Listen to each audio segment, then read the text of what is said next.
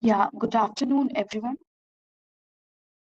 Myself, Charlie, on behalf of Urban Design Lab, we extend a warm welcome to all of you who have joined us today for the UDL Thesis Publication Seminar 2023. Our heartfelt greetings go out to our esteemed jury members, distinguished panel, our faculty members, and participants who have poured their efforts into their projects, and every individual who has gathered here today to share this momentous occasion. So Urban Design Lab initially was started in 2019 as a collaborative hub for urban enthusiasts, fostering discussions, innovative ideas on global design challenges. Beyond academic research, it also emphasizes practical solutions by involving experts from different fields to address the real world urban issues. Our platform facilitates the publication of insightful articles covering diverse urban design and planning topics through workshops and events. Through workshop and events, UDL also nurtures inclusive conversations among individuals with varied backgrounds, collectively seeking resolutions for the urban issues. By establishing a digital forum, which we have, it also enables connections, idea sharing, and urban design education globally. Through strategic partnerships with across the world, UDL also extends its impact by collaborating with like-minded organizations to broaden its outreach and influence. So, with this ideology in our mind, we today stand before you filled with both pride and excitement as we commence the eagerly awaited UDL Thesis Publication Seminar 2023 hosted by Urban Design Lab. Today, we gather not merely as a group of individuals, but as a community bound by a common passion for urban design, architecture, and planning. This is more than just a gathering, it is a celebration of knowledge, innovation, and the incredible ability to alter the urban landscape that defines our society. So over the span of last few months, we have curated an exceptional collection of 37 undergraduate and postgraduate theses from 20 different countries, reviewed by a panel of distinguished jurors from around the globe, where each thesis project is a testament to the knowledge and commitment of the young minds who have ventured into the realms of urban design, architecture, and planning. So, in the span of the next 2 days, the themes that we are going to explore during the seminar includes urban renewal, urban landscape, urban management, and urban networks. The seminar itself is divided into 4 sessions based on each theme, where each session will be paneled by 3 experts from varied fields in relation to the particular theme. And the thesis projects are also divided accordingly as per the theme.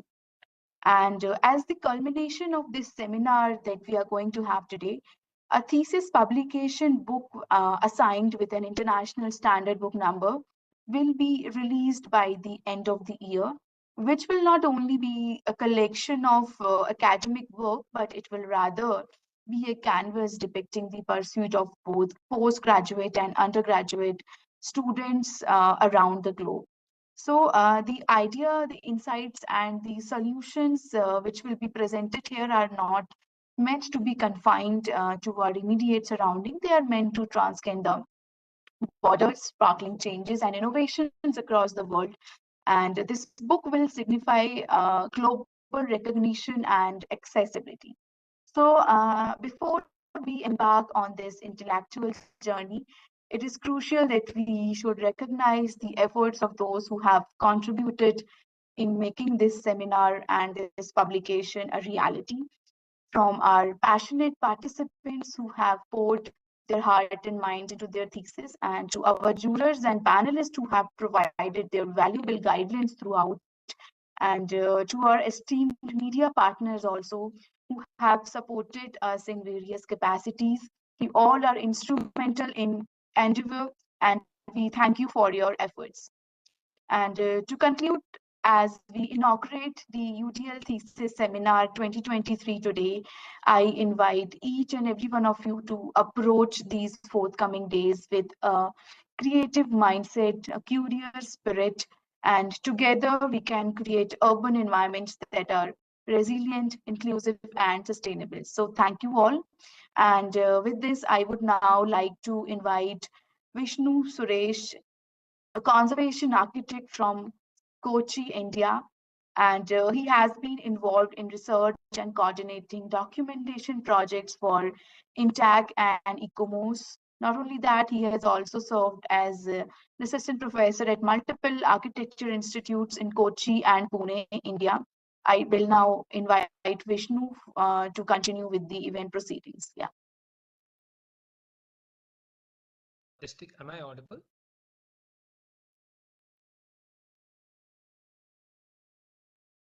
Hope I'm audible. Yeah. Yeah. Oh.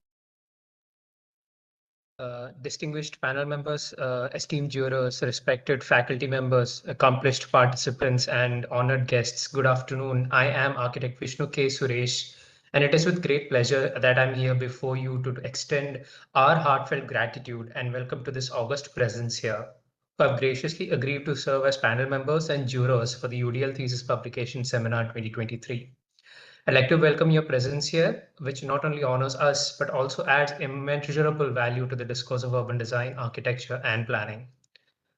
Dr. Amita Sinha, who's the author of Cultural Landscapes of India, Imagined, Enacted, and Reclaimed, which won the 2022 J.B. Jackson Book Award, is also known for Landscapes of India, Forms and Meanings. She co-edited Cultural Landscapes of South Asia, Studies in Heritage Conservation and Management, and she's a recipient of the 2018 EDRA Award. Dr. Sinha was also a senior Fulbright researcher at INTAC in 2009 and received the Fulbright Nehru Fellowship in 2018 to 19. She earned the National Merit Award from the American Society of Landscape Architects in 2001. She's a former professor at the University of Illinois, and she has taught at IIT Kharagpur and IIT Gandhinagar in India. Dr. Sinha, we welcome you. Professor Ujan Ghosh, who completed his architecture degree at School of Planning and Architecture, New Delhi in 1975. After working in New Delhi for 2 years, he pursued his master's degree in architecture and city planning with a focus on urban design at the University of Pennsylvania. He later became a partner at Utpal Ghosh Associates in India, practicing architecture and urban design. He's been a visiting professor at SPA in New Delhi for 34 years and played roles in SPA Bhopal's Senate and various departmental board of studies. He co-founded the Institute of Urban Designers India and served as its former president. Professor Ghosh, we welcome you. Dr. Manoj Kumar Kini is an accomplished urban designer, architect, researcher, and a faculty in the architecture at Department of Architecture, College of Engineering, Trivandrum in the Kerala University. He has worked on a number of projects related to architecture, urban design, and conservation, and his primary research interests include design education, theory of design, morphological studies, timber architecture, and joinery details in Kerala and architectural history. He's also an expert in disaster management and resilience building and is currently working on some of the projects in this area.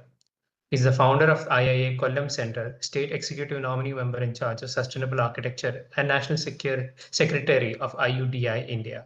Dr. Kenny, welcome you. Now, I'd like to extend my hearty welcome to the esteemed jury members as well, beginning with architect Martin Zogran, who is an experienced urban designer and principal at Sasaki's Urban Practice. He has designed urban centers around the world for 20 years, ranging from small infill sites to large regional plans. Martin combines economic goals, regulatory requirements, and ecological systems, thinking to create innovative and valuable places. He helps lead big picture thinking for urban design practice at Sasaki and contributes to the in-house think tank sessions on planning and urban design topics. Martin holds a degree in architecture from Harvard and has taught urban design there for a decade. He has chaired public design space competitions and moderated symposia on public art, virtual public spaces, and ecological urbanism. Daniel Feldman is the co-founder and chief executive of Zeta, that is Zona Industrial Teller de Arquitectura, a mission-based architecture and urban design development firm whose processes are rooted in community participatory design, environmental innovation, and historic preservation-centered urban development. He designed and developed multiple kindergartens in underdeserved rural communities as the lead architect in the office of the First Lady of Colombia and was the head of head of the architecture at Colombian Office of the United Nations Development Program, where he led the infrastructure developments that support extreme poverty reduction program in war-stricken areas. He holds an MA in urban design from Harvard University as a Fulbright scholar and a BA in architecture from the Universidad de Los Andes. Sungi Park is a registered architect in New York, the United States, and currently a public architect for Seoul Metropolitan Government and an assistant professor at Seoul National University of Science and Technology in Korea. In 2014, he graduated from Harvard University's Graduate School of Design, where he was nominated as a finalist for James Templeton Kelly Prize for Best Final Design Project and for the Heraldo A. Consuta Annual Prize for Design Excellence. He was a finalist for the KPF Traveling Fellowship in 2013 and has received around 40 awards for a number of competitions for designs along a broad range of scales. Dr. Nabil Moher is currently an associate professor at American University in Cairo's Department of Architecture. He has previously served as the director of the Faculty of Architecture at Beirut Arab University, Lebanon. His research focuses on how architecture and urbanization affect social behavior, spatial and economic variables. He has published numerous articles in international conferences and journals. Additionally, he has led experimental workshops in Egypt, Italy, and Lebanon. Dr. Muharrem is on the editorial review board for several academic journals as well. Professor M.A. Ala Mandoor, he's the professor of architecture at Helwan University, who studied at Massachusetts Institute of Technology with Professor Rehard Gotthard, with varied experience in academic research, teaching, design, and research-based consultancy. Professor Mandoor bridges theory, design, and practice in his professional activities. Over the course of his career, Professor Mandoor has authored 3 books and over 45 articles in journal papers. His writing has contributed significantly to the field of architecture and has been a valuable resource for students and professionals alike.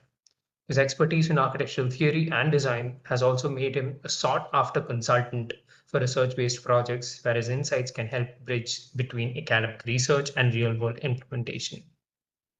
Clara Reuter is an architect and a master in architecture from PUC Chile and has worked in landscape architecture at Taylor Catley, Lethelli, and TCL for the past 4 years.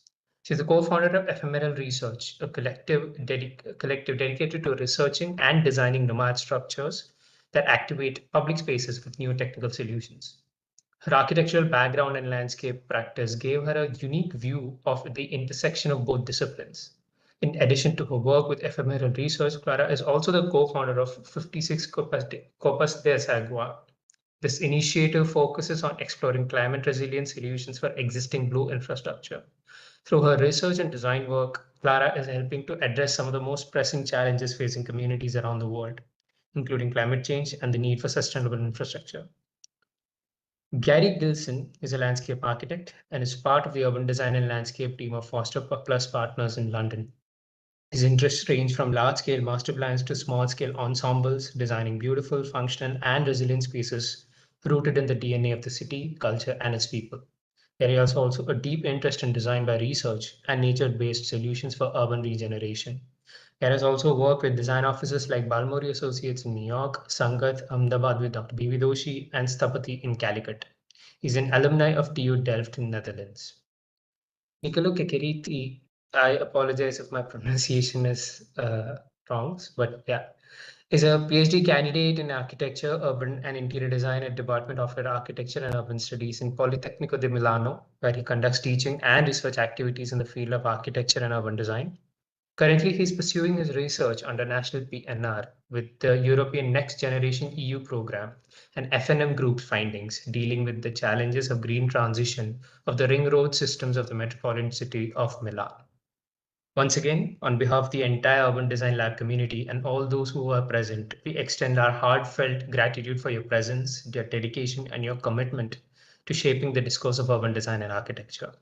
Your diverse backgrounds, experiences, and perspectives collectively enrich the seminar with a global understanding of urban design. Your willingness to contribute your time and expertise is deeply appreciated, and we are eager to learn from your evaluations and your insights. The seminar is greatly elevated by your presence, and we are confident that your guidance will inspire innovative ideas and critical discussions. To our esteemed media partners, Arch Daily, Bustler, Carvan, Modular, Kuzark, Volume Zero, Architecture Candy, and Competition Live, Your collaboration has magnified the impact of the seminar. Your platforms have become bridges connecting our innovative ideas with a global audience, and your commitment to nurturing the future of urban design and architecture is truly commendable. Thank you for your unwavering support and participation in the UDL Thesis Publication Seminar 2023. Thank you. I would now like to welcome architect Ankur Jyoti Datta, a distinguished academician and a landscape architect. An SPA Delhi graduate, is currently pursuing a PhD at SPA Delhi on socio-cultural diversity in urban landscapes. Beyond academics, Ankur has contributed significantly to projects including landscape restoration for Ranghar heritage structures, comprehensive landscape development plan for IIT Jammu, and the riverfront development of Brahmaputra River in Guwahati. Over to you, Ankur. Thank you.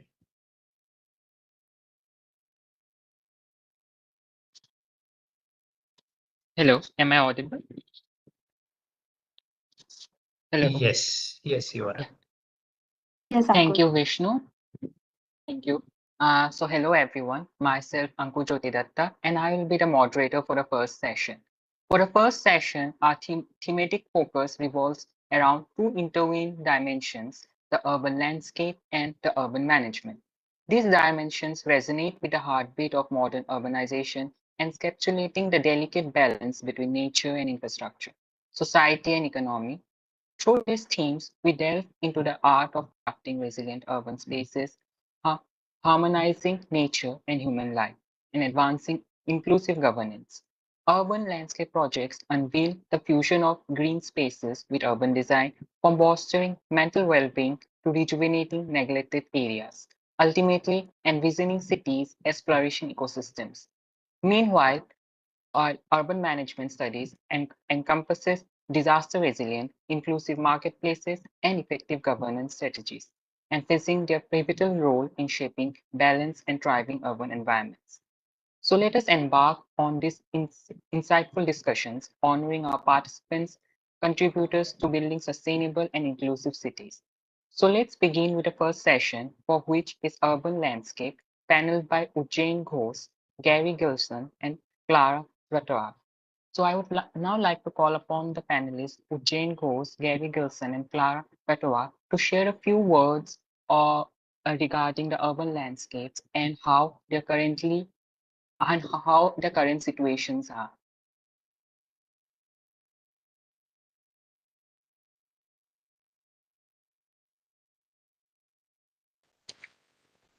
Hello. Hello. Good afternoon, Anujan Ghosh. Good afternoon, good evening, good morning in various areas of the world. I'm very pleased that I'm participating in this really important kind of activity Urban Lab has brought in. A lot to say about that, but what you are asking me, the present scenario, I think is known to everyone. It's pretty much dismal, and everybody's effort is required. And not only the professionals who are working on it, but budding professionals who are being trained or just being trained to take care of the future, and who are primarily the participants and the thesis presenters are responsible. And for that, I think this particular session of urban landscape, which is a big word for almost everything, what you see outside of our rooms and buildings. And to understand that is very important, and hence the research of it is very important. But without that, we just can't do much. And more than that, that other word, that management part is very, very critical. No matter how much we research, how much we learn, how much we design, and it has been seen time and again that the management is not done properly. All those things stays in the libraries and the in our cells, the books and the designs. So I think very interesting session. I'm looking forward to presentations.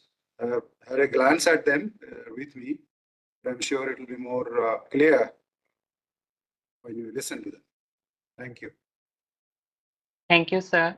Now I would like to call upon Gary Gilson to share a few words about the session. Hello, everybody. First of all, thank you for the invite, and it's a pleasure to be here. And well, as a landscape architect and an architect, I think it's a time where we are really necessary as designers and spatial designers, because from a traditional perspective of landscape architects, we were considered, or let's say, or the notion of what people think of landscape architects are people who plant trees or design around planting. But then the idea of landscape architecture and landscape urbanism has grown over the years, and now it is a systemic approach to design rather than a specific approach to design, with things like quality of life, urbanization and population growth, sustainability and resilience, cultural identity, economics. So basically, as designers, we have the responsibility to look at urban flows and systems and integrate all these into a single fabric to make sure that the future is safe for generations to come. And as designers, us and the next generation holds the responsibility to look at how we can create a better world adapted to the changing situations around us, both culturally and naturally. And platforms like this is, well, let's say, a period of self-reflectance, at the same time looking towards the future of how we can improve the profession, the academia, and spatial situations as a whole. So I'm looking forward to all the presentations, and the abstract document that I read was also very interesting to look at all the diverse projects and how we can move forward from here. Thank you. Thank you so much for such a wonderful word. Clara, I would like you to state you some words about the upcoming session. Yeah. Hi, everyone. Hi, Ankur, Ujan, Gary, Hello. and to all the presenters. I'm really glad to be invited to this session. And I'm very excited to hear more about the presentations. I had a look at the material previously, and yeah, it's really interesting to see presentations that or work that has such a multidisciplinary approach. And I think that's one of the key and really relevant things about landscape architecture. Similar to Gary, my background also is in architecture, and I moved to a landscape realm.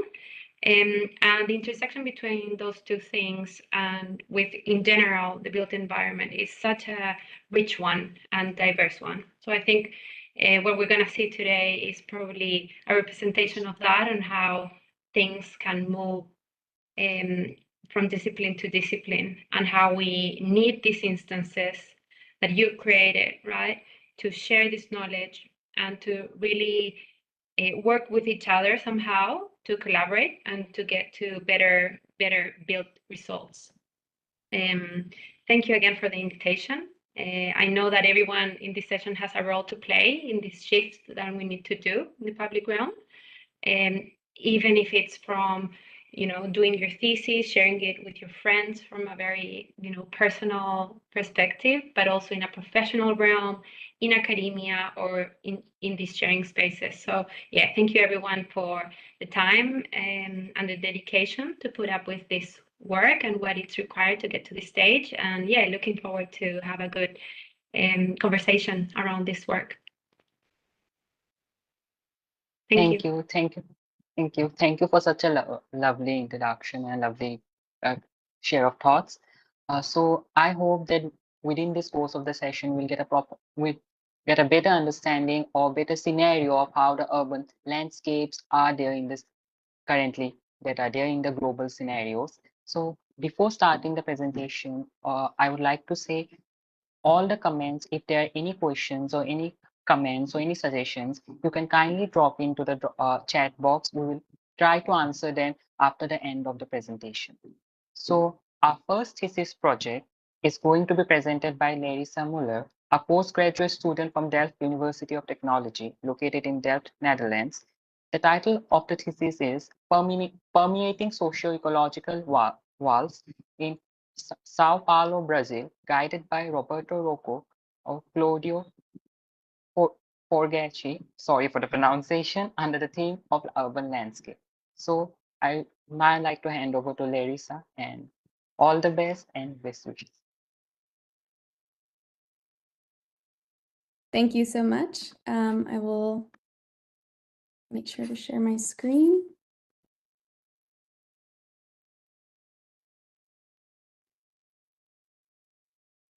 Oh, wait. Yeah.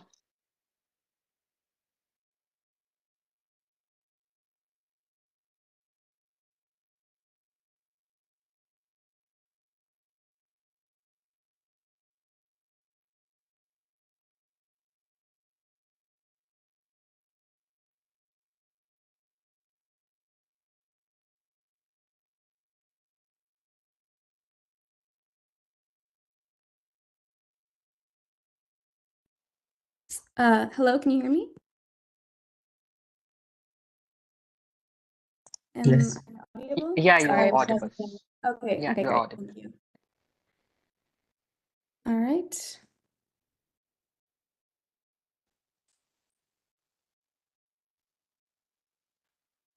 So thank you for this opportunity, and good morning or good afternoon to everyone. My name is Larissa Mueller, and I will be presenting my graduate thesis titled Permeating Sociological Walls, Addressing the Multidimensional Inequality of São Paulo Through Environmental Justice. So this thesis was part of the Urbanism Master's program at TU Delft in the Netherlands, but is focused within the context of the metropolitan region of São Paulo in Brazil's southeastern region. The topic of this research is a bit complex, but it stems from these three lenses of the problem field, which can be broken down into the unequal growth of the region that had led to São Paulo's nickname as the City of Walls. The second lens being increasing environmental pressures that have arisen from climate change. And the third lens is the exploitive practices of critical ecological systems, where at the intersection of these three lenses results in extreme and multidimensional inequality for the marginalized communities of the metropolitan region. So just to break this down quickly, the first lens of this complex problem field is centered around the effects of a rapid and largely unplanned urban growth of the metropolitan region that had led to the city's now popularized nickname as the City of Walls, which primarily poses São Paulo as an unequal city with a very deeply segregated urban fabric. Nowadays, the marginalized communities within the metropolitan region face extreme socioeconomic inequality, living in and with a variety of different vulnerable conditions. Most of these communities, as showcased on this figure, reside on the urban periphery, segregated from the urban services provided at the city center. The second lens of the problem field introduces the increasing severity of environmental disasters and risks that disproportionately affect the marginalized communities of the metropolitan region. So the intensification of environmental risks such as flooding disasters, landslide events, and the pollution of vital water infrastructures have largely been due to pressures from climate change that, for example, have increased periods of rainfall over the years, as well as the patterns of urban displacement, as a lot of these low-income communities were forced to settle in high-risk zones on the urban periphery. And the combination of these two forces have led to a very environmentally unstable region, with various accounts of low-income communities experiencing destruction and fatalities from these disasters. The third and final lens of the problem field is centered around the exploitive practices of critical ecological systems. So more specifically, the patterns of mismanagement of forests, forest systems, and water resources by Brazilian stakeholders that have led São Paulo to experience in the past, as well as in the present day, a lot of challenges connected to water scarcity and deforestation. The effects of climate change and the mismanagement of these water resources continue to amplify the unequal nature of the urban landscape, leaving communities in the urban periphery with a lack of adequate water. In addition, despite the importance of forests for ecological stabilization, forests within the metropolitan region have been declining at a steeping rate, largely due to illegal logging practices, lack of sufficient governance, as well as unchecked urban or agricultural expansion. These patterns of deforestation and water exploitation continue to magnify the environmental and socioeconomic risks that specific populations within the metropolitan region face. So therefore, at the intersection of these three lenses results, again, in extreme and multidimensional inequality for the marginalized communities in São Paulo, with the overlap of the spatial analysis showing the location of these communities that experience this extreme double exposure to both environmental and socioeconomic vulnerabilities. With this extensive research analysis and this concept of environmental justice in mind, this thesis proposed a spatial strategic vision for the reconfiguration of the metropolitan region of São Paulo through various socio-ecological strategies that focused on restoring the natural systems, promoting a socially inclusive and sustainable urban development, and instilling an adaptive governance system. So the strategic vision is built around these three strategies of the ecological backbone, the equitable access, and adaptive governance. So to explain these strategies further, the first is ecological backbone, which is the foundation that centers around preserving and restoring the natural systems and argues against Brazil's current focus on these hard infrastructural solutions as a response to these environmental risks, and re-advocates for the focus towards nature-based solutions. So this strategy contains a collection of context-related actions that can be implemented in São Paulo. And these strategic actions include the development of ecological connectivity zones through different spatial arrangements of stepping stones between fragmented forest landscapes, the creation of wetland landscapes, the rehabilitation of the Atlantic forest that has been deeply affected by deforestation, the creation of riparian vegetation along water networks to act as a buffer between aquatic and urban zones, and the introduction of more permeable surfaces in dense urbanized environments. So each of these strategic actions, as in this example of the creation of wetland landscapes shown here, were evaluated on a phase timeline as well as assessed via a socioecological assessment tool that was developed in this research based on the conditions of São Paulo that pertain to this larger issue of multidimensional inequality. For example, the creation of wetlands increases the conditions of flood safety, water quality, as well as increases access to water for the populations of the region. So most of these strategic actions within the ecological backbone strategy focuses on improving the ecological vulnerability conditions that populations in São Paulo face. The next strategy of equitable access focuses on addressing the challenges posed by the rapid and unplanned urban sprawl that had led to widespread socioeconomic inequality by emphasizing for a more equitable and sustainable model of urban growth. Developing strategic actions of the expansion of public transportation services to provide urban services for the communities that reside far away from the urban center, the reinforcement of educational facilities in areas of increasing socioeconomic vulnerability, as well as to increase access to affordable housing by utilizing vacant lands in the urban center, the development of water and sanitation infrastructures that is lacking in areas of informal urbanization, for example, like the favela communities. And lastly, the employment of a compact city model of urban growth to alleviate the urban pressures that have been formed from historic urban sprawl. So these strategic actions primarily focus on improving the socioeconomic conditions from the previously shown assessment tool.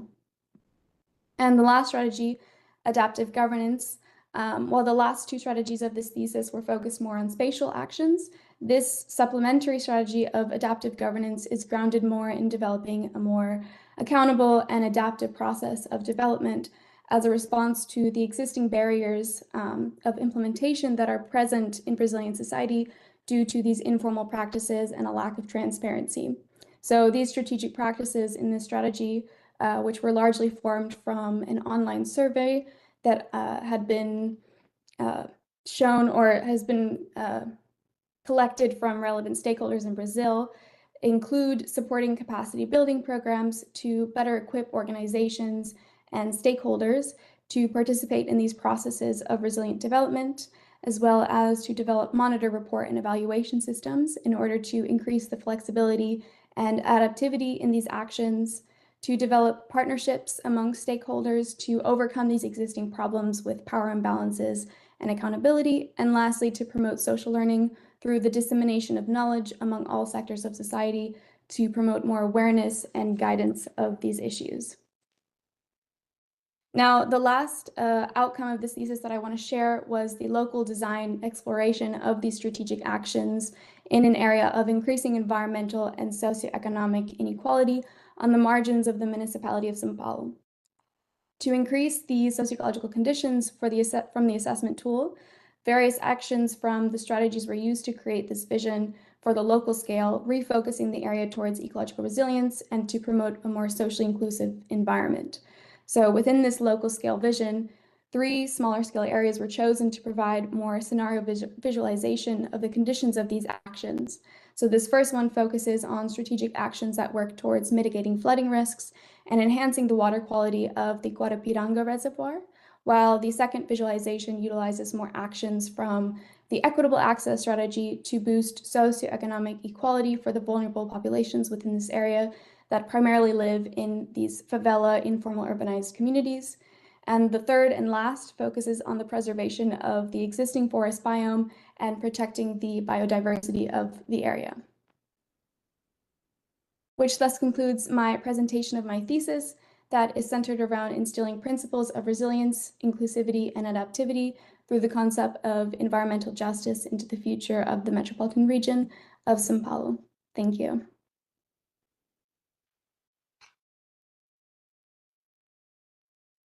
Thank you so much, Larissa. That was a great presentation. Thank you. Should I one by one comment on the three members? That's what is required, isn't it? So this time, if you don't mind, I go first, then you go in a rotation. Next one, I think the other person starts. Larissa, congratulations. I think excellent work. And I know the volume of your work must have been much larger than what you have presented in this 10-15 minutes. But very well done, putting it in a short time, such a large project of, very important concerns. We being in India face a similar kind of issues as in Sao Paulo and the kind of areas you are talking about. But regarding your research work, and what I like about it is that is research plus scenarios and plus ideas, and how to deal with the things, which is very good. I like those research which ends up with some suggestions, some proposals, and that way I really like it. And I must say that your presentation and the graphics, and the way you moved, they're so nice and clear and crisp, which is very important in this kind of topics where you have to take it to public presentations, non-architect, non-technical people to understand. So I commend your graphics, which are simple, nice, and very explanatory visualizations. Very right. And interesting that you are three different things: ecology and society, and then governance. They're related, but the three different things, and putting them together in one research because they're related is, and the way you handle it, very nice. Only I would, and also there's a little notes in every sheet which says this relation to SDG is also very interesting. I like this small little things, really helps in understanding. I just want to make my personal thing about it. This whole business of wall, the metaphor of wall, somehow I don't like. I mean, I don't agree. Especially in the lower economic or social strata, people have less walls than we little higher in the society who are richer and more accessible to things. In fact, we have more walls. In fact, literal walls, really physical built walls. Mm-hmm. But I personally feel the people who don't have much, or many ways, access, money, facilities, they can't. Somehow, I feel where they come together is some kind of an edge or a seam or a border or whatever you call it. I personally would not call it a wall. They cannot afford a wall. They have to stay somehow, whether they're fighting for food or they're cleaning the drain or whatever it is. Where they meet, something is happening which much active and better and than a dead metaphor like wall. So yeah. I had my personal comment on that. I will leave it at that. Yeah, go ahead. Sorry. Well, thank you for all of the kind words. It was very nice. On the topic of the walls, the reason why I had kind of adapted this idea of walls into my thesis was, or it stems from its nickname of the city as the City of Walls. So that's where I had started this research. I had started this research by really investigating all of these different types of physical or non-physical walls, which could also just be renamed as barriers in a way to different communities in São Paulo. So whether that be physical walls around housing communities that really separate different social groups, or if that's invisible walls in the institutions or in governmental practices that prohibit some communities from really participating in urban planning practices. So that's where I just wanted to explain, because like you said, my thesis is very, very large. It's very difficult to explain everything in a 10-minute period, but that's where the idea of the walls came from. Yeah, that makes sense. I was just putting another counter thing of it, Anyway, good work, as I said. Thank you. Clara, would you like to say some words on her work? Yeah, of course. Thank you, Larissa, for that really detailed presentation and research. I can tell you, yeah, you've worked, hours and hours in producing not only the graphics, which I think is one of the really strong points of your presentation, but also all these strategic actions and this kind of division of 3 different areas that you're treating this issue, assuming it's not just one way alley thing. In that, I have to say, the more things we try to tackle, the more conflicted our visions become on each strategic thing, meaning that trying to get everything into a single piece of research, or also, design response or vision. You can kind of get lost into all the different things that you're trying to achieve, and as I would imagine, you're just one person, and I think that's one of the really big challenges of what we do, because we're always tackling problems that are bigger than what a single person can in their lifetime solve, or so I think one of the things that I can see happening with something as your research is finding partners, finding other people who could join into your research and really tackle closely and look closely at each of these different things, taking somehow the responsibility of really giving a response in all different areas, and becoming a little bit more of a manager of what other people might say, because as you obviously know by now, things in the city take time and require all these different visions to come into place into a single kind of unified, I don't know if response, but response. So yeah, I think you have everything with this research to get that to happen. And the reason why you can be the chief of this research is because you have great graphic way of communicating, and that is super valuable in our profession. And I think it can make your research move from the Netherlands to the United States, to Brazil, to Chile, and be relevant in all these different places. And I think that has great potential. And the fact that you're putting your presentation here in this, in this symposium, I would say, and sharing a problem that is particular to Sao Paulo, but it's really, as Ujan was saying, also relevant in India, and I can attest that it's also relevant in Chile.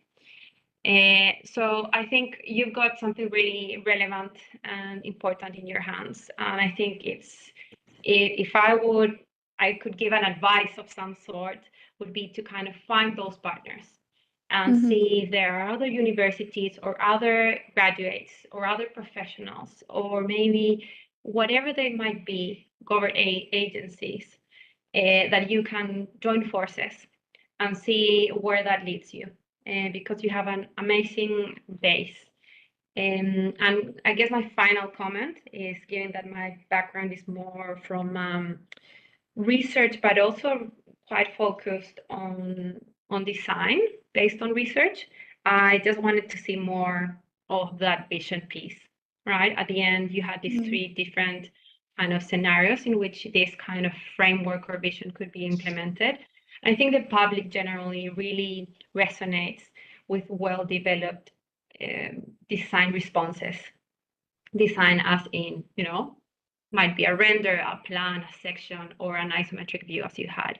If you could give more detail to each of those three responses, I think you'll also have in your hands a great piece of communication to get your investigation from where it's now, that's in a great place, into really kind of reaching a broader audience and generating more impact, which I think is what we all kind of want out of a long process of research, is just really making sure that it's getting to the right people and people are noticing it, are talking about it.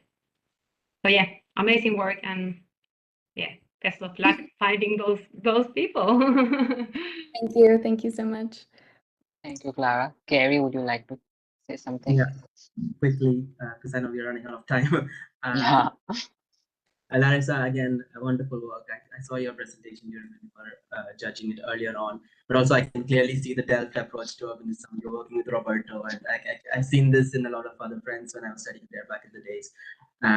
Again, it's a very comprehensive story that you're trying to tell in less than 10 minutes, a year of work comprised into 10 minutes.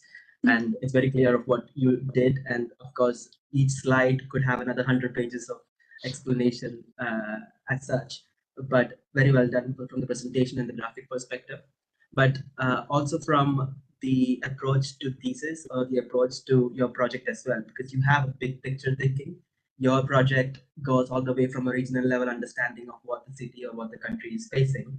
And then you're zooming in all the way at the end of the presentation. You showed one case study where you are detailing out one site, and you are looking at how you can integrate all your three strategies into one master plan of a one particular site. I understand that it might have been like a 1 or 2 month exercise where you were trying to put all these principles into a specific site.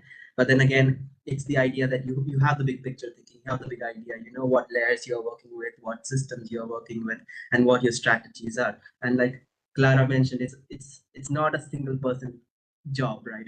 We are working with the public realm, we are working with so many stakeholders, and you as an urban designer or landscape urbanist, you are setting the big picture, you're setting the principles, and you always bring in the experts when they are needed.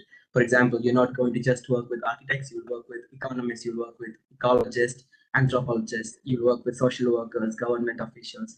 So I think the base is there. Your 1 year of work has put in like a really good base, and now it's like Clara mentioned, it's about collaborating, it's finding the right people, and also it's about adapting this project to other countries, other regions, depending on what the cultural situations are.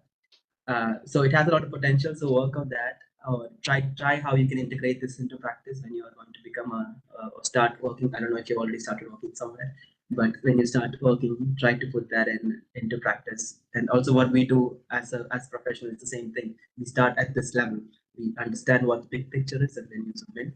And then one quick question or something that you can pick up on the next project that you apply a similar strategy to is what could be a potential negative trade-off of projects like this, because it's very much culturally integrated. It affects people because walls, like you mentioned, it's a very hard and strong word because they create barriers, they create divisions, right? So obviously in cultural, economic, and natural spheres as well.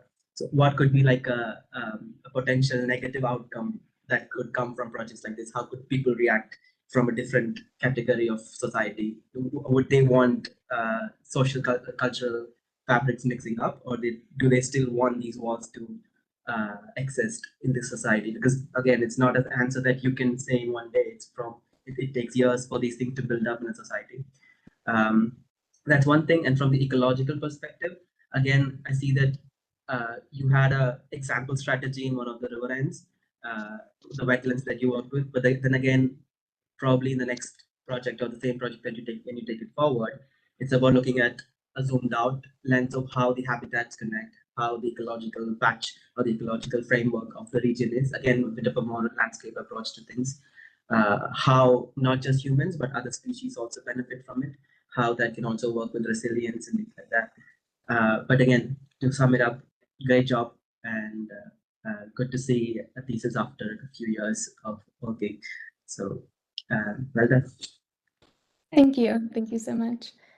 Thank you, Larissa, for such a wonderful presentation. And I really liked how you dealt with both the complex concept of sociological impact and also the ecological impact. Thank you.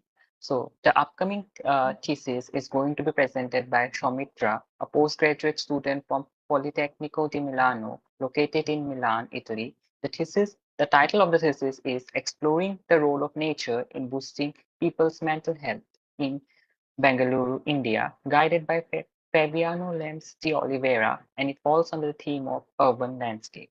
Now, I would like to call upon Soumitra and request her to start sharing her screen. Hello, good morning, Hello. everyone. Good afternoon for some people.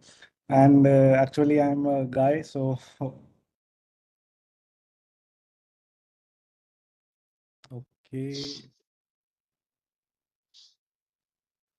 Let me know when you see my screen. Yes. Yeah, your screen is visible, Soumitra. Okay.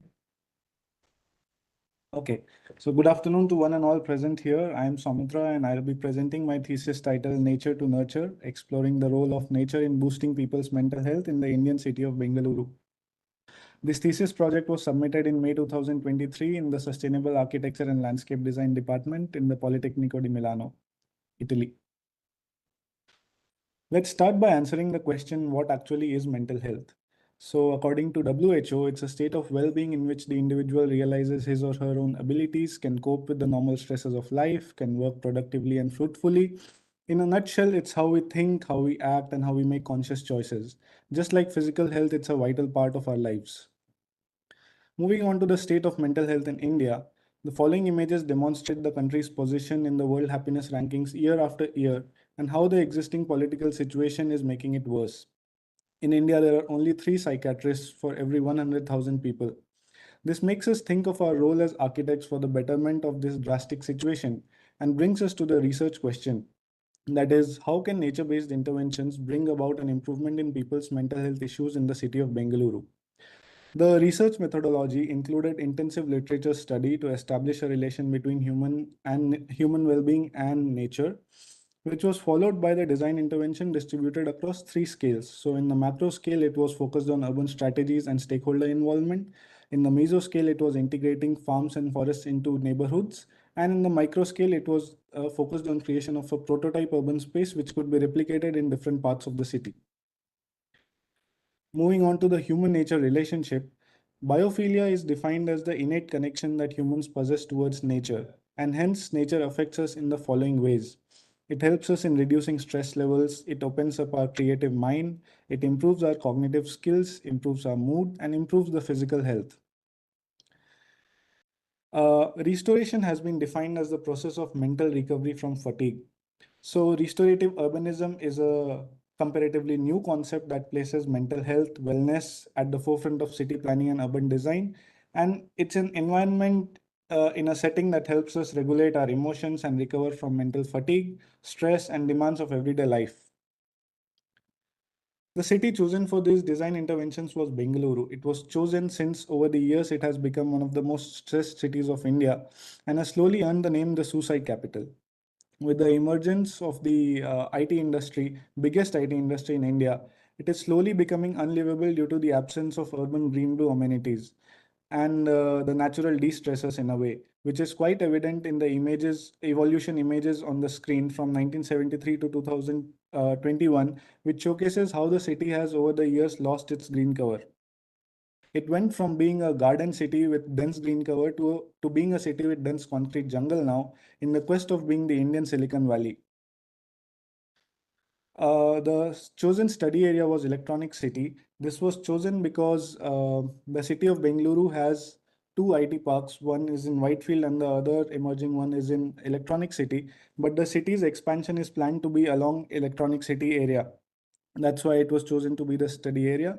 It is one of India's biggest IT parks and home to almost 200 IT companies. The analysis was done with respect to green blue infrastructure, transport network, and land use.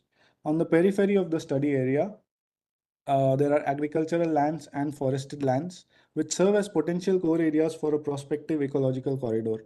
But there is an absolute absence of green spaces in the core of Electronic City, where mostly all the residential and IT hub is located. Secondly, a lake network exists in the periphery, but in a really deplorable condition because certain lakes are dried up, some are contaminated because of industrial waste, and the canals have been completely neglected. Moving to the vision, macro scale intervention vision. The vision was divided into green and blue infrastructures. We start with the vision for the green plan by identification of focal points for intervention and major connections in the study area. By identifying major existing green areas around the study area, and then developing primary access and secondary access for green connections, which were directed towards the identified focal points. The vision for blue infrastructure starts with identifying the major existing lakes around the study area, followed by the identification of secondary lakes, and finally developing blue connections from major lakes to smaller lakes through canals. Finally, the green-blue visions were combined to achieve a strategic green-blue master plan. It focuses on the creation of green connections from the existing agricultural and forest lands into the built infrastructure, as well as the creation of a blue connection through a lake and canal network. Lastly, buildings and streets were used as transition elements to connect the larger green areas with each other. Moving on to the mesoscale intervention, which was focused in the phase 1 of Electronic City, which includes main IT park and the residential areas around it. This vision started by identifying the major land use categories in the study area, which were residential, commercial, and industrial. Then creating a 15-minute walking radius from different focal points so all the area is accessible to pedestrians. Then creating green connections into the identified focal points from the strategic plan proposed in the macro scale intervention. And further extending the blue connections from the strategic plan in the macro scale intervention, which was followed by creation of primary green areas, secondary green areas, and tertiary green areas. After creation of tertiary green areas, we get the holistic picture of the green-blue infrastructure plan of the study area. It shows the continuation of strategies proposed in the macro scale into various types of urban green spaces. The periphery is occupied by reforested areas and farms, which is connected to smaller urban green areas like parks, recreational grounds, private green areas. And the major streets serve the purpose of sewing these green areas together through linear corridors. Through the mesoscale intervention, the two axes of forested areas and farmlands have been connected from the outskirts of the city to the core built-up areas.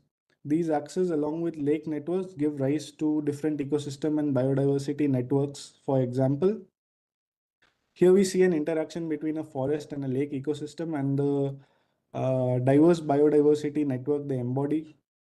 This is what it could look like.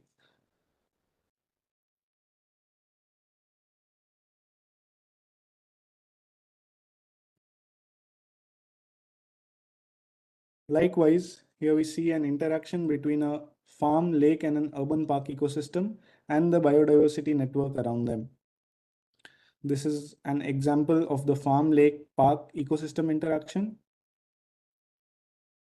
Finally, moving to the micro scale intervention, which was a prototype that could be replicated in different parts of the city.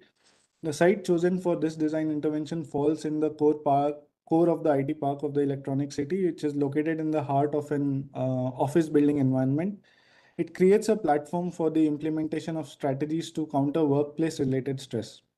The conceptualization started by identifying the major building typologies around in order to understand the direction of flow of people. This was followed by identifying the existing blue and green elements in the vicinity, which was a ground and a lake called the Virasandra Lake. The next step was connecting the site with the farming and forest green access proposed in the mesoscale plan, as well as extending the lake into the site through a canal. Then the site was divided into social zone based on the location of major office buildings here, horticulture zone as a continuation of the farming axis here, and the serene zone as a continuation of the forest axis here. Then these zones were subdivided into smaller areas. And finally, the lake was extended into the site through a water body, which served the purpose of unifying as well as bifurcating the three zones. Combination of the zones with pedestrian connection across them painted the holistic picture of the design, which was this. So as shown in the conceptualization, the forest and farm axes penetrate the site at the same point, but diverge into two opposite directions, forming the horticulture and the serene zone. The social zone has an entry point from the north, thereby making it more accessible for the people coming from office buildings. And the extension of Virasandra Lake as a canal in the site allows for interaction with water across all the three zones, and therefore it acts like a binding element in the site. The social zone was placed in the master plan, keeping in mind the influx of people from surrounding office buildings. So on one side, the spaces are dedicated to social interaction and liveliness, like the central plaza here. The PhDs shown on the screen are it means perceived sensory dimensions, and it's the demands that people possess from a green space. So the central plaza fulfills the demand of long and unobstructed views and serves as a point for congregation, provides space for interaction with water. While on the other side, there are spaces promoting playfulness and physical activity like the green gym and the play area. Next, the horticulture zone falls on the southern part of the site, which is the continuation of farming axis. As said, it consists of small orchards, which provides people with activities like fruit picking, while the animal care center provides a therapeutic platform for human nature interaction and also creates opportunities for social interaction between people having pets.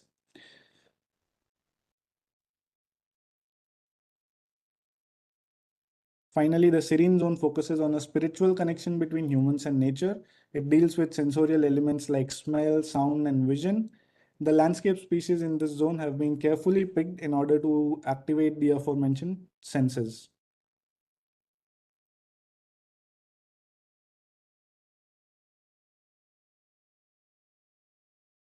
To conclude, a project like this would succeed in a city like Bengaluru only with the participation of multiple stakeholders at multiple scales, which would of course include citizens.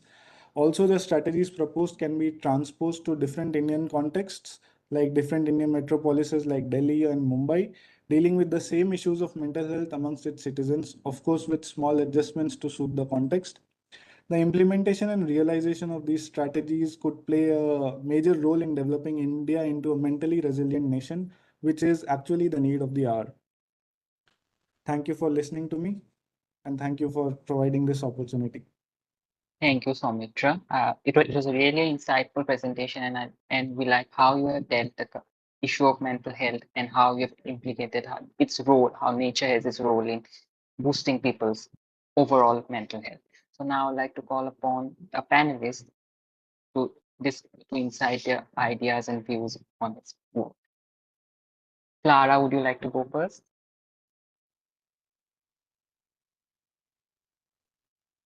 Yes, I can start. Thank you, Soumitra, for your presentation. That was, again, a really deep research and clearly a lot of work put up to generate this material. So thank you for summing it up in just 10 minutes, which is unbelievable. So yeah, that's the first thing. The second thing, I guess, is something from the very start of the presentation, is just this idea of mental health.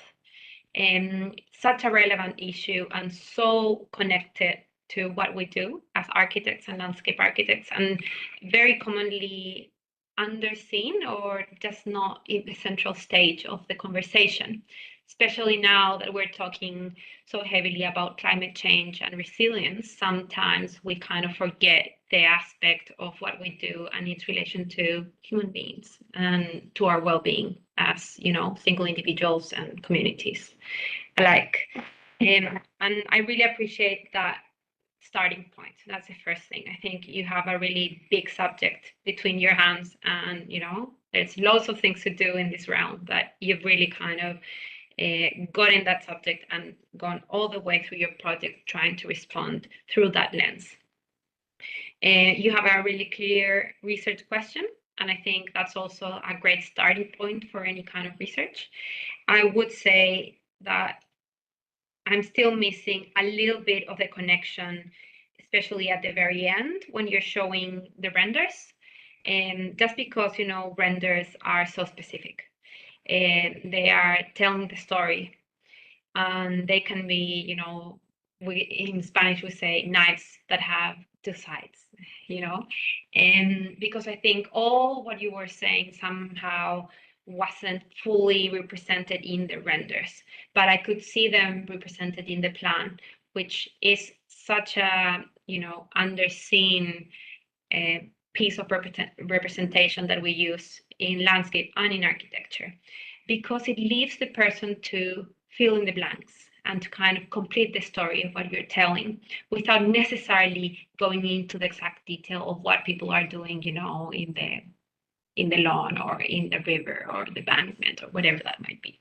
So I think as a kind of, if you were to continue this exploration, I would work on that and really see what is specific to that region, to that site that you really research, fully, and how that could be potentially represented in renders. And if not, just assume that they don't need to be there, and you let the other stakeholders kind of take a little bit of control of that image, and you can just keep your research to the area that you've done all the research about, I guess.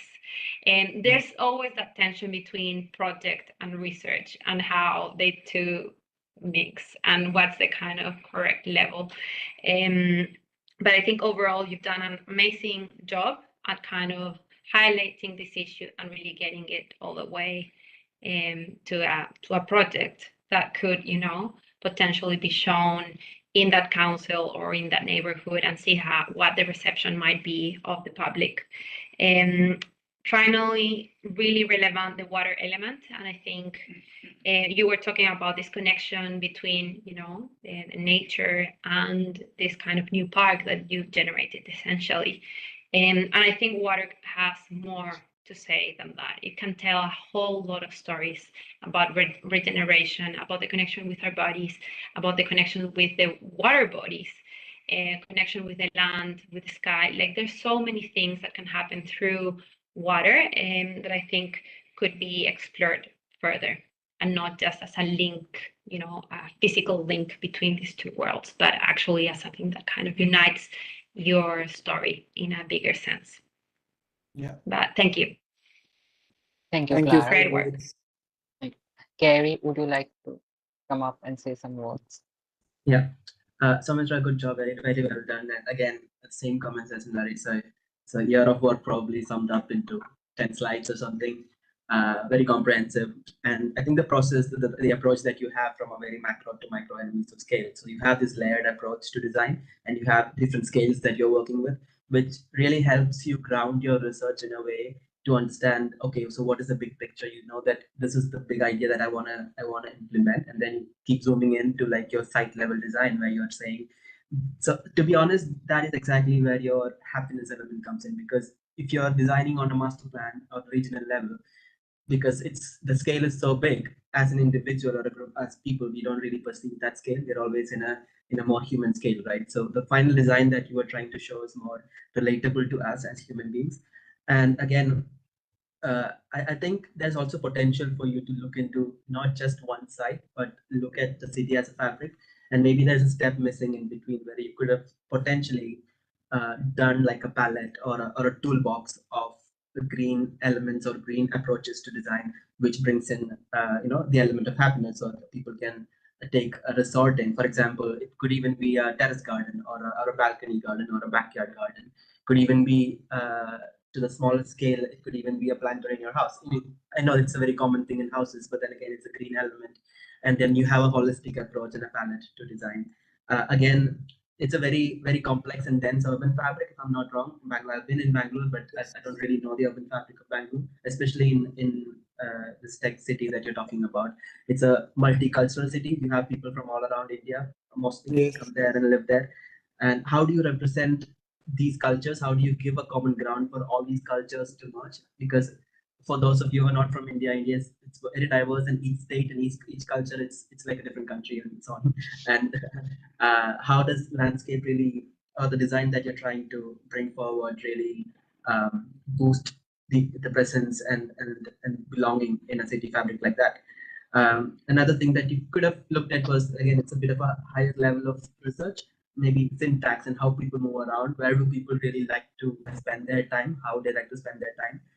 And what happens once these offices shut down in the evening? What happens to these landscape parks? What happens to this master plan? Does it close off? Is there a nightlife in Bangalore? How do people use the space at night? Things like that. I really like how you use this project, or the final level of the project where you did the master plan for the park as a common ground for different ecologies to meet. And you had water element, you had farming element. Again, I didn't understand what kind of farming. Is it more urban farming, or do you have the traditional approach to farming where It's more like an urban farm where people could grow their own vegetables. Basically, I did certain case studies here in Italy, where I went to different cities and talked to people who had their small allotments in urban farms. Right. And I asked them that, why do you do this? And they told me it just acts therapeutic for us, in a therapeutic way for us. It just brings us away from the city life on the weekend or on a holiday or on a time whenever we are free. And it just takes us into nature, because we are not really close to nature and we can't afford to go to distant places every day or on a regular basis. So this is where we get our connect with nature. Yeah. So that is the essence that I went Yeah. created in. Because again, the traditional approach to agriculture might not really work there. So yeah, Yes. urban farming is the right way to do. And another question is, who takes care of this, right? Who's responsible for making sure that it stays the way it should? And who benefits from it as well? Another one was about the graphics. I also had a bit of because it's a Lumion render, if I'm not wrong. Yeah. So I think in projects like this, what I would usually do in a more conceptual approach is you work with some collages, maybe more vignette style, because you're trying to give the viewer a vision of what you're intending through your project, rather than being very specific with your master plan, saying this is where people are going to come together. So maybe work with the planting palette a bit, give a mood of what the space looks like, and then you could have like a palette of these spaces. You could have like 10 different collages which says this is the space where people congregate. This is where you have amphitheater. This is where it's more of a secluded space. You can contemplate. You can do yoga. You can just meditate if you want. This is more of a kids zone where it's a different user group that comes in. This is where we can even work in the park. You can have because now we know about startups like WeWork, where people can just hire a space for a day or a month depending on their availability. This could be. And what is the future of work is also a question, right? Is it the typical office culture, or could your urban design promote working within nature in a way? Again, these are just my thoughts, but then just building up on your project. But overall, well done. And I hope more people find happiness through projects like this. And I hope more projects like this happen in the future. Thank you. Thank you. Thank you, Gary. Ujjain sir, would you like to comment on his work? Yeah, I would say a couple of things, because I think we're running out of time. I mean, running short of time. Yeah. So I won't repeat what my friends have said. I mean, they're all pretty valid. Just wanted to say something Gary touched upon is the scale. Nature, mainly blue and green, are in their real form are always healthy, and whether mentally, physically, whatever. You are in nature, you feel good. And this blue-green stuff in the city level to zonal to regional, or regional to zonal to local and private have their different connotations. And what I have faced that we all in the college outside draw these systems of blue and green in a very continuous, lovely looking drawings.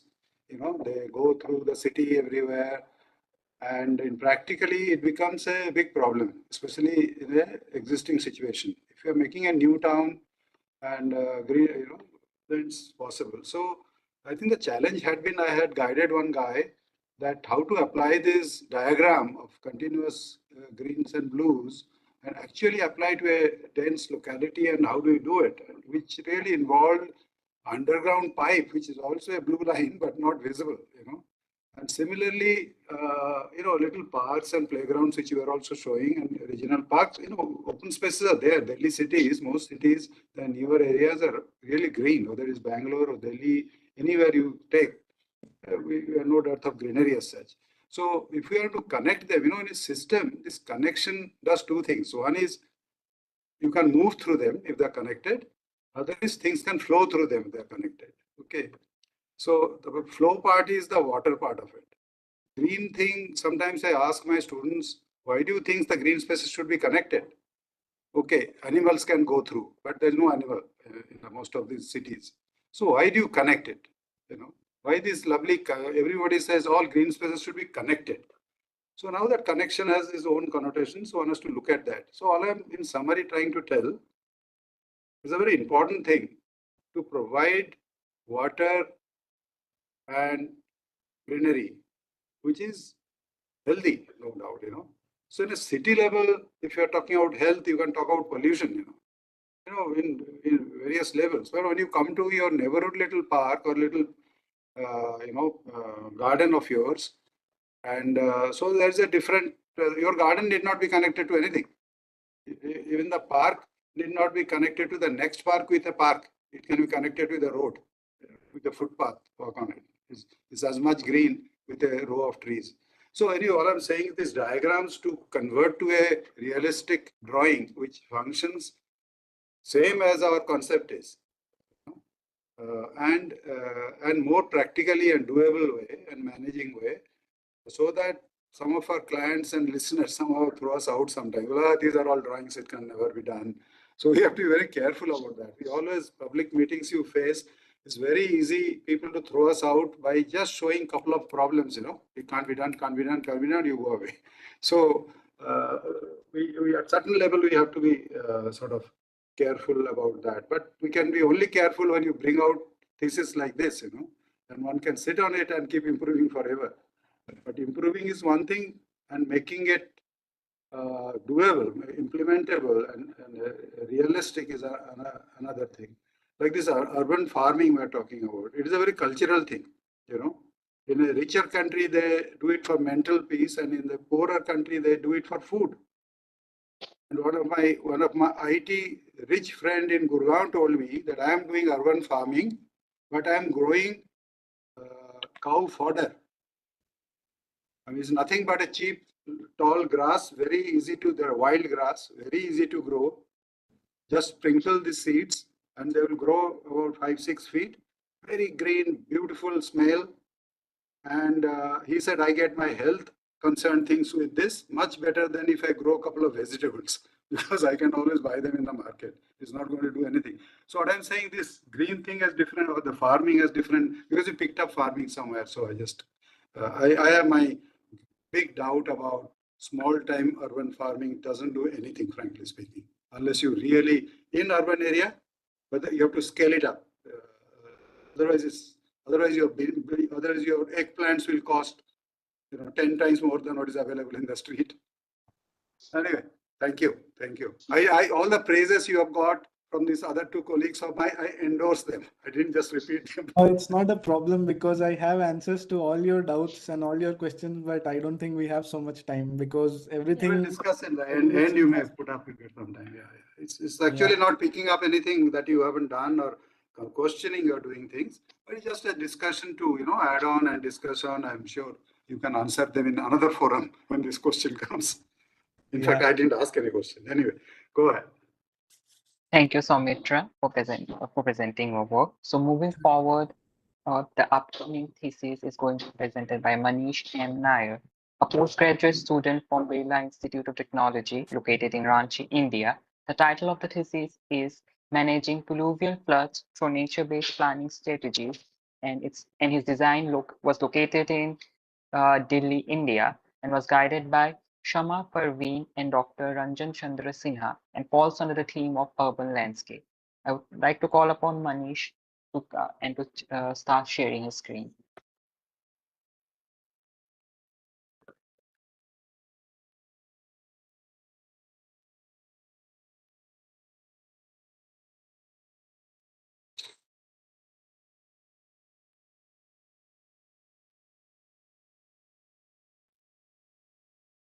Hello, Manish.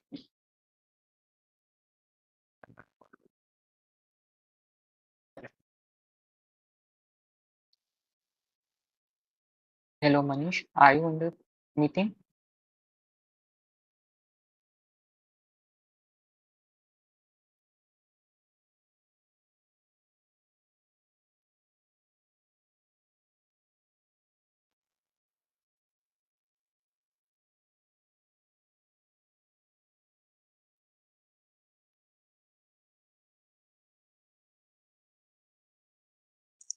He is here. Hello. We can see him.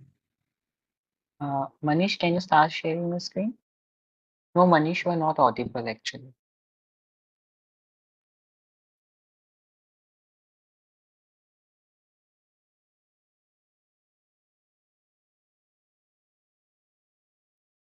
Hello, I'm audible now.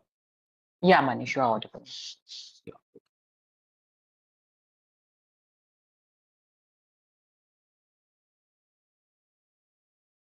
Is the screen visible now?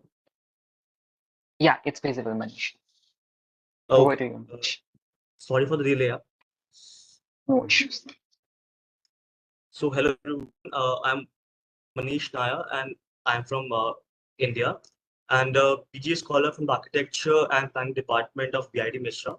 So I'm here to present my thesis project titled Managing Fluvial Floods Through Nature-Based Planning Strategies, a case of Delhi.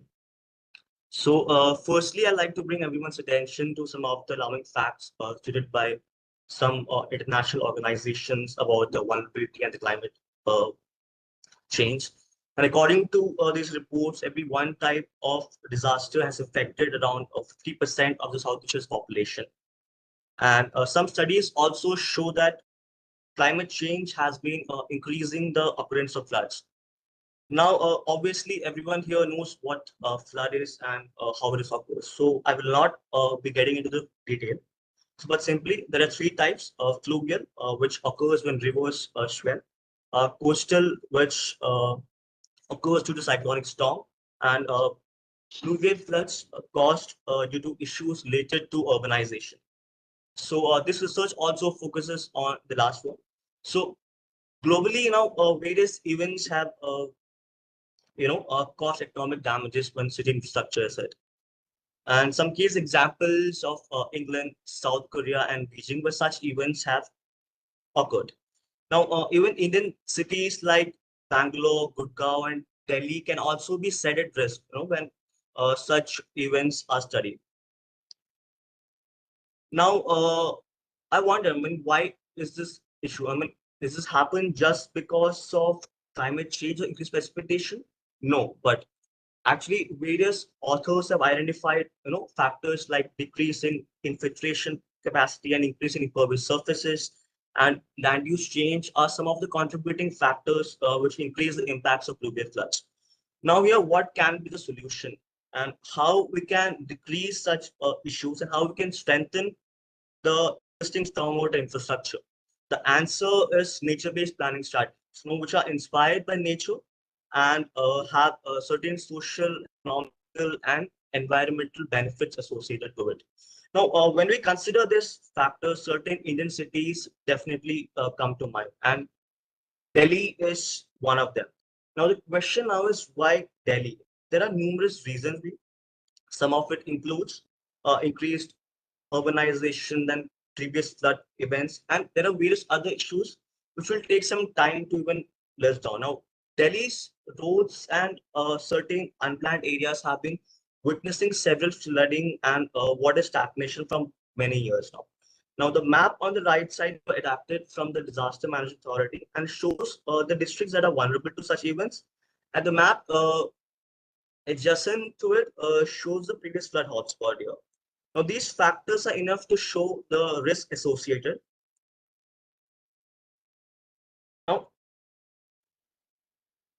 Now, to address this, I have developed a methodology to increase the resilience of areas at risk in the Baramulla Basin with certain nature-based planning strategies. The frame objective primarily focuses on identifying the areas at risk due to pluvial floods and the suitable locations for implementing and selecting those NBS strategies at two major scales.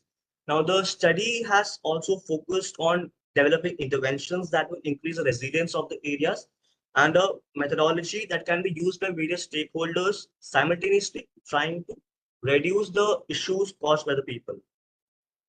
Now, this is certain tools, techniques, and the methods that were followed. The first two stages are just basically the study area delineation, and the vulnerability assessment is part of analysis, and the rest are basically the part of proposal. In the third stage, sub-watershed level, the suitable areas were identified where NBS will work efficiently. And at the fourth stage, the runoff was estimated to understand the inefficiency of the catchment to infiltrate the stormwater. And from 4 to 7 stage is part of the second proposal, which is planned for the milli watershed level. The runoff estimation was performed to understand the inefficiency of the watershed here. And so simply if I put at first, I try to understand the problems and then develop a methodology to address the problem to new and sustainable solutions here. So coming to the results of vulnerability assessment shows that the sub-watershed, which is delineating using the flood hotspot, and when studied for the vulnerability using past flood incidences and the built-up percentages, it shows that the watershed label 9 is the most vulnerable. Hence, this might also prove that built-up is one of the factors which increases the flooding and water stagnation incidences. Now, based on the previous results, the watershed falling in the very high risk category was selected as the local action area to integrate and show how urban NBS can be integrated. Now, this action area is approximately 18,000 hectares and is part of 3 major catchment system of Delhi, that is the Barapulla Basin. Now, the proposal here has been developed at 2 scales, first at sub-watershed level and at the milli-watershed level. So at sub-watershed level, I focused on identifying the locations where NBS can be integrated using certain topographical and morphological indicators. So simply the suitable values of all the indicators were identified in which NBS are supposed to work efficiently, and then using count overlapping feature tool of ArcGIS. So NBS suitability map here was generated. So the areas that has the maximum number of overlaps of all these indicators were selected as the most suitable.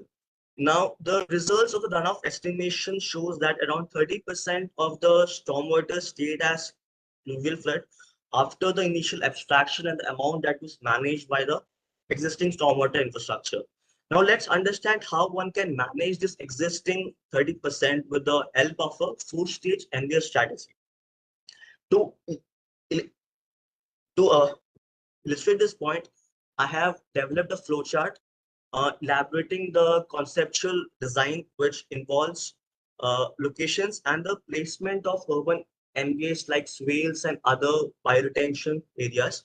The flowchart here explains the 4 stages, beginning with the primary collection, where certain stormwater ponds will be located. Then coming to conveyance and infiltrations, where NBS features like swales and other bioretention areas can be integrated. Then a secondary collection system at the lower catch, again where stormwater ponds can be integrated. And then finally, disposal of the extra stormwater at the outfall point.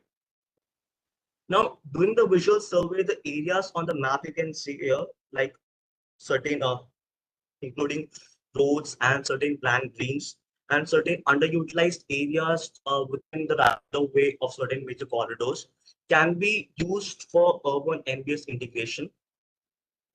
Now, various NBS features were designed and retrofitted to the existing infrastructure to the selected areas, which include roads and recreation areas like parks. A case of MB Road by using features like swales, rain gardens, and around infiltration capacity of 950 meter cube can be achieved, and a 20% of impervious surfaces can be converted to pervious surfaces. Now, water bodies were also placed, and recreational areas like parks belonging to the government were selected. Now, this will increase overall stormwater collection and the bioretention capacity of such parks too. Some images showing how it will work after retrofitting it into the existing infrastructure. Now, similarly, some other roads were also selected for exploring the possibility of urban NBS integration, as you can see in the list. Now, if you remember the results of the stormwater runoff estimation, from the extra stormwater which stayed as Nuvve flood that had come around 30% of the total runoff generated, around 65% can be managed through collection and infiltration measures, and the rest can be disposed of, or it can be managed after integrating more urban NBS too. Now, finally, an integrated network of nature-based planning strategies where urban NBS are placed based on the 4 stages of primary collection, conveyance and infiltration, secondary collection system, and then finally disposal at the major drain or nala. So now I would like to conclude by saying that impervious surfaces and build-up percentages are one of the major reasons that increases the chances and of occurring of nuclear floods, and the solution here rightfully lies in the sustainable measures like urban nature-based solution. Thank you for listening. Thank you, Manish. I would like to request upon our panel members to come up and share their words. I would like to request Gary to come forward and kindly state your questions or state your findings in 2 or 3 words since we're lagging short of time. Manish, thank you so much for the presentation. I think it was a very detailed look into especially studies of water and watershed. There's a lot of information. How long was your thesis? How much time did it take for you to? So it was around 1 year. Okay. I can see there's a lot of information in there. I think this is also there's also a bad side of it because it could get a bit saturating at some point.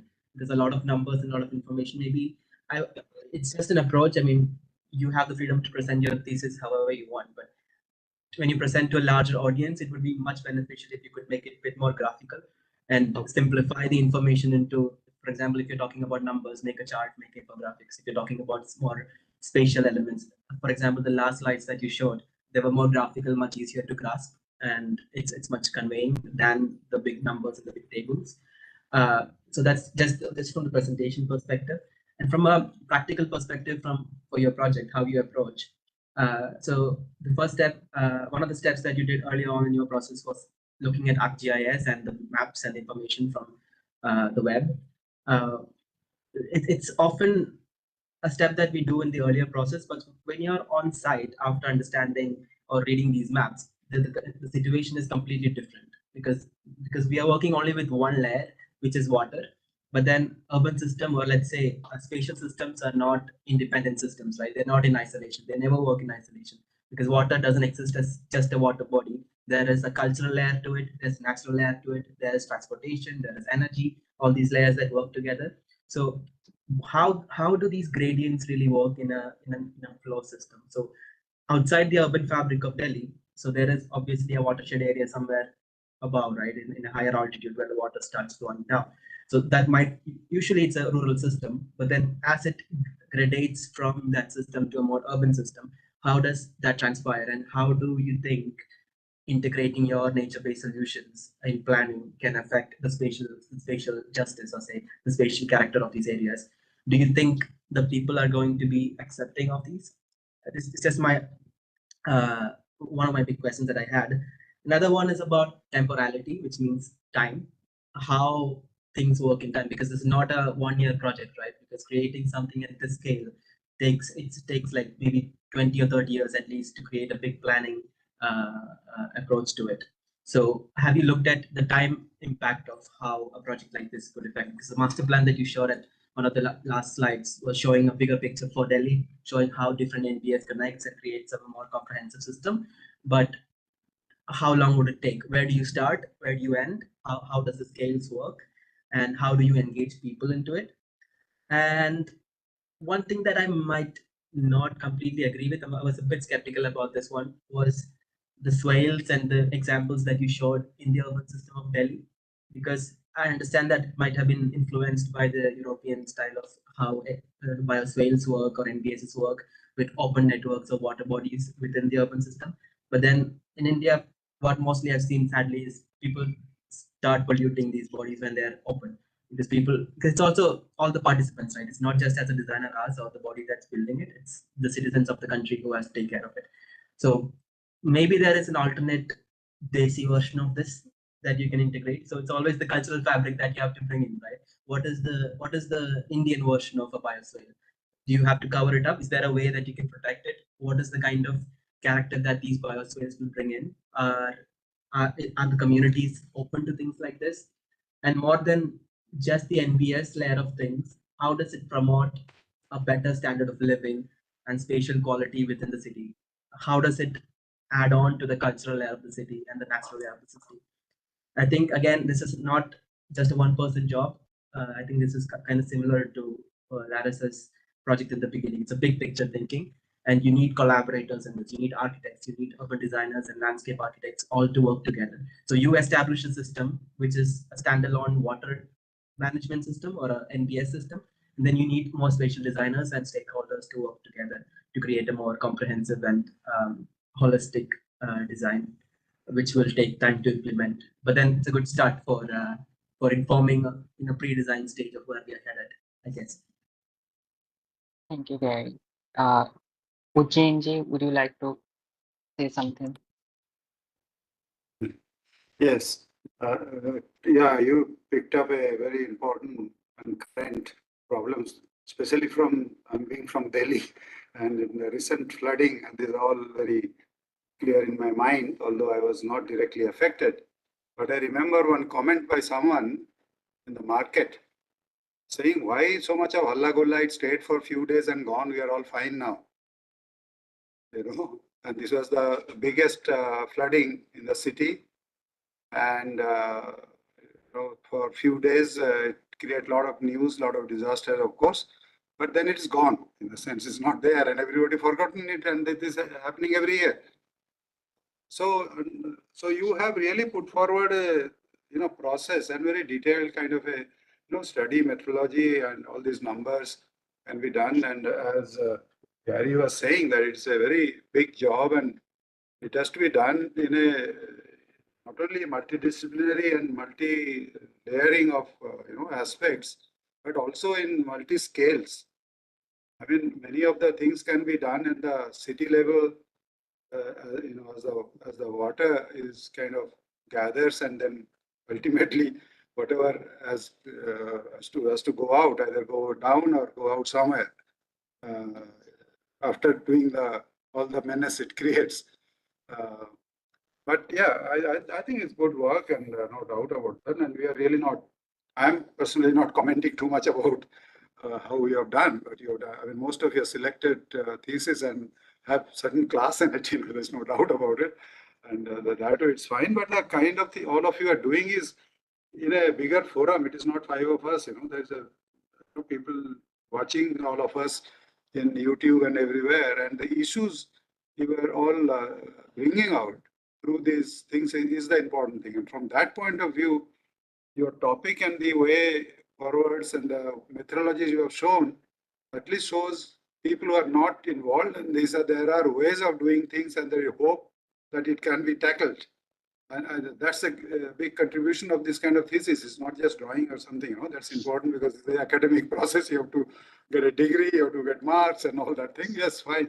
But these are very important topics which is being shown to people. And that way, the Urban Lab is doing a great job, It's not how great a thesis is in terms of we are commenting nice thing, but everybody is doing a very big thing because all projects are society driven. So that was nice. Well done. Thank you. Thank you. Clara, would you like to comment quickly Yes. on his work? So thank you, Manish, for your presentation. I looked at it in detail as well previously when assessing it. And I think there's so much information there just because it's such a big issue at the moment. I was just doing a quick research while we were just discussing this on the flood list, floodlist.com. So essentially when and how big were the latest flood events in the world? And it's just incredible. Everywhere is suffering with this issue. So I think it's a really relevant topic that you've chosen to do your work, and that is really exciting. I think when you choose a topic of research that is constantly feeding in the news and it's actually appearing in people's lives, your family, your friends, people in different countries, I think that has great value, and I think we have to honor that choice. That's really important. And said that, I would kind of tackle into what Gary mentioned about bringing your research to people's minds and how the big breach or distance that there is between a research as detailed as the one you've done, backed up with science and all these different things, and the real reality on site. That is, most of the cases, people, and then money, and then priorities, and then life. So I think the main thing being people. I honestly think that's the biggest kind of stopping situation in society across many different issues. So I guess my comment to you would be, okay, this is a technical solution to something, to an issue that's happening, yes, in Delhi, but in many other places. But how do we get these solutions, nature-based solutions, to be grabbed by society in different layers, in different layers of society? So how do you get politicians involved? How do you get kids involved? How do you get an old person living, in a whatever suburb in Delhi, in Santiago de Chile, in London, to engage with these issues actively? Because if these issues come from the people, there's going to be more respect to them. They are going to actually function, because all of these things require, maintenance, money, and, like Gary said, time. A solution like this would take, 15 years if we're lucky to get there. And if we manage to build them, okay, at what cost? But also, how do we get people involved to take care of this precious, infrastructure? And you were mentioning about pollution. So it's important to understand that a place like this that you've envisioned could end up being, a dumpster. That's something that is normal in Chile. The natural courses of rivers have become places where people leave trash. And how do we tackle that really social aspect? Despite all the technical things that you are very well aware of. So I think there has to be a level up and a leveling, to understand how this can be drawn back into a way that can feed into society and actually generate change in the long run. So yeah, it's essentially looking at the challenges of implementing something like this and envisioning a way to overcome those challenges. Thanks, Thank Clara. Thanks, Clara. Thank you, Manish, for your presentation. I would like to call upon our next presenter now. The next thesis will be presented by Dimpi Kantaria, an undergraduate student from Indubai Parekh School of Architecture, located in Rajkot, India. The title of the thesis is Ghats, a public space situated in Varanasi, India. The thesis is guided by Professor Yatin Pandya and falls under the theme of urban landscape.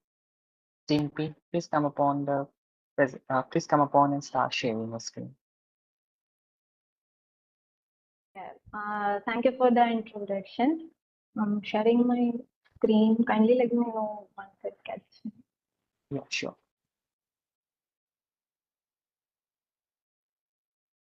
Yeah, it's visible, Dimpi. You can start. Okay. Yeah.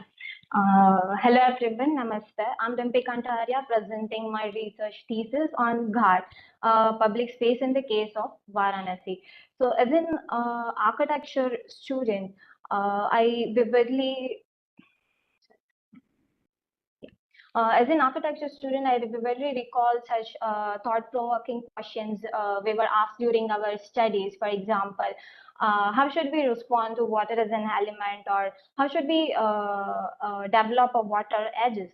So during my search for the answer, I explored some Indian historic water structures such as kunds, talabs, various types of wells and ghats. And I discovered that these ghats are still highly active places even in modern times, and they represent an excellent example of timeless architecture. So India has some stunning big ghats, and this river ghats are mainly located in the northern part of the India. And one of the most iconic ones is located in the Varanasi, and which is known as the world oil city. So, and this Ghats Cap has rich historical significance. So studying this ghats in Varanasi led me to the spatial configuration and how they support life. So I also wondered that how this built structures affect their functionality and how people have used them over time. So Varanasi is located on the bank of the Ganges in the northern part of India, specifically in the state called Uttar Pradesh. So it has 84 ghats that stretch along the river for 6.8 kilometers, extending from Asi River to the Varana River. These ghats were constructed by various individuals and group between the 16th century to 20th century. So it turned out that out of these 84 ghats, there are 5 that hold significant importance and are referred to as Panchatirtha. So it was interesting to discover that this study has been conducted on 3 of the ghats, as they tend to be the most crowded and have different function based on their individual use. So this analysis will provide greater insight into how the formation of these ghats can change depending on their varying functions and different type of people who occupy them. So when we talk about the activities and the transitions of different ghats during the day, then Asika transforms from a place of religious and daily routines to a leisurely environment. Whereas the Sashwamekh Ghat begins with day-to-day activities and progresses to occupational and religious tasks before culminating into religious and cultural event known as Ganga Arati. Finally, if we see Manekanika Ghat, then it is recognized as the oldest cremation ground, and it is split into two a bays, one for a cremation and other for post-cremation rituals, and that can take place simultaneously. If we see the entries and the versions of the ghat, then we can see that the Sasti Ghat is split into two bays, where one of these bays has a central open space which is surrounded by pavilions and shrines. Here various group activities and events take place. The other bays is accessible from the street and feature leading steps and plinths that allow people to sit on the bank of the river. Whereas the Sashwamekh Ghat has a linear formation with a background of different buildings. Linear steps and plinths are occupied for occupational and religious activities. And lastly, if we see Manekanika Ghat also has two bays, with one being used for cremation and other or utilized for post-cremation rituals. So these two areas have different step formations due to their distinct functions. So now when we are talking about the formations of ghats, then this built form plays a significant role in defining an open space. So at a sea ghat, there is a central open space which is controlled by surrounding pavilions and shrines, but these pavilions allow the spaces to expand without acting as a barrier. Where on the other hand, if you see the Sashwamekh Ghat is mainly used by individuals or small group of people except Ganga Aarti event. It has a direct relation to the river. So instead of having a huge open space, it has a leading steps and plinths between, which creates spaces for puja and where all these buildings are located on the back. Finally, if we see the oldest cremation ghat has two bays that are created by surrounding temples and covered cremation buildings. This allows cremation and post-cremation rituals to happen in a parallel without disturbing each other. I find that these buildings are quite useful in creating more accessible spaces in varying sizes. For instance, a Seaghat has a direct connection to the open space, which gives a more immediate connection to the event taking place on the ghat. On the other hand, if we see the Sashwamekh Ghat has a beautiful transition from street to river, with the scale of building is getting reduced, but it is opening up widely on a horizon. So this transition creates a welcoming experience for who wishes to reach the river's edge. Lastly, if we see Manikarnika Ghat, then it opens up in a different pockets, each with its specific defined function.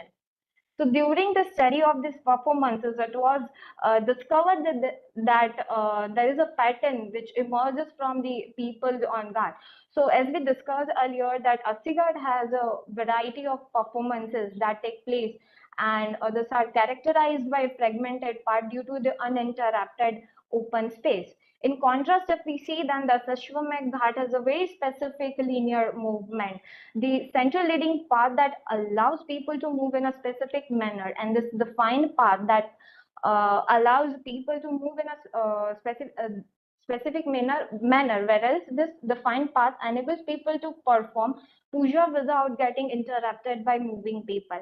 And if we see the Manikarnika Ghat, there are specific paths which are designed for a particular performances, and it opens up a dedicated functional space. So when defining ghat as the leading steps, it is important to focus on the composition of plinth and platforms along the steps, as well as the placement of those landings. So it is also essential to look into surrounding building structures and their scales and forms. So sketches reveals that each ghat has a distinct functions. And for instance, if we see Asi Ghat, then leading steps permits people to reach the river, while the Sashwamekh Ghat's plinth along with the steps enable people to sit and perform rituals at the bank of the river. Lastly, if we see Manikarnika Ghats, then stepped platforms are for cremations, and on the other way, it has different plinths and platforms for steps for rituals.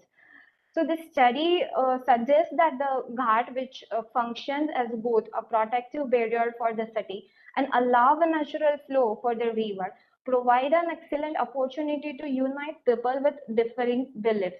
These ghats also serve as a model for public spaces development in land water infrastructure.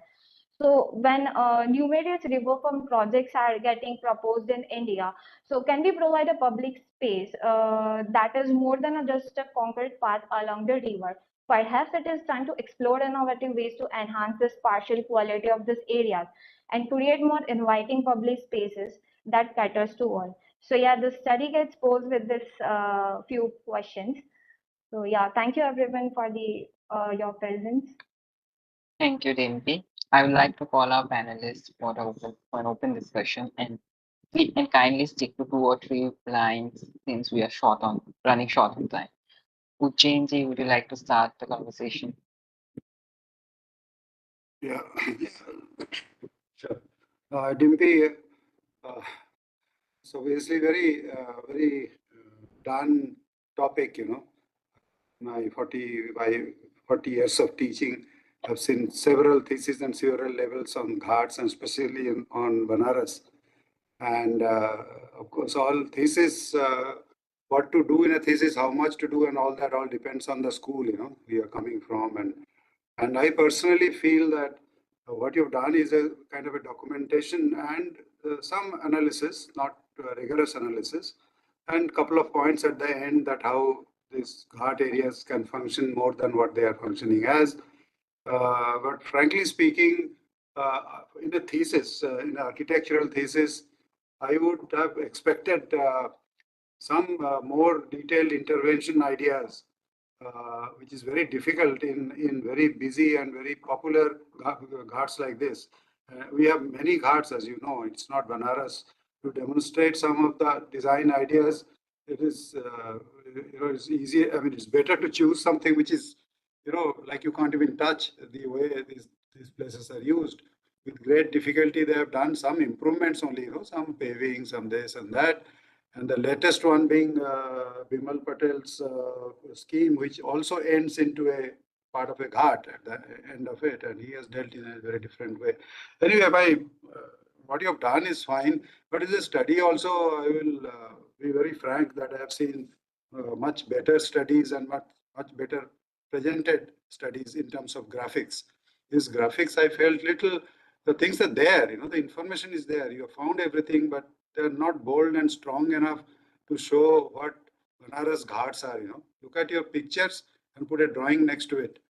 And the drawings somehow do not show, how strong and vibrant and take whatever name it is. So as an architect, I mean, it's a BR's thesis.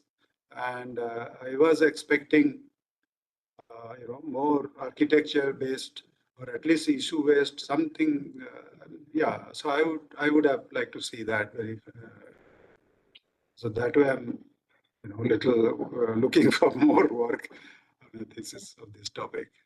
I will end with that. Thank you.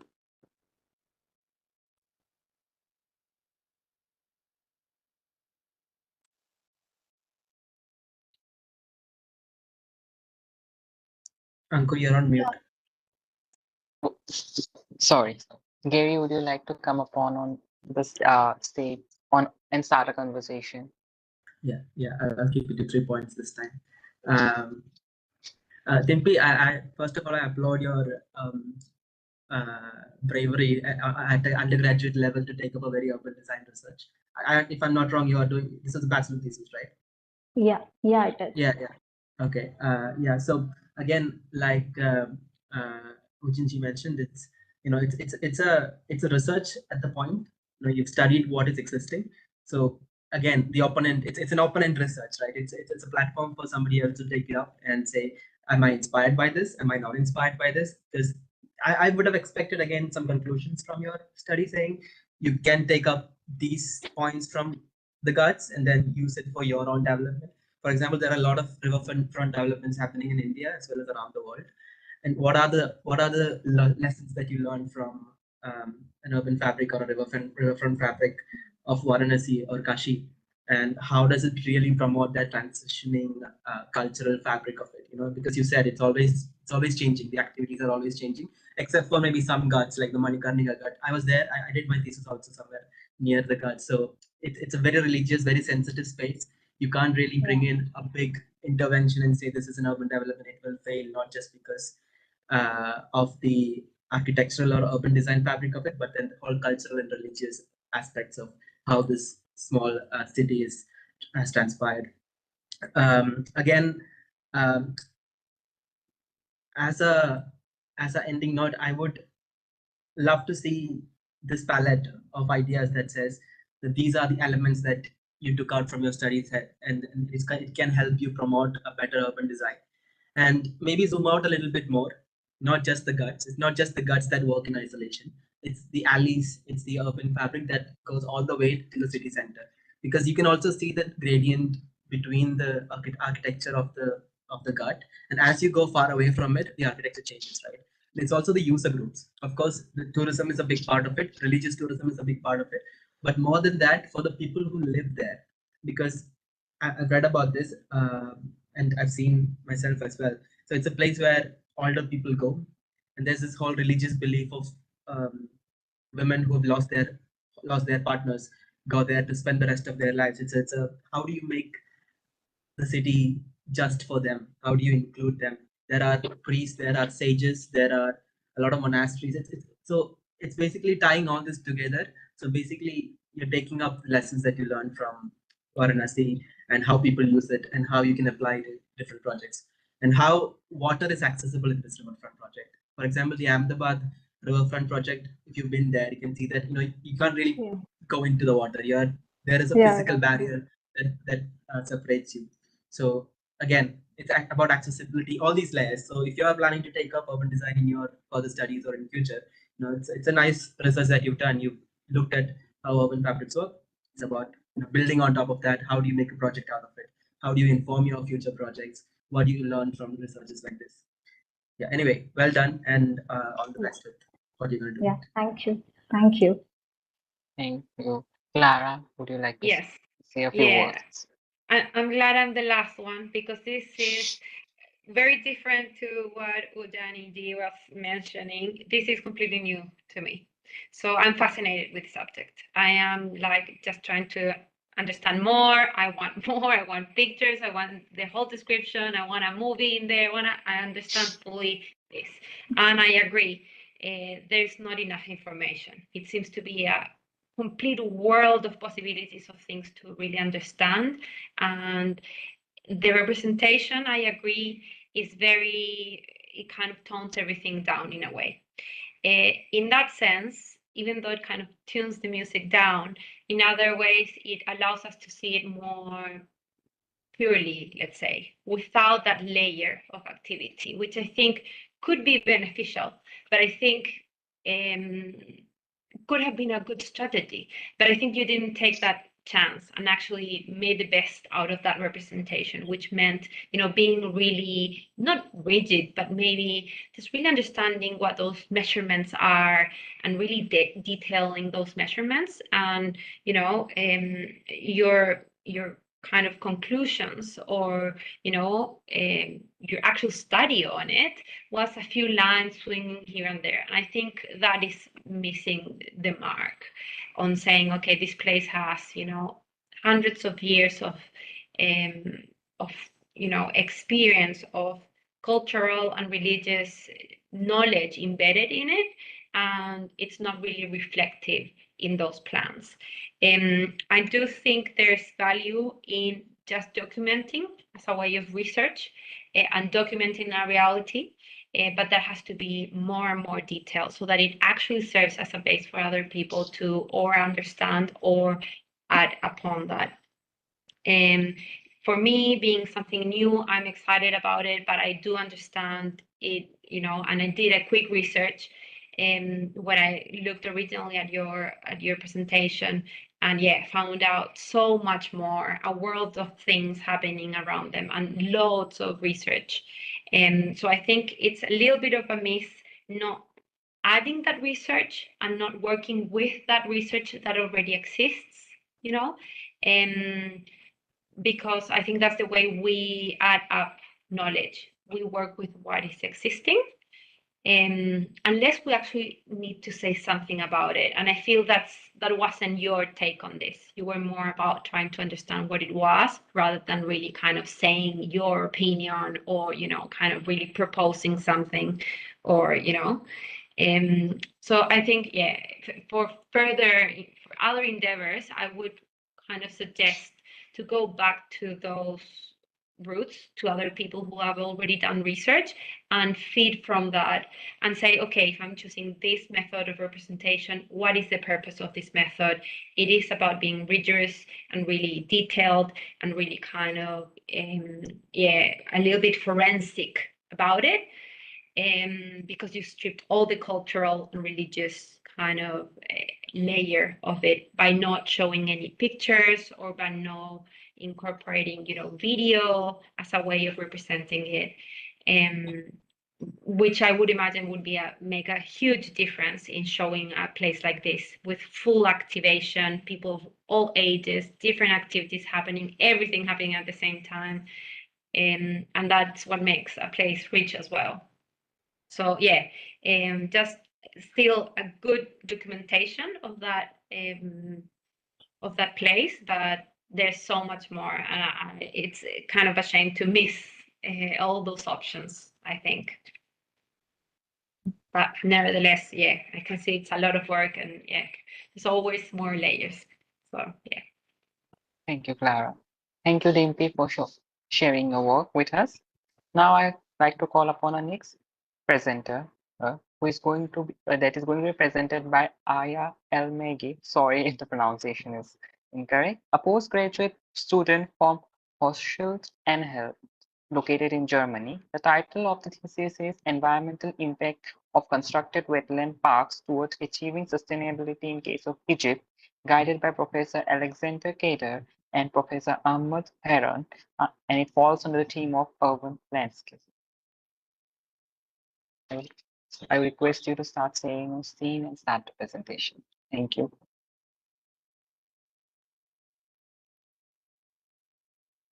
Hello, everyone.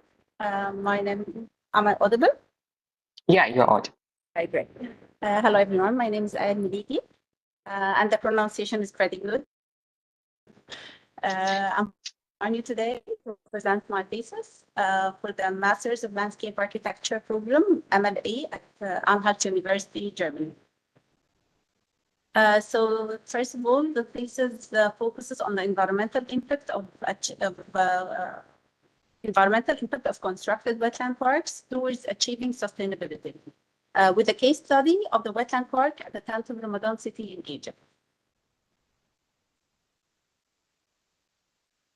So first, and actually as my colleague Larissa, the first presenter today, mentioned in her thesis, the abstract here claims that the climate change and water scarcity are the main two challenges facing many countries worldwide, where researchers have been concerned about reducing the negative impacts of climate change and natural disaster on urban environments. So suggesting the introduction of constructed wetland park as catalyst project that promotes favorable changes and has a positive impact on the environment. That's why it's considered one of the most prominent nature-based projects that aid in overcoming the effects of the two major crises on cities. The goal of this study is to create a new assessment instrument that is more appropriate for constructed wetland parks. The study is based on a structured questionnaire that examines some suggested indicators. A proposed assessment tool evaluating the sustainability performance is studied, which raises the question of its feasibility to be further developed as a software. Finally, it appears that the proposed constructed wetland park index is seen to be an easy and specific assessment tool for constructed wetland park performance. Nevertheless, it can be more extensively employed in landscape architecture projects if it's published as a globe app to enable comparison of global park performance. Since there are few tools available for evaluating the park's success, it's difficult to actually determine their sustainability performance. As a result, a recommended set of main influencing impacts is suggested to be convenient in the assessment of the constructed wetland parks. So the main objective of the study here is the assessment of the positive impact of introducing constructed wetland parks through a proposed assessment tool. This actually evaluates the impacts of various factors for constructed wetland parks according to the relative importance weight in achieving sustainability, which will then answer the research question. Thus, it's very important to understand the assessment indicators, SDGs, and also the national SDGs, where the thesis here focuses on studying two main assessment tools, the Leopold matrix and Urbu index. So, as a first, it's required to reach an understanding of the main pillars of sustainability, as previously mentioned by many of our colleagues. So it's important to understand those pillars of sustainability achieved by the multifunctional park and its role in sustainability and benefits for the ecology. So a recommended set of main influencing impacts is suggested here to be convenient in the assessment of the constructed wetland parks. Then a questionnaire was conducted that evaluates the relevant weights of proposed impacts and factors and evaluate their importance in achieving landscape sustainability. The results are then utilized to create the mentioned dedicated assessment tool. The results here showed the great importance of the three sustainability pillars, indicating a highly significant statistical correlation that supported the research argument, showing a high certainty ratio, also indicating consistency and reliability of the outcome results.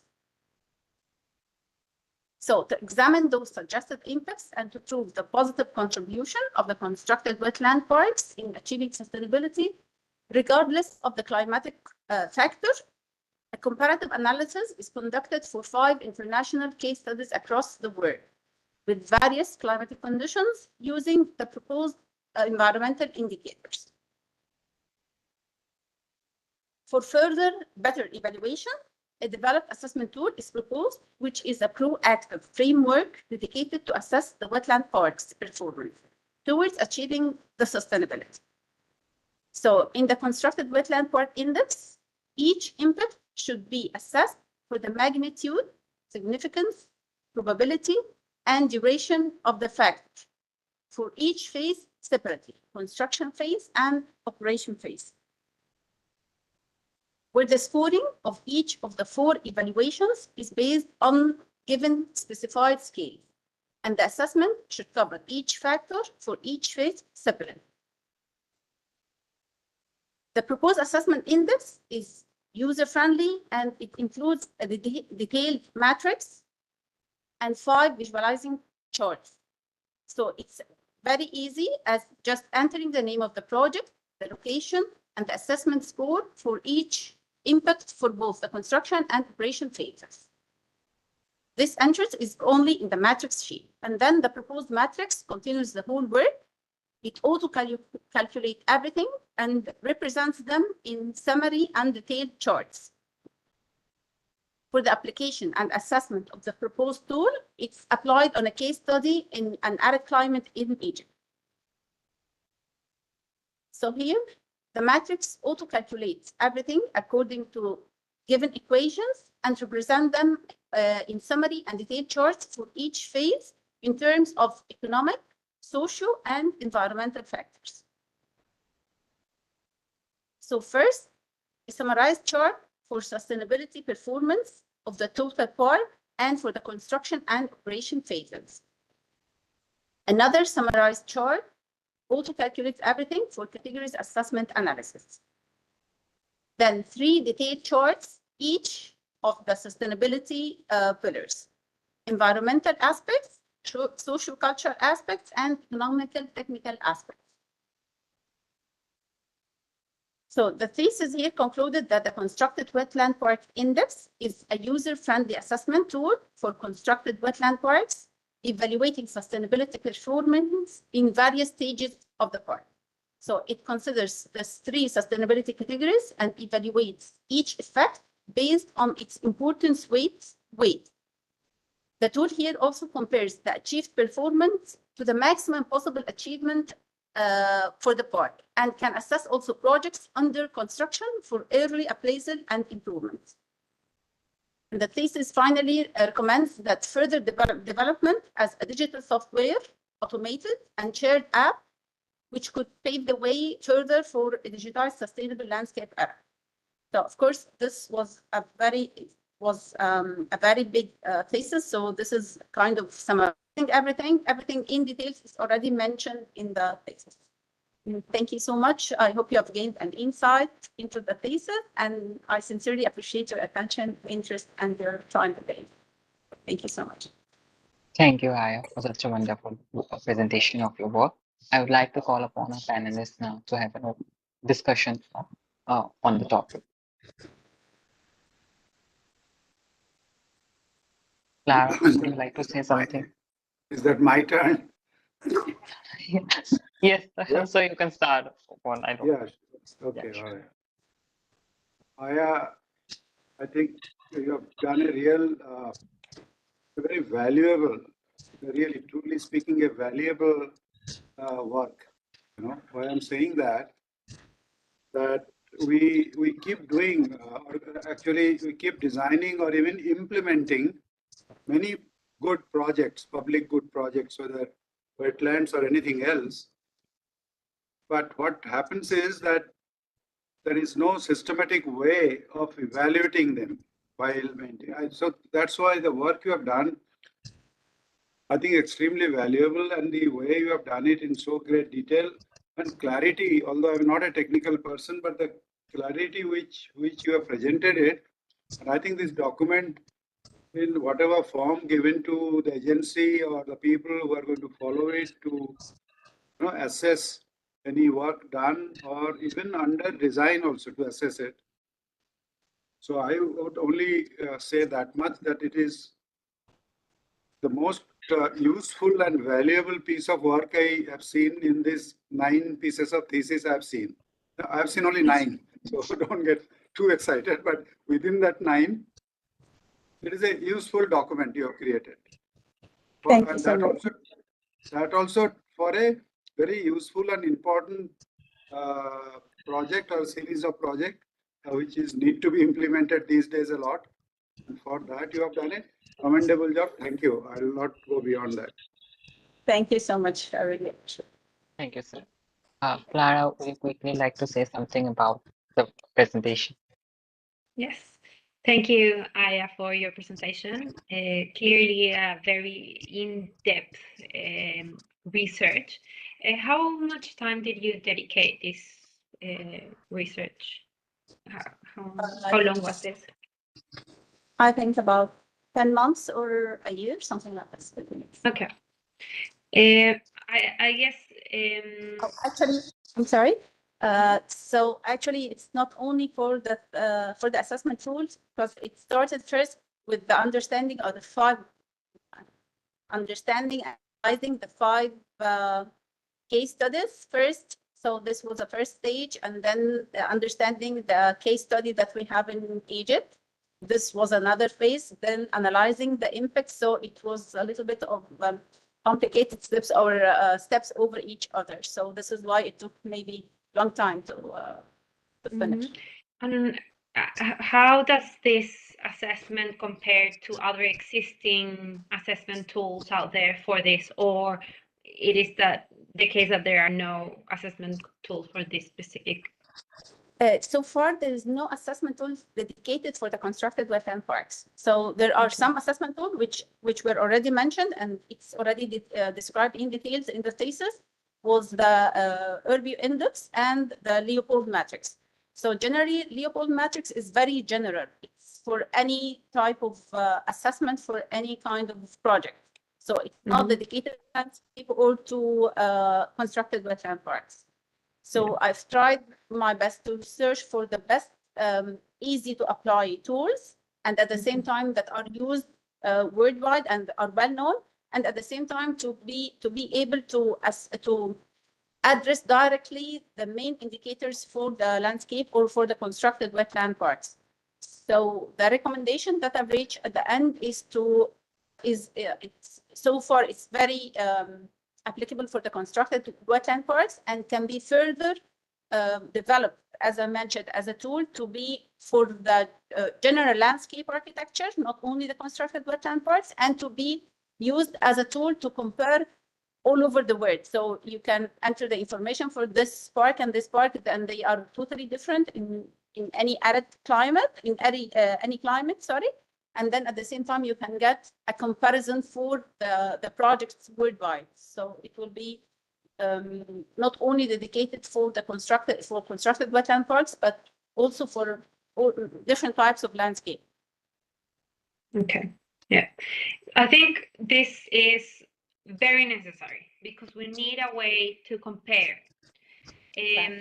That said, you mentioned an easy way, and I think there is a step, a next step from what I can see, and from my limited knowledge on this subject, without obviously having read the whole thesis, is about making this accessible to more people and understandable for more people, and to get feedback for your matrix from more people, because one thing is one person waiting or putting an indicator into a table than having hundreds of people feeding into that table, and I think there's a big gap between those two things. Obviously, some of these things are very technical, and you can't open that space for the common public to vote, or but maybe there's a way of integrating the public in a way to also assess the impact of this in a way, or providing a broader audience the space to actually input into the table. Yeah, and in that sense, I think representation, again, is a huge thing. So how do you translate your findings, your assessment, your matrix into a graphic proposition of some sort, an application for the phone, or some sort of device that can be plugged into the other technologies that we're already using, and facilitate that so that more people can actually help in this assessment. Yeah, so that's what I would kind of envision this moving, especially if you're thinking this would be more than just wetlands, and that can be kind of a tool to address more landscape architecture, projects, is to see how this can actually be rated in a way. Yeah. Thank you. Thanks, Clara. Gary, would you quickly like to know 1 or 2 lines? Yeah. I was a bit curious about the process. I was a bit curious if you started with the software or the static collection, or you started with the case study. Now it's very clear that you started with the case studies, and then it eventually led you to finding that this is the product that you want. Yes, because I wanted to reach an understanding of the indicators that should be added in the assessment tool. So what are the... I also really like how you stepped away from the traditional approach to a thesis, architecture thesis. Usually it's always a building or a master plan. This is very tech-based, app-based, data-based project. I was a bit overwhelmed when I saw your project because it's like a lot of information. How do you bring it to the end of it? Really impressed. And also how you tackle different habitats and different ecological zones. It's also very important because, for example, a wetland in China by Torrens Cape is not the same wetland in the US or in India, because it has a different zone. So maybe things that you can add to it are, like what Clara mentioned, is basically not just keeping this as a website where only specific people who knows about it will go there. You can basically bring it to the project itself. When you actually build a new project, you can add maybe a sustainability meter. So this is something that we usually have in the projects that we do. We actually add a sustainability meter on the building. So when you enter the building, you can see how sustainable your building is. What is the air quality? How less energy has it used from 2 years back or yesterday? How does it compare to all the other participating buildings around? So when it's a landscape project, you can say how sustainable is it? What is the carbon offset? What is the ecological impact of your project? How to improve it better? What is the water quality? Things like that. Yeah. So yeah, pretty much that. And well done. So I hope you patent this soon, and you can see us on the website. Good luck. Thank you so much. Thank you. Thank you, Aya, for such a insightful presentation.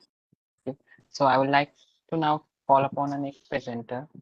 The next presenter is the next thesis is going to be presented by Manna Maria Nixon, a postgraduate student from College of Engineering, Trivandrum, located in Trivandrum, India.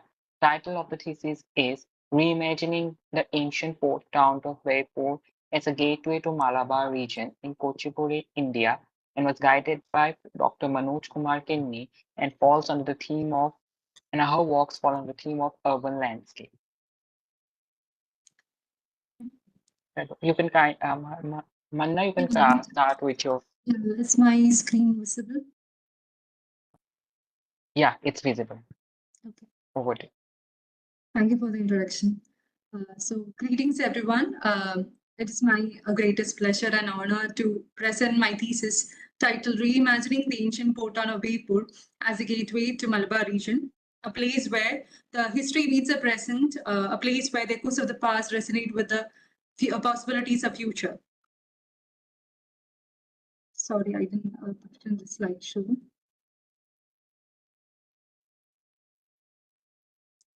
So starting with the concern, mankind has a relationship with water that dates to the beginning of history. Most of the cities and towns thus emerged on the banks of rivers and seas, which reveals the historical relevance and importance for human settlements. The port towns are one such living organism that connects the land and water and have strong historical connections between the towns and waterscapes, where they are the key places of cultural exchange, trade, and development. However, urbanization and human-centered innovations change the water presence over time, disconnecting the tangible and intangible assets without assessing the potential of the place. This shift of urban centers transformed the natural blue-green assets as barriers, creating disjunct presence.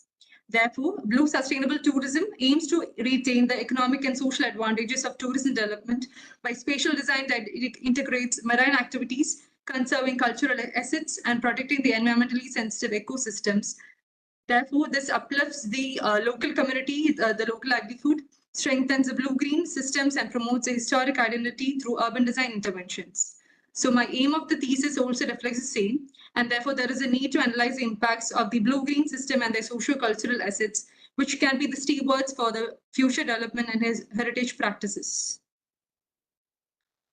The purpose of my research is to shed light on the transformational potential of Bhepur, and that has remained as relatively overlooked in the broader narrative of India's maritime history. And through this exploration, the aim of my aim is actually reimagine Bhepur as a pivotal gateway to Malabar region, and in doing so, to uncover the untapped economic, cultural, and historic treasures it holds. The case of Bhepur in the Malabar region of northern Kerala is taken as a case of examination. Bhepur is one of the intermediate river and port town and a thriving fishing harbour along the 590 km of Kerala's coastline. The unique geographical setting of Bhepur at the mouth of river Chaliyar, and which actually starts from the Nilambur Hills on the western Ghats and which actually confronts on the Middle Eastern Ocean, made Bhepur a very prominent economic center and a place node with wooden shipbuilding center and an entry point to Malabar region, which actually influenced the historic, cultural landscape and the social fabric. This actually created high potential growth for various sectors along the water edge, like the industries, clay tile factories, fisheries, dhow making, and ecological and cultural assets. Bhepur, as more than a town, it was actually a gateway that once connected civilizations, cultures, and communities. At present, there is a shift in focus that made the present less notified yet potential zone. Therefore, there is a need to understand and analyze the spatial structure in relation to the culture of water that reflects the part dependencies that shape how we engage with water today, and which is actually suitable for the regional setting and can create a sustainable development in considering the economic growth. To tackle these, the multidisciplinary research approach was employed, and combining the historical analysis, urban design investigations, and studies of the urban fabric and the cultural landscape, and stakeholder consultations were made. And this comprehensive methodology allowed me to gain a holistic understanding of Bhepur and its untapped potential to develop it as a gateway to Malabar. And therefore, the urban form reflects the present is predominantly residential and commercial zone is along the primary nodes and primary road networks, which gives less dense zone along the water edge, which is mainly the fisherman community, which is in the organic formation.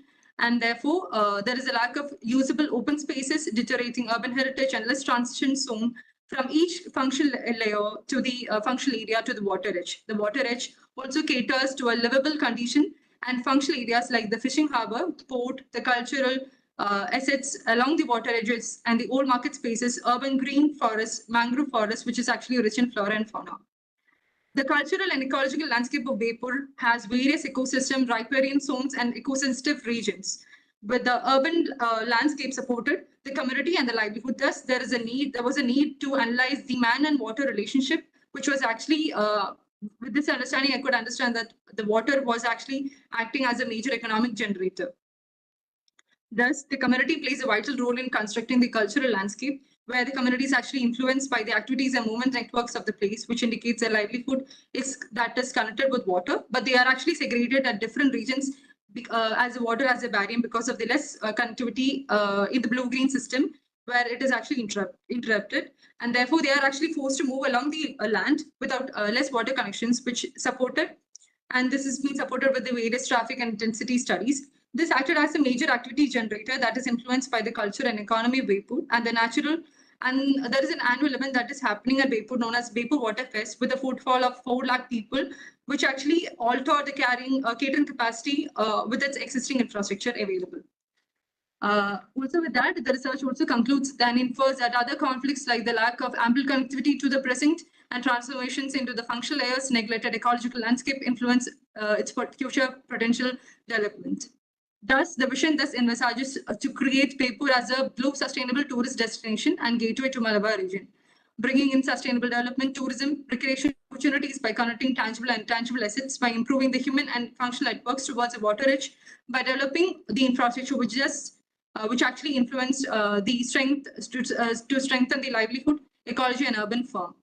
So in a macro scale, the strategies can be applied by extending the proposed West Coast Inland Waterway 2, utilizing the proposed coastal road as a secondary entry point, incorporating the Bayport in the Kerala's literature circuit, strengthening the transit and the activity nodes, connecting the rich cultural and ecological landscape to the proposed ecotourism circuit, and encouraging water sports activities to bring in much more tourism development and bring in visual connections to the water edge, as well as pedestrian and public domain networks to the water, land and water interface by functionally transforming the edge conditions, and therefore by extending the railway networks to the Bayport port area from the Farouk railway station, which is actually nearby.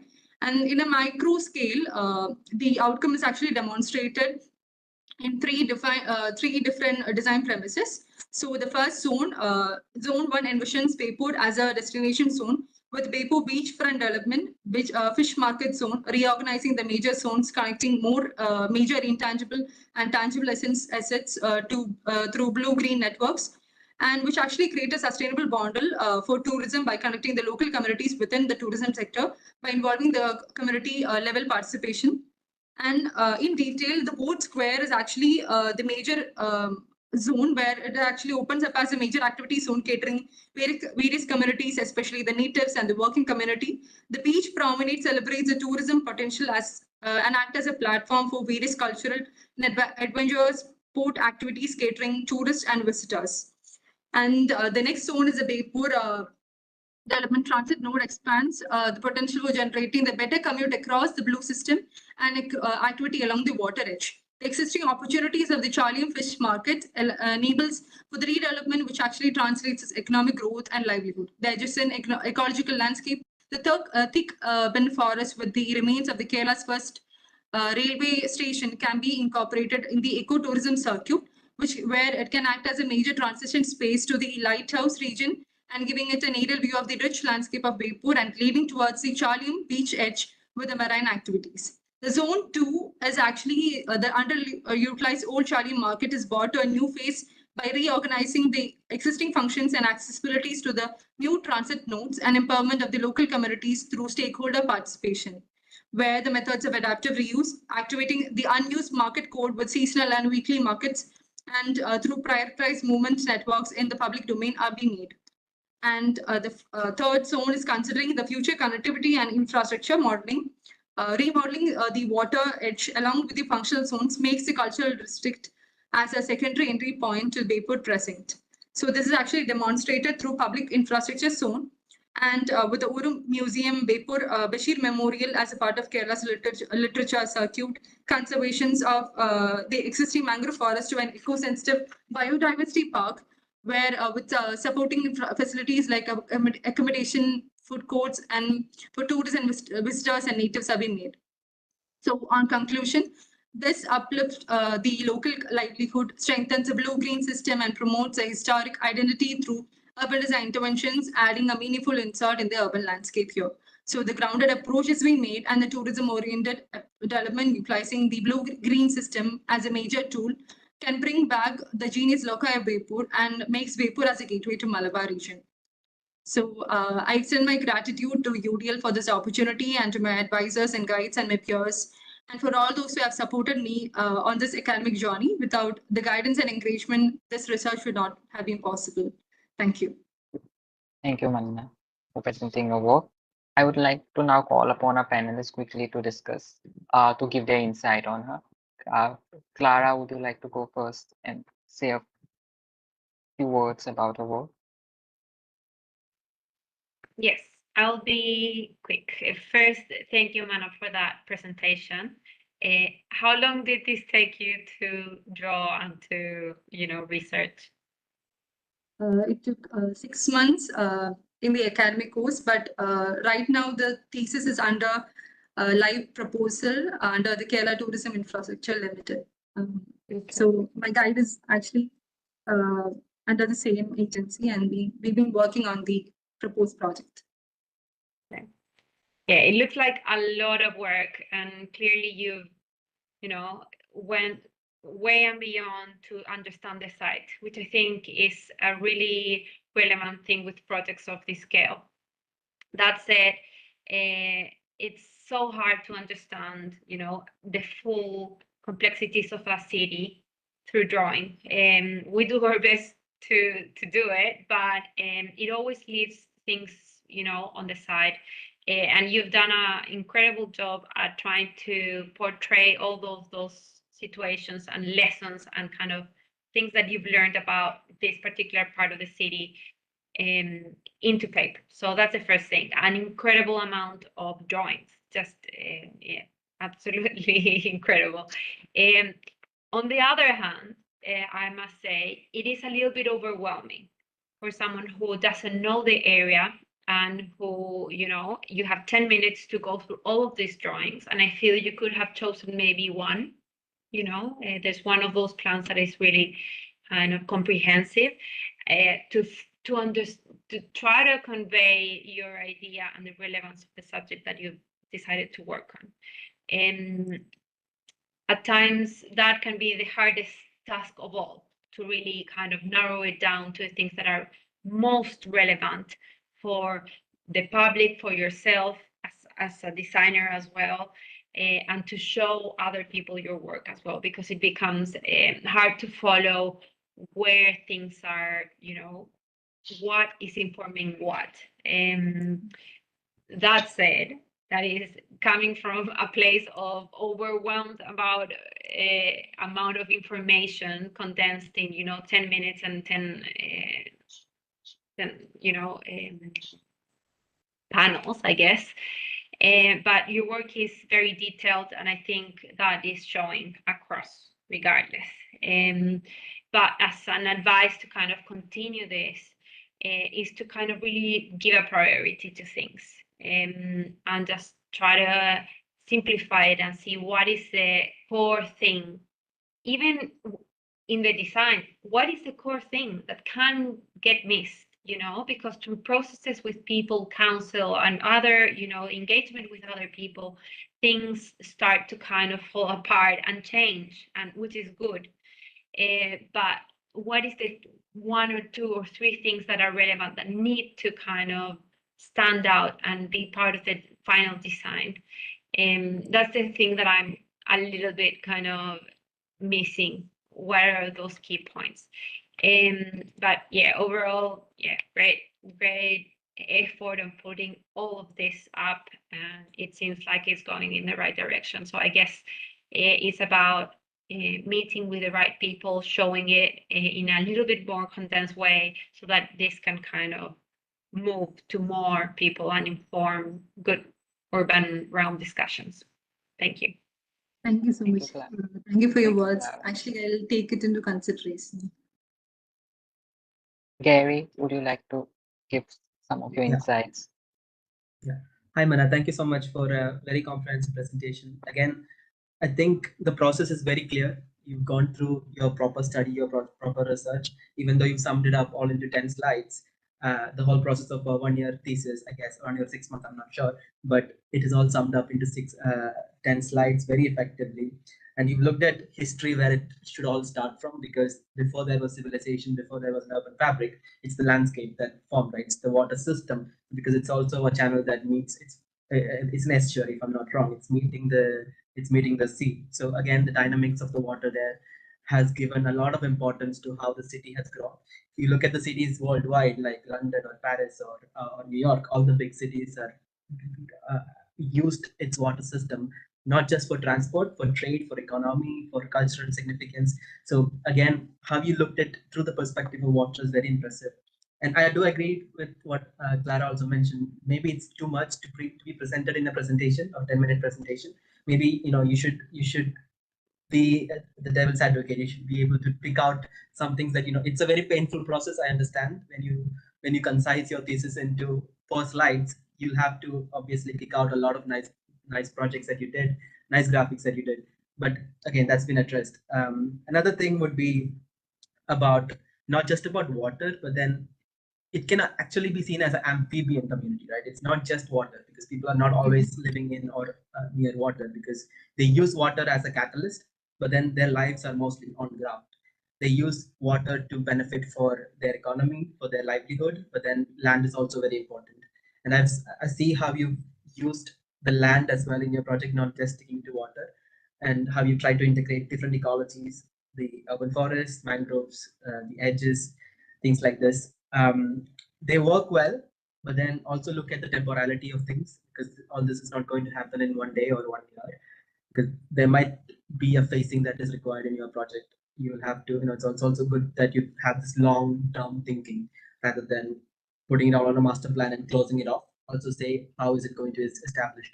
Who are the stakeholders? Do people really want to travel through water these days? Does the youth of Jaipur or of Calicut or Kozhikode want to, by the way, Kozhikode is a neighboring city, would they want to travel by water in the current age? And another thing that you can also look at is, of course, it's a gateway for Malabar if you look at it from the perspective of coming from south. But then it's also a satellite city for Calicut. I mean, it's not a very urbanized city, Calicut, when we compare to other global cities. But then again, it's just half an hour from Calicut. How can this city be an attraction to people in Calicut, the youth of Calicut, the next generation of Calicut? Can you integrate program into the urban fabric that facilitates the growth of Calicut as well on the side, so that both these cities grow in its own tempo? So these are things that you can also think about in your future projects, maybe in the same project, I don't know. But overall, well done. And of course, I should also applaud you on the graphics. You've done a lot of hand sketching in the initial days, and then the kind of approach that you have towards the end, it's more conceptual. It's good that it's conceptual. It's not really realistic. It's not practical. You've just given an idea of what the vision is, and that's it. That's good.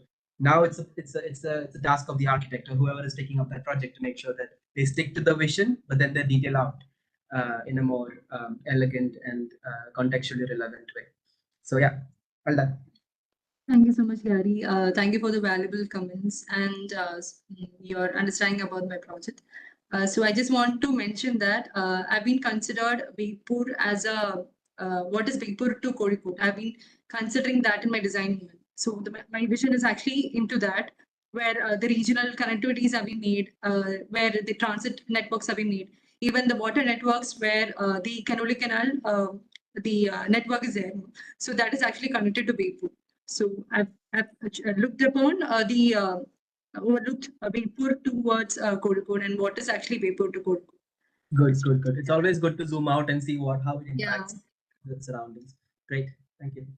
Thank you. Thank you, Gary. Ujjain, would you like to say some more? Yeah, I'll try to make it really, but it should be short. Good work. This is my domain. This kind of work I do in my practice and teaching. From that perspective, well done. And yeah, you have crammed stuff in this 10 minutes and 15 slides, but still most of it is pretty clear even in that small form, because you have used certain graphics which are even clear in thumbnails. So that way it's fine. If somebody has time, he can still read it. If at all, I won't just say that it's a excellent complete work, which these days in urban design master's thesis are produced. From that angle, it's a complete work.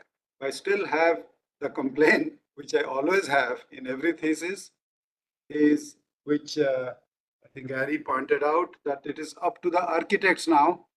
Now architects are going to mess it up because you haven't clearly told how the architects should work on these 2-3 architectural projects you have identified, and you wore an architect's hat and did the architecture there a little bit. You have 3Ds and the roof forms and the courtyards and all that is there. Very good. So that's one drawing missing from there. Is just the drawing in between, a drawing which the architect will get, not the 3Ds of yours. Then you'll copy that because it's also very good. So you may copy it. So what is that urban design intent in detail, which I can see in the 3D? You're saying you want a courtyard, you want sloping roof, you want certain kind of color, connectivity, all that thing. There should be a drawing which shows only those 3, 4, 5 things, which are to be handed over to the architect by the authority, who is the owner of all this project, and to several architects for that matter, and landscape architect, traffic. So anyway, let's come to get into, I will get into teaching now. I don't want to do that. But in one word, I would say it is a complete, excellent urban design thesis. It is in the lower end of it, lower end in the sense grounded. It is not too much of theories and too much of regional studies. Come down to the thing very quickly and given a solution, and it will be doable, can be taken forward. I think Mr. Manoj Kini will take it over after this. Anyway, Yes. thank you. Thank you so much, Sujan, sir. Thank you, Manu. We also have a Agree. guide, Dr. Manoj Kumar Kinni with us. I would like to call him here and say a few concluding words about the project. Dr. We Manoj. were just discussing in the morning about the concluding words. Anyway. Yeah, good day to all the participants. It's very interesting how this There he is. Okay. discussion is progressing. For me, it's an opportunity to hear and listen what's happening in the academic world from various countries, and also the type of projects that's happening, and the fresh views that are coming from the students, from the young professionals. So, I mean, as far as this project is concerned, it's a live project, and the government is taking it up seriously to go ahead with this project, because the focus of this project is that the Malabar, I mean, the North Kerala, which has been always, it's not in the picture as far as tourism is concerned. So Jaipur becomes a gateway, a major gateway for the tourism. And Jaipur is now one among those ports which has been selected under the Sagarmatha project of Government of India. And also it's going to be a major port for the cruise. So it's going to get connected with the various important tangible and tangible assets of that region. And this is going to be a kind of a starting point for a major development project that's happening in the region. Yeah, thank you. That's very exciting. Thank you, Dr. Manoj. Thanks. And thank you, Manna, for sharing such a wonderful work of yours. The next thesis is going to be presented by Mrinal Venkata Krishnan, a postgraduate student from the University of Melbourne in Australia. The title of the thesis is Reinvigorating the Riverine Realm, Integrating Urban Design for Water Quality, Resilience and Cultural Preservation in the Yarra River in Melbourne, Australia, guided by Professor David May under the theme of urban landscape. Mrinal, I would hand over you to share. Start Thank sharing. you. Thank you. Can you, I hope my screen is visible. Yeah, it's visible. Okay. Hello, everybody. My name is Renewal, and my Master of Urban Design thesis topic is Reinvigorating the Riverine Realm, Integrating Urban Design for Water Quality, Resilience and Cultural Preservation in the Yarra River, situated in Melbourne, Australia. The thesis studio was water, and it was submitted to the University of Melbourne. Now, the three main questions that came to my mind in the initial stages were, how and when did water evolve in Melbourne? What is the timeline of events that took place during the evolution? What are the problems encountered and how were they resolved? Upon my research, I understood that Melbourne is one of the 5 cities with pure form of water stored in the protected catchments. As we can see in a map of Greater Melbourne region, there are many reservoirs and catchments, but there are 5 prominent catchments situated in the outskirts area with no public engagement allowed. However, the rivers that emerge from these catchments undergo various engagements and problems. Now, these problems include urbanization, population growth, stormwater runoff, climate change, public engagement, and agriculture. I chose Upper Yarra catchment for my study, as the Yarra River flows from this catchment at the northeast top of the all the way down to the southwestern bottom of the region to the Port Phillip Bay. Now, the main aim of this thesis was to provide a comprehensive and forward-thinking approach to the revitalization of the Yarra River. Through sustainable urban design solutions, I endeavored to improve water quality, address climate change impacts, and create economic opportunities with the ultimate goal of preserving and regenerating the vital natural resource for the benefit of the environment and communities that depend on it. I worked out the Yarra framework, The river consists of the three main parts. The upper Yara, which is of high cultural significance, so I named it the Heritage. The middle Yara, which flows through the suburban areas where most of the rivers congregate, and so I named it the Flows. And finally, the inner city region, which terminates at the Port Phillip Bay, and so I named it the Bay.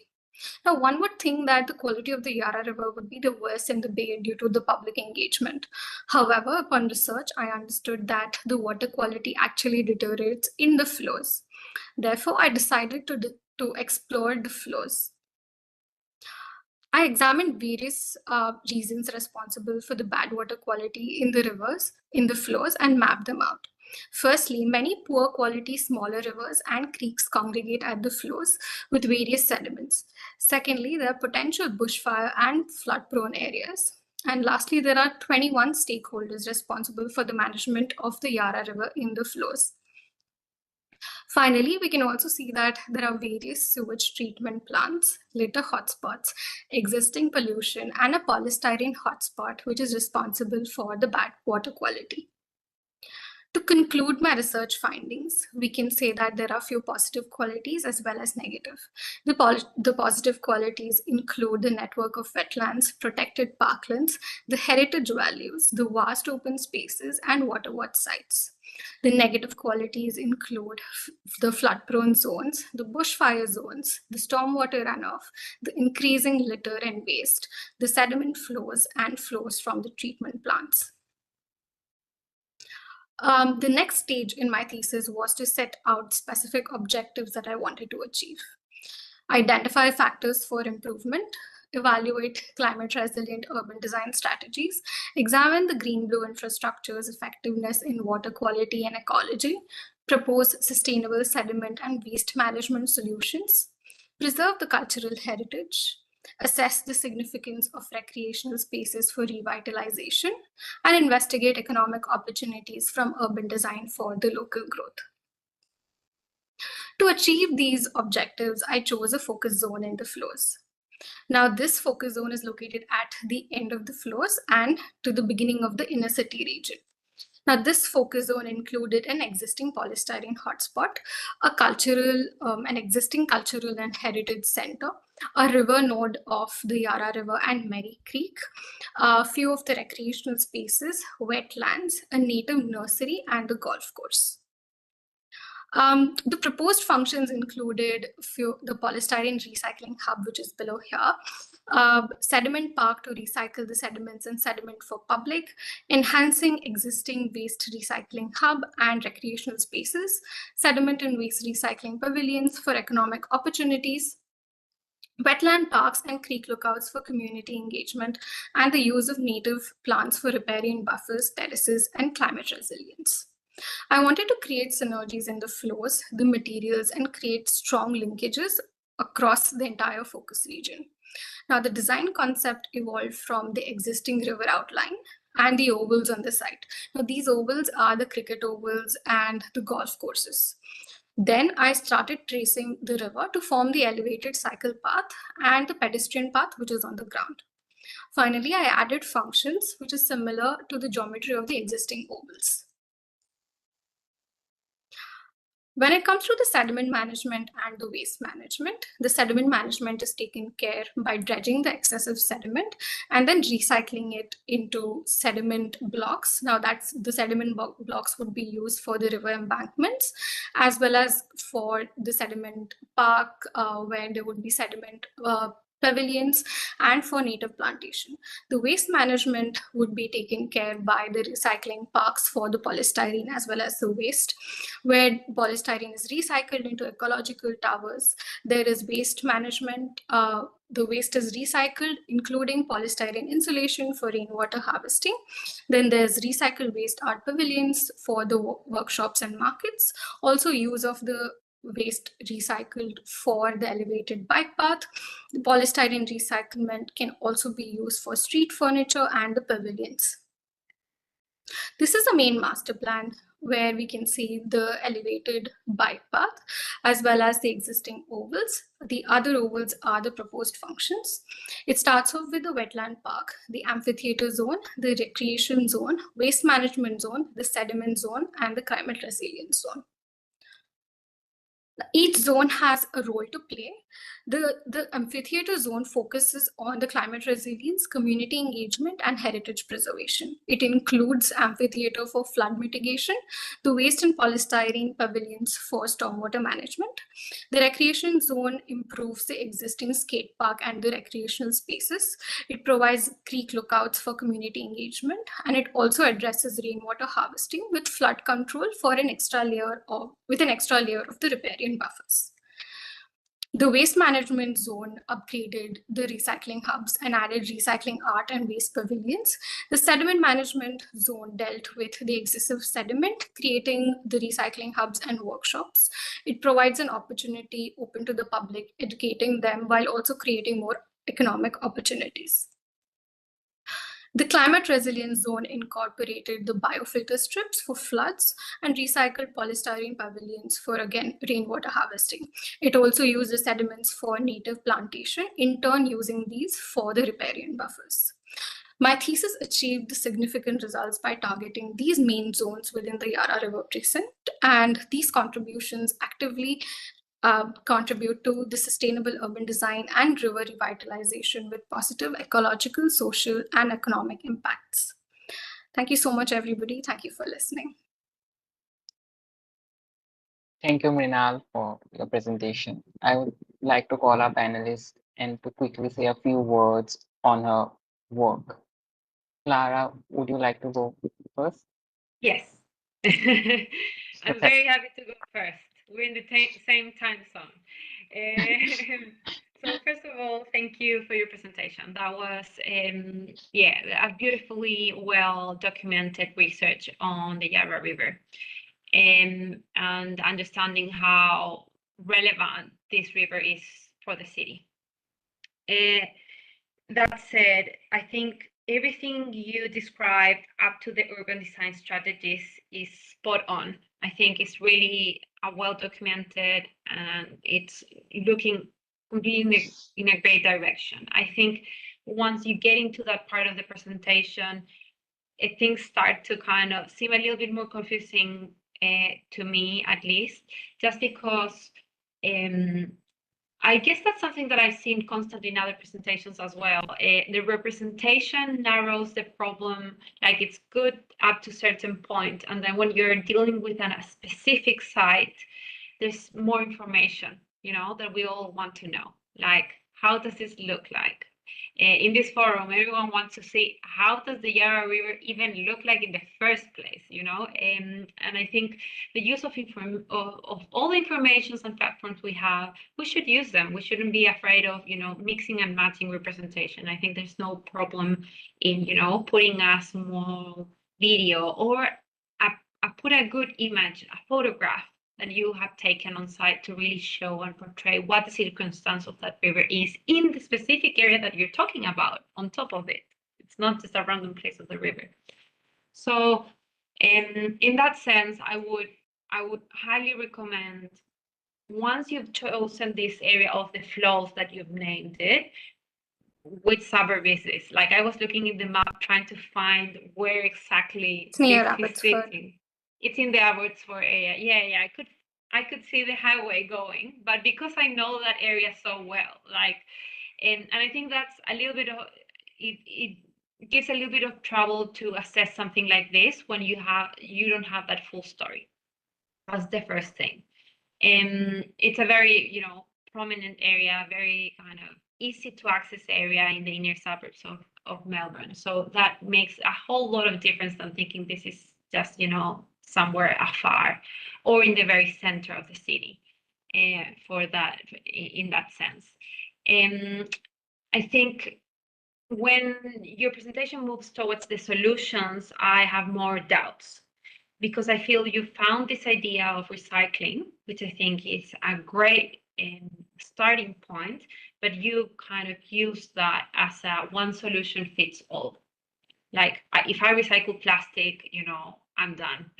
This is it. Like, everything about this project would have to be about recycling plastic, you know, and there's a major piece of infrastructure that you're proposing, which is an elevated bike path, which kind of gives this kind of contrast to this whole narrative of recycling and just being more mindful on resources. You know, it's two kind of opposing forces, I feel, in your project, like in the last part.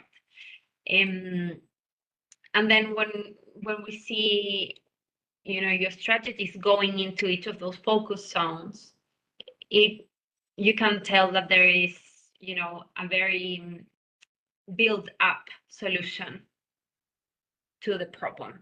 Like everything gets solved with big pieces of infrastructure, rather if that is, you know, the bike path or these trees or all this kind of infrastructure that could be anywhere else in the world. And I feel there is a little bit of a lack of connection between your really deep research and then the solutions that seem to be a little bit more generic and less specific to the place.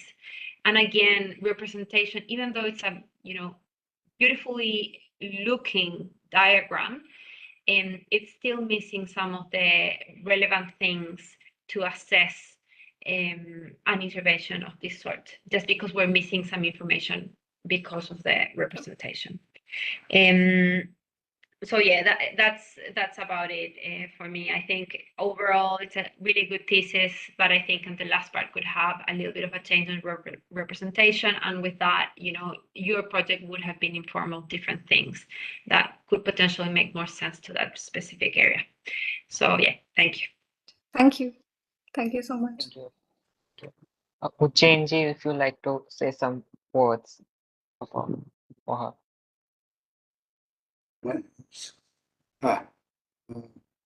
I'm Renewal. Hi. Yeah, clear work and as I said, not said, again, a very vast, very big topic, you know. I don't know, it's a daring to take such a topic and try to finish it. But well done. I mean, a lot of research must have gone in the first part, Yeah. which shows up pretty well, but maybe in a bigger drawings, more time and all that will show up.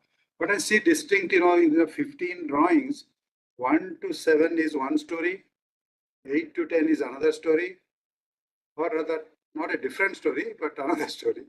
And 11 to 15 is another stage, and they kind of look, you know, in terms of their merit and the kind of comments you will attract from us will be very different, you know. So what has happened is basically the scale jump and the detail shown, okay. And while between the first two is acceptable, and very difficult to read also, you know, and with your explanation, it helped. But when it comes to the big jump after 10 sheet, you know, the last 5 sheets, I think Clara was talking about it, but it is a little disturbing for a topic like this, which is very broad-based and jumping into almost detailed design, you know, it is nothing is left. You put dimensions, it can be built.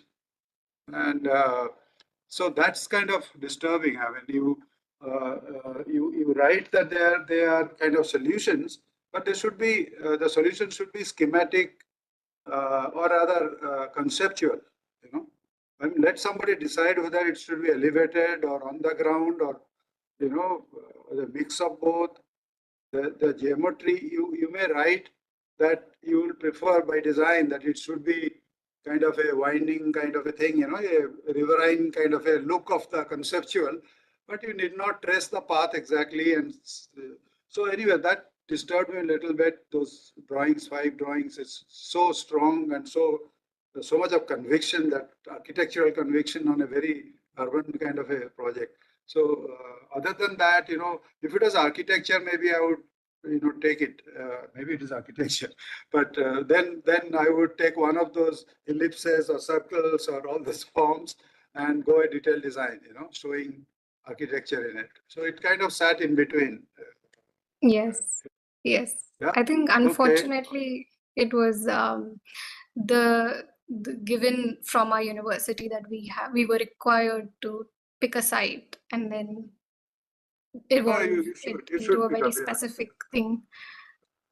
But you must remember that you should pick up the underlying principles of any design so that somebody Yes. else can follow those principles. You design the principles, not the design. Yeah. I mean, sounds crazy, but that's it, I mean, this is an urban project, Yes. whether the architect does it or whoever does it. So you Yes. you design the concepts only, and give it to the architect. All right. Okay. Thank you. Bye bye. Thank you. Thank you, sir.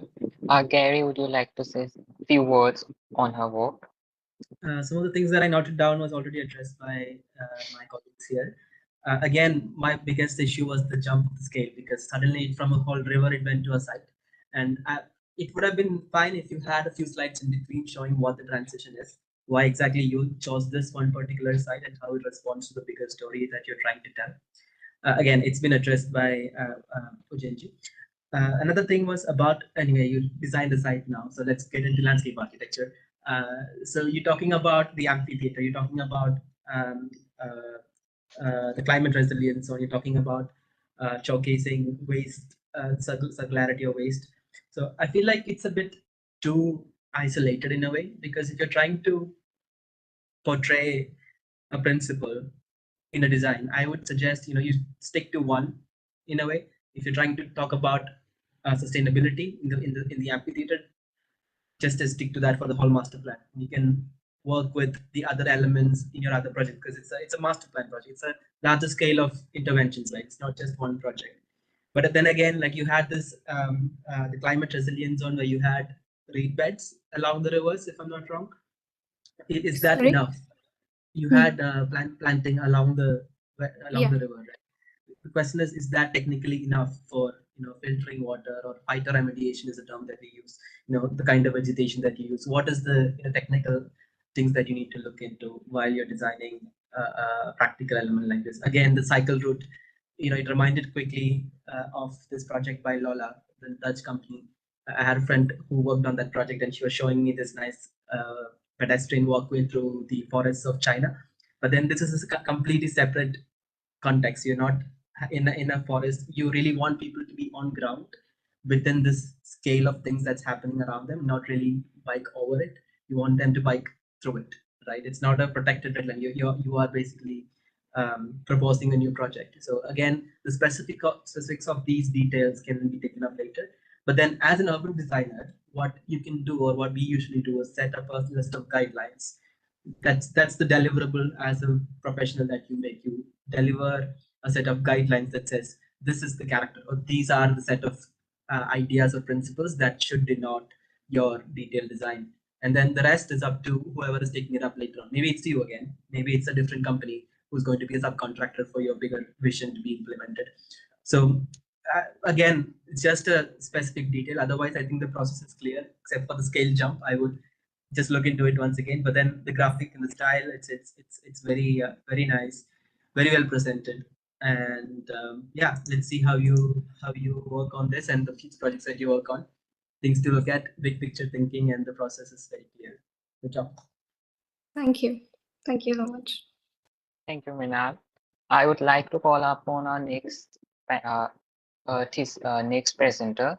The thesis is going to be presented by Janvi Bhatt, a postgraduate student from Delft University of Technology located in Netherlands. The title of the thesis is Transitioning Towards Socio-Ecological Resilience in the Ganges River Basin through an Adaptive Spatial Planning Model, the Ganges River Basin of India, and was guided by Dr. D.A.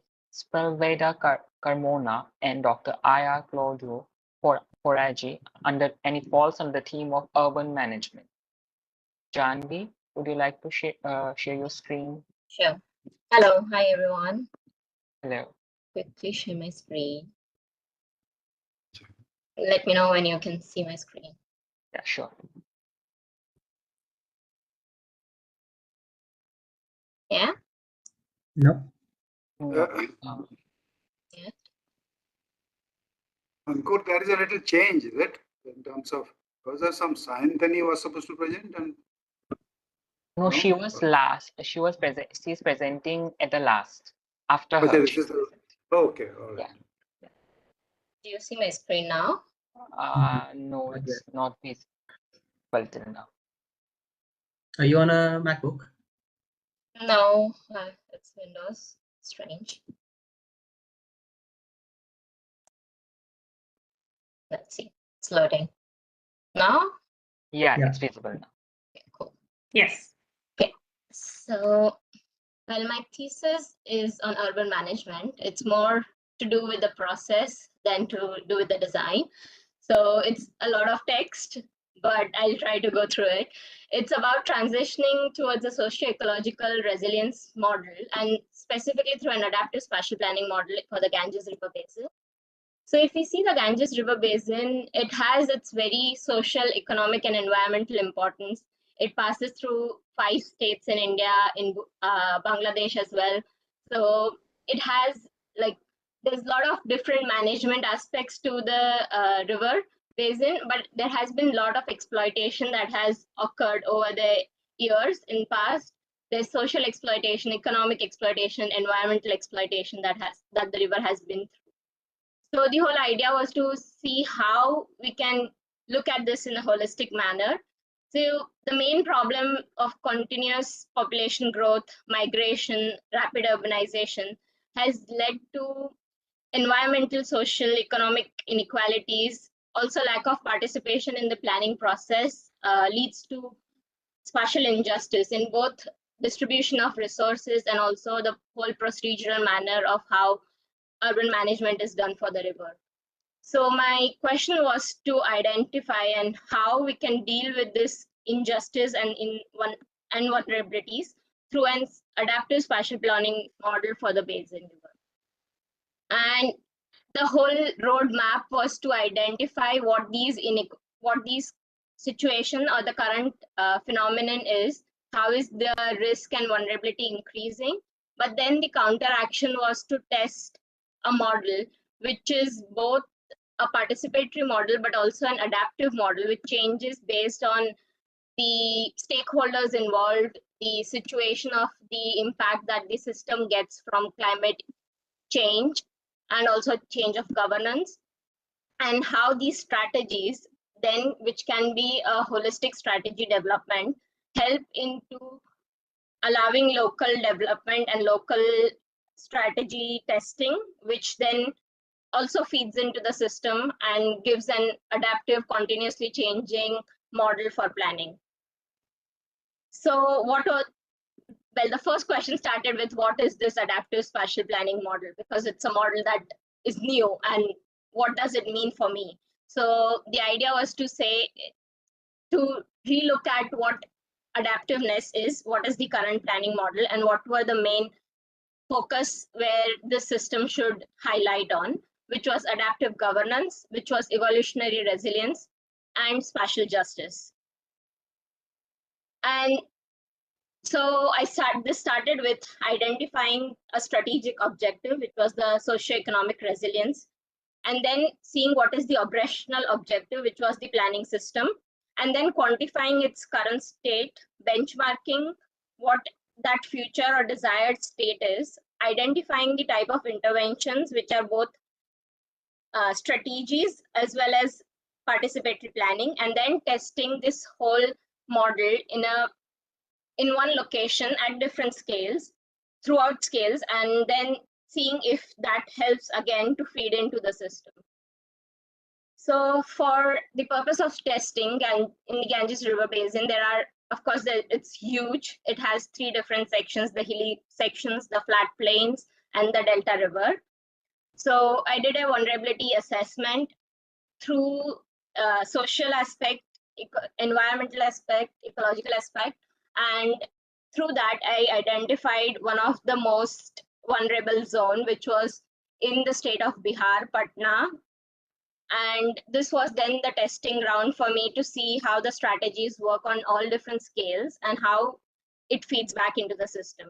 So as part of the project, I developed strategies on the regional level, which was for flat plains, river deltas and hilly sections. Each of these strategies were then further developed into actions, and actions were different based on the location. And then again, strategies were developed at metropolitan scale, which has its own layer of challenges, and then testing them at a local scale with stakeholders to see how does that whole holistic approach to vision actually work. And the main idea was, how do we make it adaptive? So for testing purposes, these were the strategies that were developed for the challenges of flooding, drought, landscape design, and planning. And under each of them, there were actions. Each of these actions, again, have different approaches based on the local, which I avoided for this presentation because it's a lot of layers of actions. But then was to how do we make this a holistic system, which probably one person in Patna Ward 1 can adopt, or local municipality can adopt, and one person in, or a group of people in some other ward or some other municipality can adopt. So the whole idea was how these pathways work. And they have these own testing points, which are like, for this one, it's 2024, which is the first milestone, and then 2028, which is the second milestone. And these are the milestones where you identify if the approach is actually working.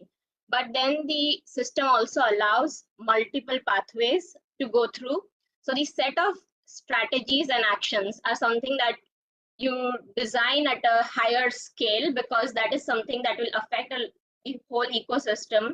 It's a bigger ecosystem, and you don't want one intervention at one place to affect the whole ecosystem. So you have this overall vision for the river basin. You develop your set of strategies and actions at a metropolitan or a bigger scale, and then each of these actions have smaller interventions.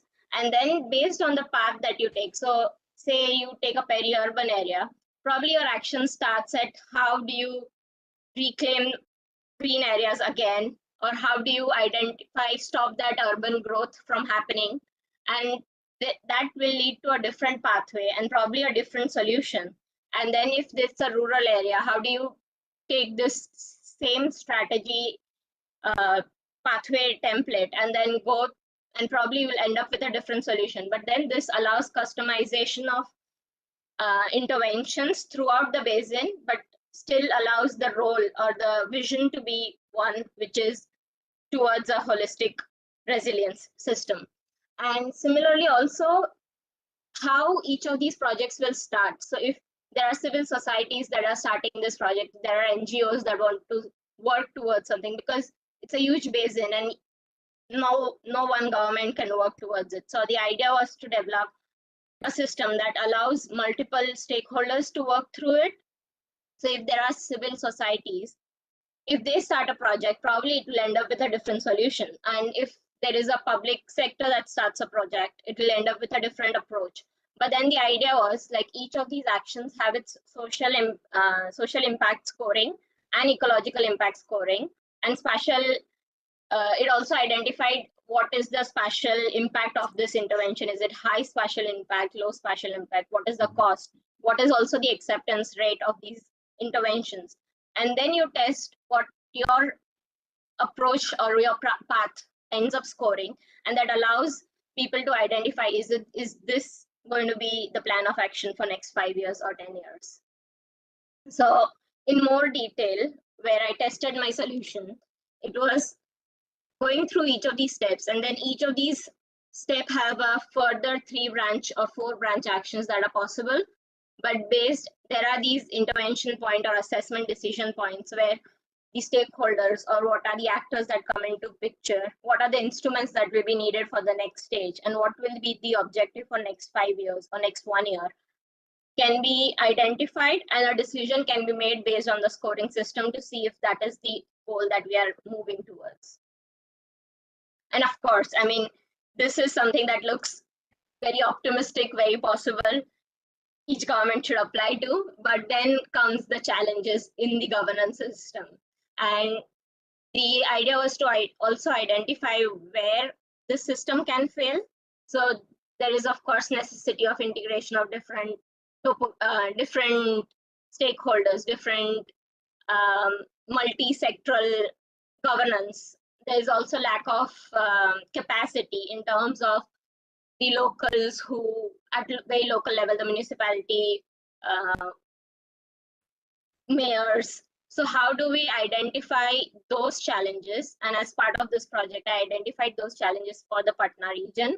And how can then we address our funds to highlight or to identify and make capacity building into those areas so that a system can manage to work towards a more resilient yet adaptive system of working.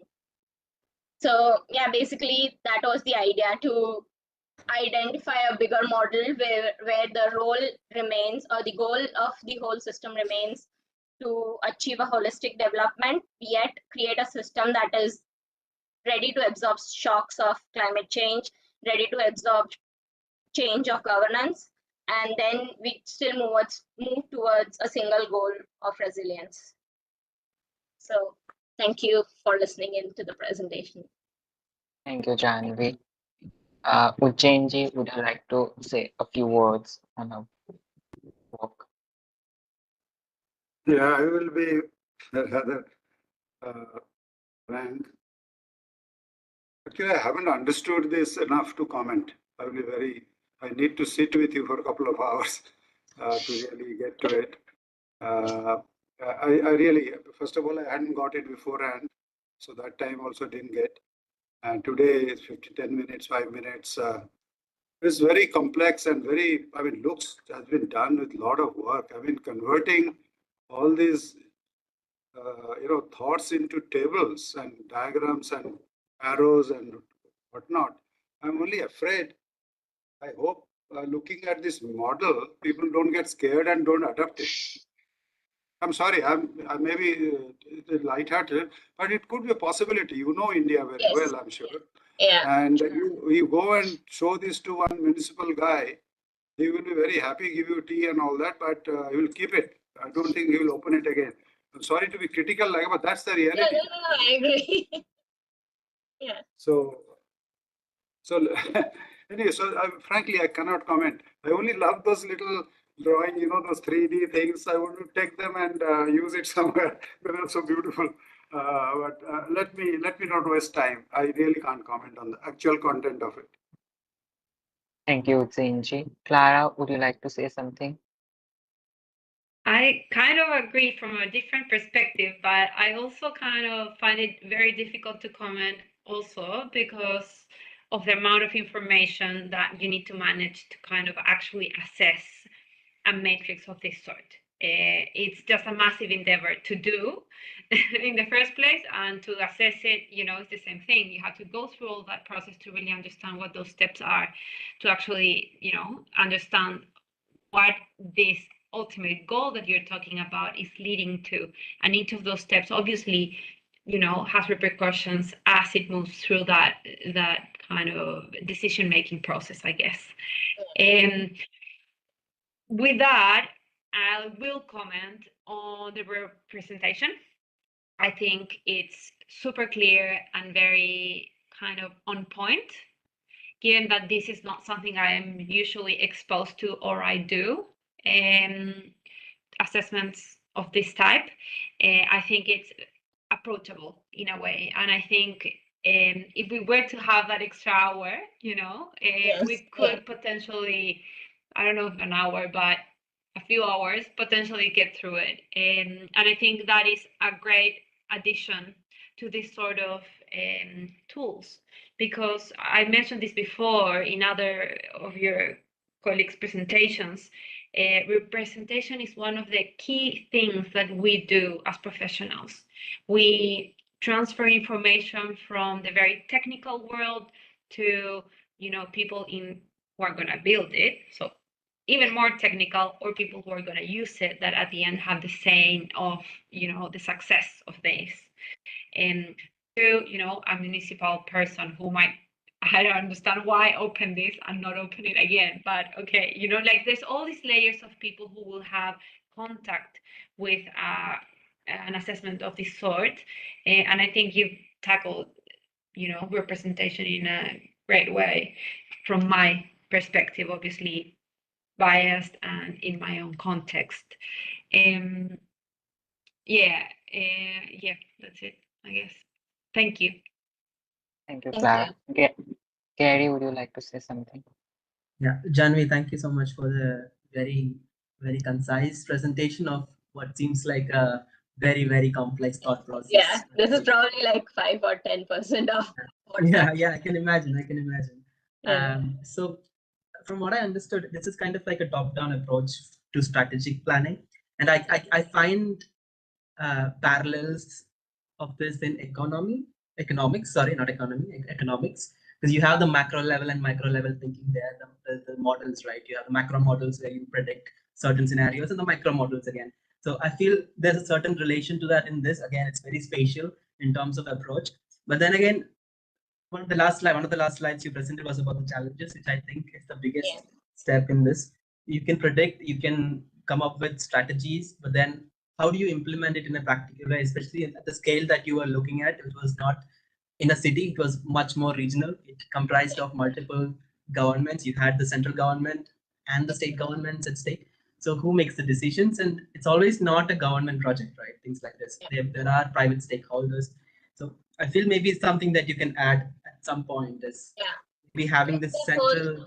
Yeah, the whole idea was like when you have a organization like Jal Shakti to deal with things, it was more like how can they then take the model to still make it bottom up but top down to make it work.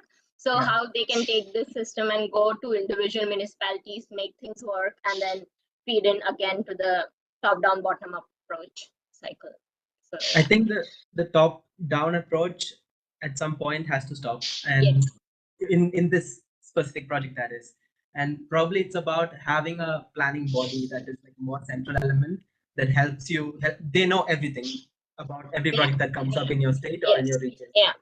Then they can probably navigate through each project and say this is how it's working. And also in terms of the models that you are testing, because what if they don't work?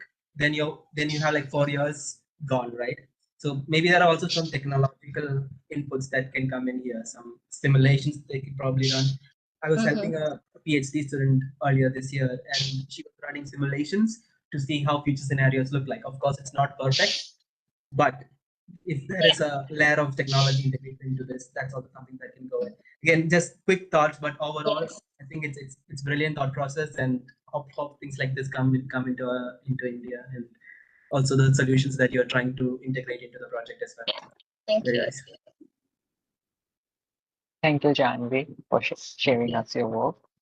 Our last presenter for this session is going to be Chantani Shaha, a postgraduate student from Om Dayal College of Engineering and Architecture located in Howrah, India. The title of the thesis is Proposal for Decongestion and Facility Upgrade of Urban Activities of the Gateway City, Case Application at Siliguri, West Bengal, India, guided by Dr. Shivashi's course and it falls under the theme of urban management. Anthony, you can start sharing your screen. Yeah, I'm having some problem. Yes. Am I audible? Yeah, you are audible.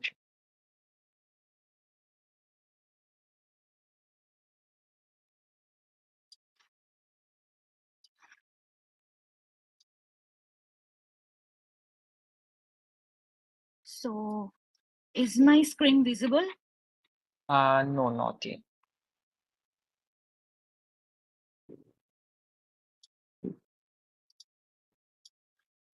I have tried, but it's not.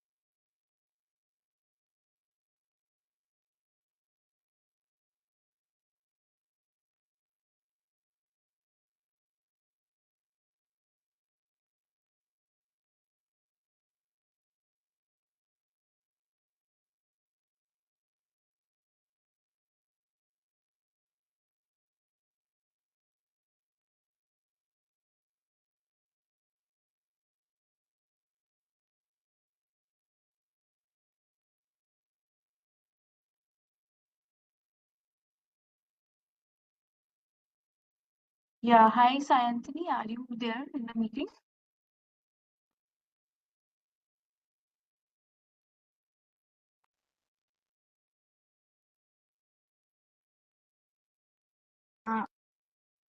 Meeting, but I'm facing difficulties to share my. Maybe somebody else can share for her. One of the admins, maybe.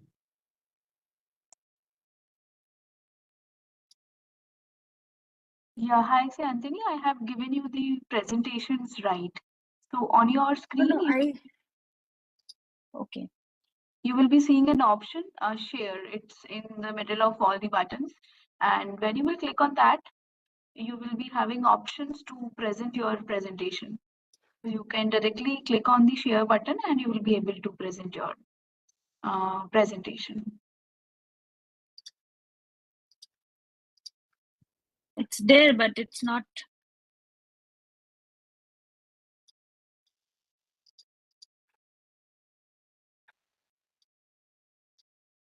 I'm sharing, but it always getting to the system preferences.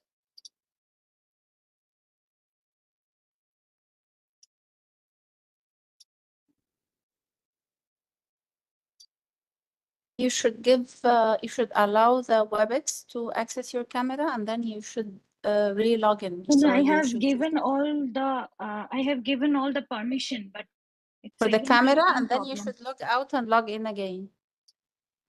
You should Let close me share the screen for you. Okay.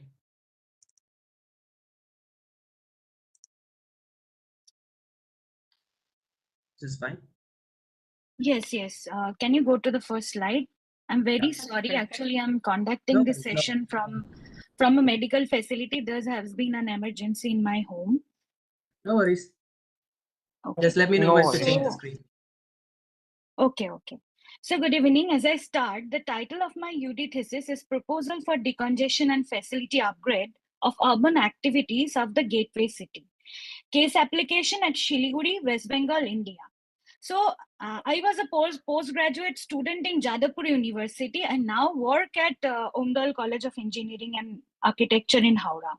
So the thesis is supervised by Professor Dr. Shivashish Bose. Can you go to the next slide, please?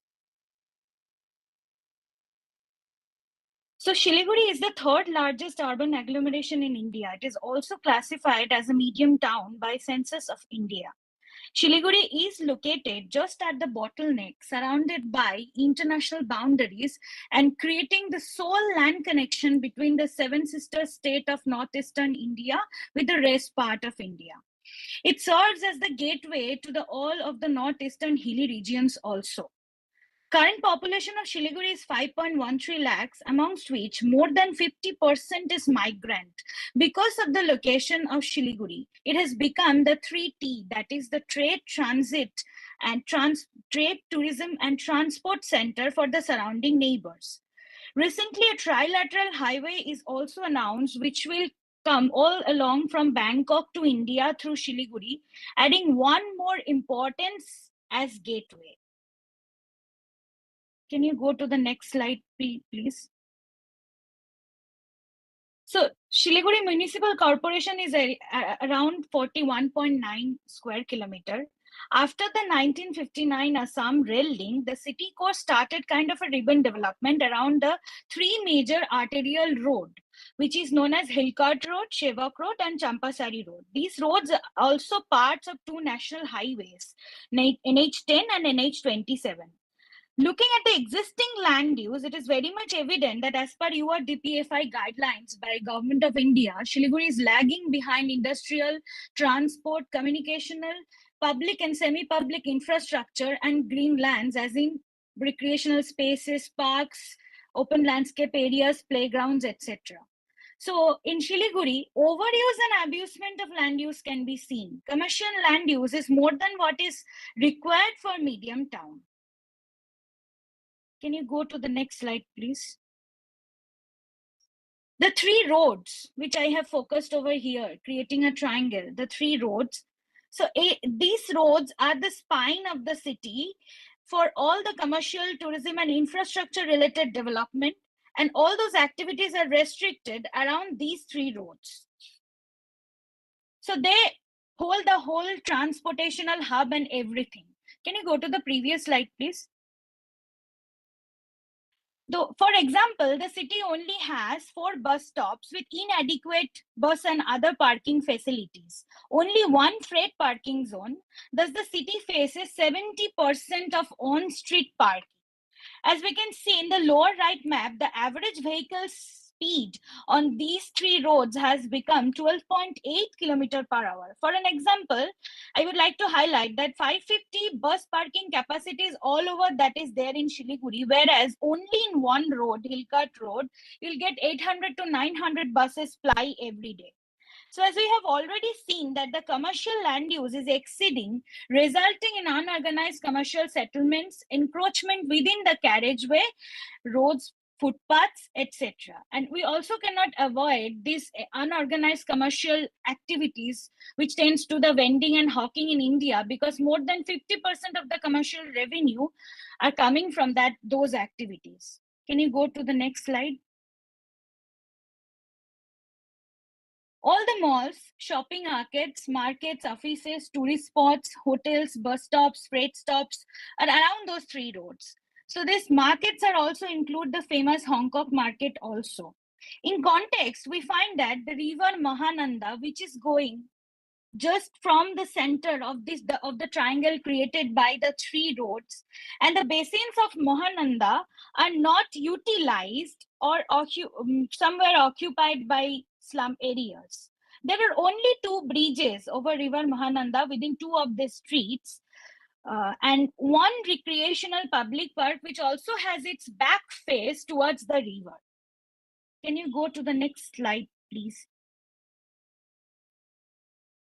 So on the values of traffic, volumes of roads, volume by capacity ratio of the nodes, other quantitative and qualitative surveys and comparisons, we can come to the conclusion that due to its geographic location, it is a gateway city.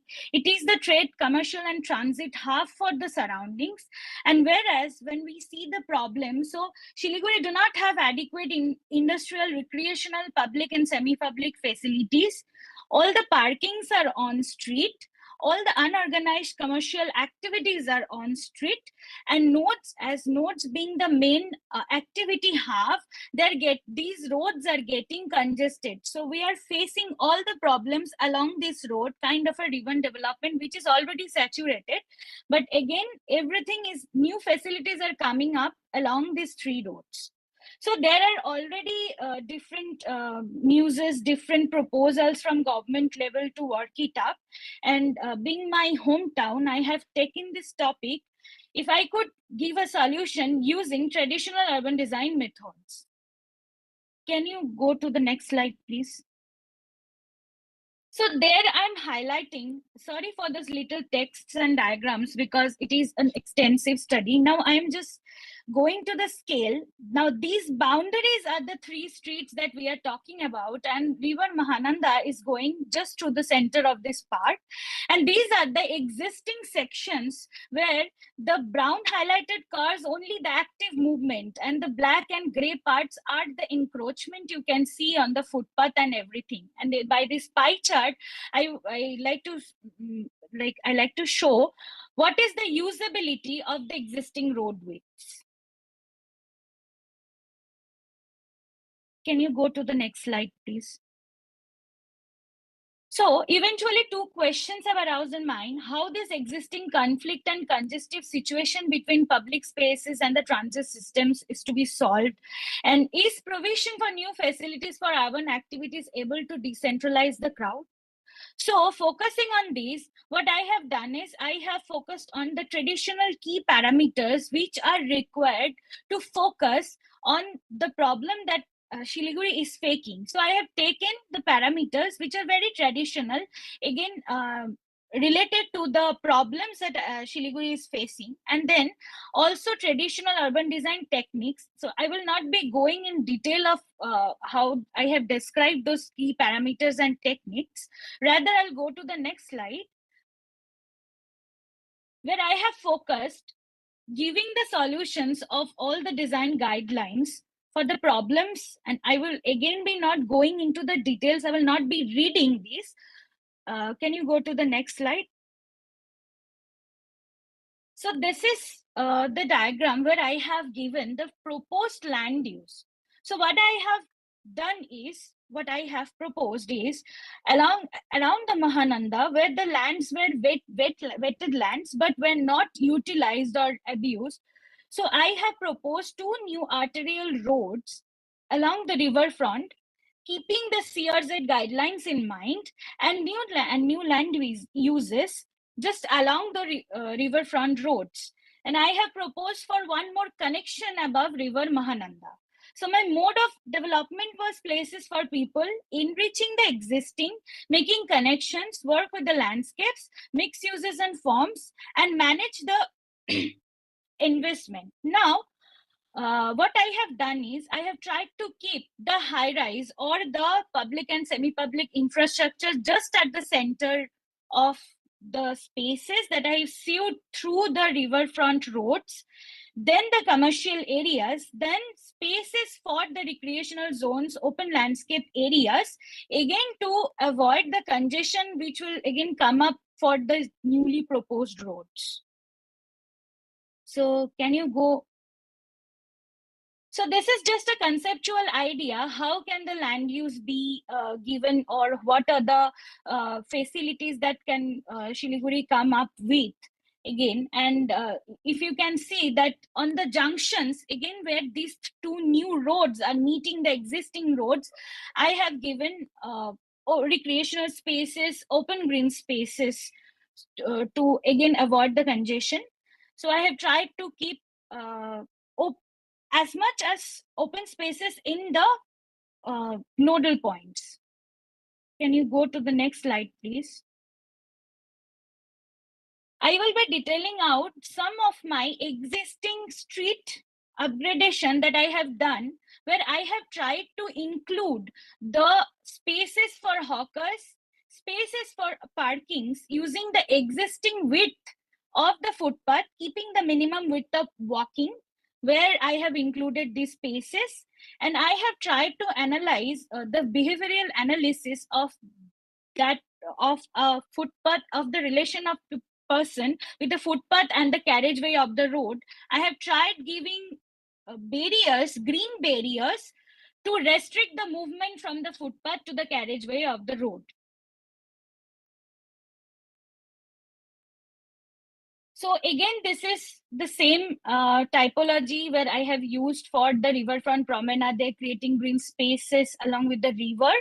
And then this is a typical conceptual design for the recreational parks that Siliguri can have, with open spaces which can have any kind of public activities like Durga Puja or Mela or public or political gatherings or anything. And again, these are the nodal reinforcements which I was talking about against the enriching the existing, where I have tried to use the billboards in a manner where it can be used as corner reinforcement.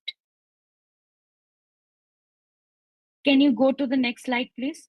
So after calculating all the detailed designs and the areas that I have able to propose, so I tried to achieve near about the your DPFI guidelines, which is proposed for that city. And I have used behavioral analysis, which is very important to relocate urban magnets for people's activities. So by concluding, a gateway city must be enriched with user-centric public spaces along with adequate facilities and ease of travel and transportation. So how I have shown how specific analysis and rational changes can change an urban scenario using the conventional parameters of urban design only. Thank you. Thank you, Shantini, for sharing your work with us. I would like to now call upon our panelists to share their insight on our topic. Gary, would you like to go first and say a few words on her work? Yeah. Thank you, Shantini, for the work. I think it's, again, from a research point of view or from an academic point of view, I think you've touched upon all scales and all steps in research and design. Again, some of the points that I noticed that in the beginning, when you talk about your research, right? Maybe it's better that you graphically represent it in a more comprehensive way, because I felt like it was more just maps with points. You can use more graphical methods to represent what the actual spatial condition of your city is. Again, when you come to, because you've talked about two major elements, let's say landscape or urban elements. One is the infrastructural element of the roads, two is the riverfront. And especially when it comes to, when you talk about mobility infrastructure, one question that I usually have is, have you looked at the future of mobility? Because it's something that is constantly changing how people use mobility. And, you know, it's, as a designer, we have the responsibility to make sure that you have the responsibility, at the same time you have the power. It's a great power that you can bring down this pollution levels, bring down the carbon emission levels, bring down the approach to traveling within city and outside of city. So maybe that's something I hadn't seen your project, but something that you can look at with projects like Hyperloop and green mobility and shared bikes and things like this coming up. Maybe that is something that you can look up and integrate into the fabric of your project context. The next one was about the riverfront. As a designer, I'm totally against putting a very high mobility or heavy traffic road right on both sides of the river, because you're basically stripping the potential of the river from the people and from ecology, because nobody's going to get access to the river if you're putting a heavy traffic road right next to it. Plus, there is a very high chance of pollution in the river, because nobody's going to take care of that river. There's no accessibility, there is no vegetation. So that is something that I would be very careful of, and putting a high infrastructure, high mobility infrastructure next to a water body or a natural element. Again, with the kind of land use distribution that you've done, I see that you've tried to incorporate in between spaces or green spaces, let's say, medium scale, which is nice. At the same time, with the city, I don't know the urban fabric of the city that you just studied, because you showed everything on a map, and there was no actual understanding of what the high rise or what the skyline of the city is. So you showed a lot of high rises, or let's say larger buildings, but are there existing buildings like that in the city now? Or what is the existing architectural fabric of the riverfront is something that you should look at. If you've looked at it already, then great. So again, it's about setting the, No. Actually, I was just telling that I have already looked at that existing. There's only one like 12 floors high hotel that is the highest building in Shiliguri right now, and for that existing riverfront uses, I have shown some pictures, but it was small actually. With other informations may be lost. It is already used for as dumping grounds only. Okay, so I have gone to the river basin actually, and then thank you for the other comments also. Thank you. Ujjainji, would you like to come upon and say a few words?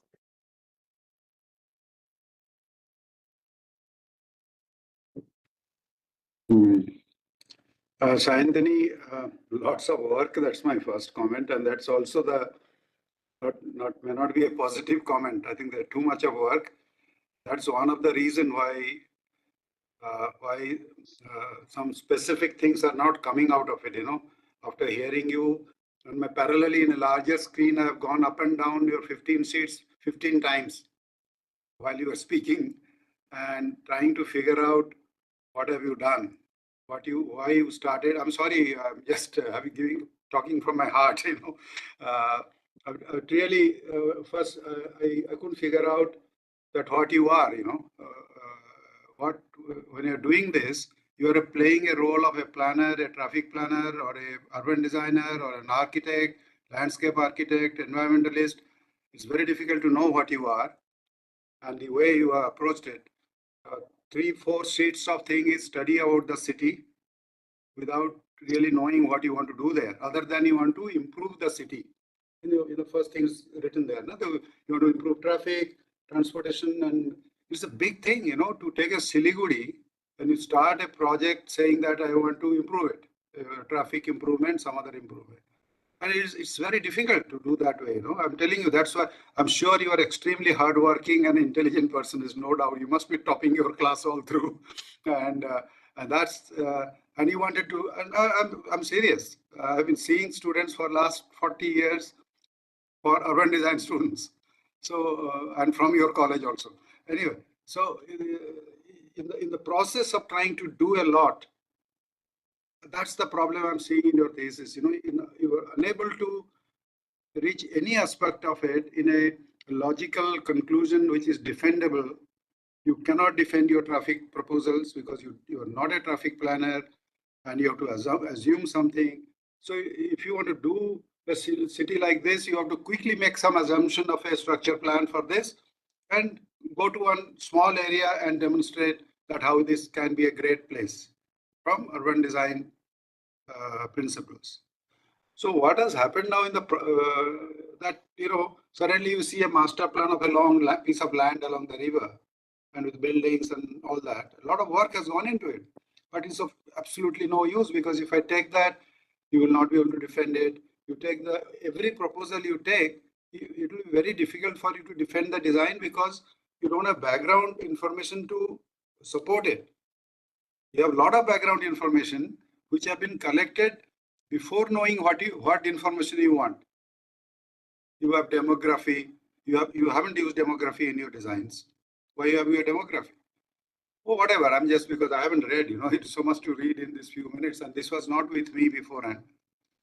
And so don't mind. I mean, I'm saying No, this. no, sir. Yes. Thank you for your valuable comments also. Like that's what I'm saying. I feel bad that after doing so much of work, and I have to say this, that I'm unable to pick up anything to praise because you haven't presented it that way. That look, I've done this, and because of this, this is the underlying concept behind it, and they're based on this data, and this is the solution. Okay, but you have lots of solutions, starting from city level to as I told to architecture. You have taken a street, you have given a design for it. You have taken a public place, given a design for it. You have taken a riverfront. So there are bits and pieces, a lot of that. So frankly, other than saying that there's a lot of work, a lot of effort, I'm unable to pinpoint. There must be a lot of good work, but you can't see it. It will take, and that's definitely a negative aspect of a thesis where to whom you are presenting, he cannot quickly find some good things. That's not my fault. If I can't find it, I'm not that dumb. Yes, Sure. No, sir. So, I know. so please don't mind. I don't know. I feel very disturbed seeing when I see a lot of work and when I can't find a good thing to talk about. I feel psychologically disturbed, frankly speaking.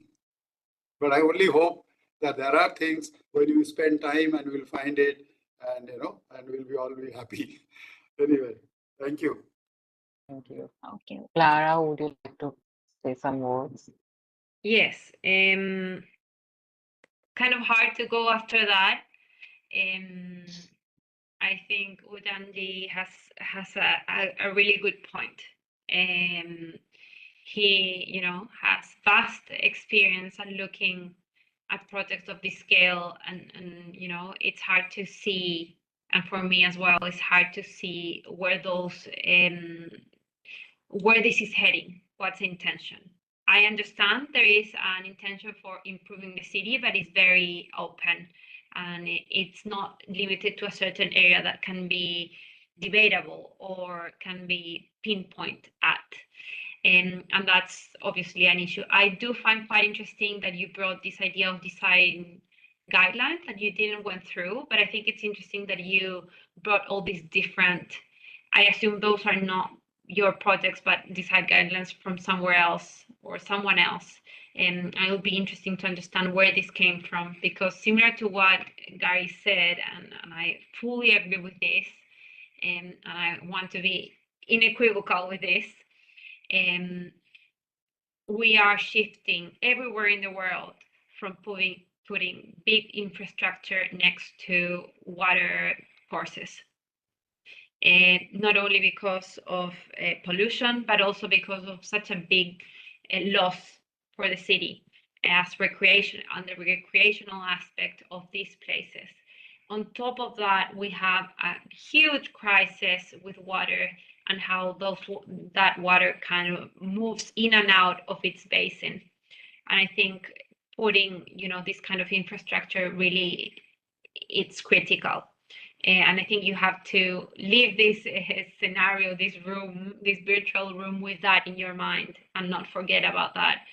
It doesn't mean it's not possible. It doesn't mean it's not done or that it hasn't been done, but it's a very critical thing to do nowadays. And there's, like what Ujan just mentioned earlier, there's people who are dedicated their full bachelor, their full masters, and a full career to just understand traffic. So to assume that that is a solution to all the different problems that your city might have or this city might have, is just a little bit it's a little bit misleading. From my perspective, from a landscape architecture perspective and an architecture perspective, I think there's some value in trying to model these options and understand how that profile can adapt the circumstances in your city, but I think it's lacking that reality and understanding, okay, this is the condition. What can I do with this? And really work in that section and understand maybe it's just a section of that really busy street that has all the issues, and try to understand improvements, smaller scale improvements that could potentially be replicated in different places of the city and actually improve the current situation of transport. That said, I think it's critical in a master's level, especially and in an academic context as this, to also bring forward ideas that are, forward thinking, that are revising our past and understanding what we've done, correctly, or that has got us to this stage in a good sense, but also the things that we could improve. And in that sense, looking at active transport options, for example, I'm missing that straight away. Like, okay, we're talking about a street, but what about people using their bicycles? What about people walking to work? How far is this transport network moving people across? And if it's moving people through, kilometers and kilometers, and it takes 2 hours or 3 hours for people in the city to move across for their work or for their education or health or whatever it might be, are there other solutions that we can do as landscape architects to improve that traffic congestion by providing more services closer to where people live, as opposed to just, putting another road to move people faster, further? And I think that's the kind of thing that we need to be really critical about and rethink and say, is the road really going to solve this problem? In 15 years' time, will this piece of infrastructure, regardless if it's sitting next to the river or under it, or some magical way, is this the core of the problem? And I think that is something that I'm missing. You to be really critical and say, what is the critical point? What could I do to improve mobility? It's such a big issue in my city. It takes everyone so much time to move across. Okay, what can I do as a landscape architect? And again, going back to your role in the overall city and not assuming that, one single person will have the answers to everything. I think it's just understanding that you are part of a system. And understanding what your role in that system might be. Yes, that's it.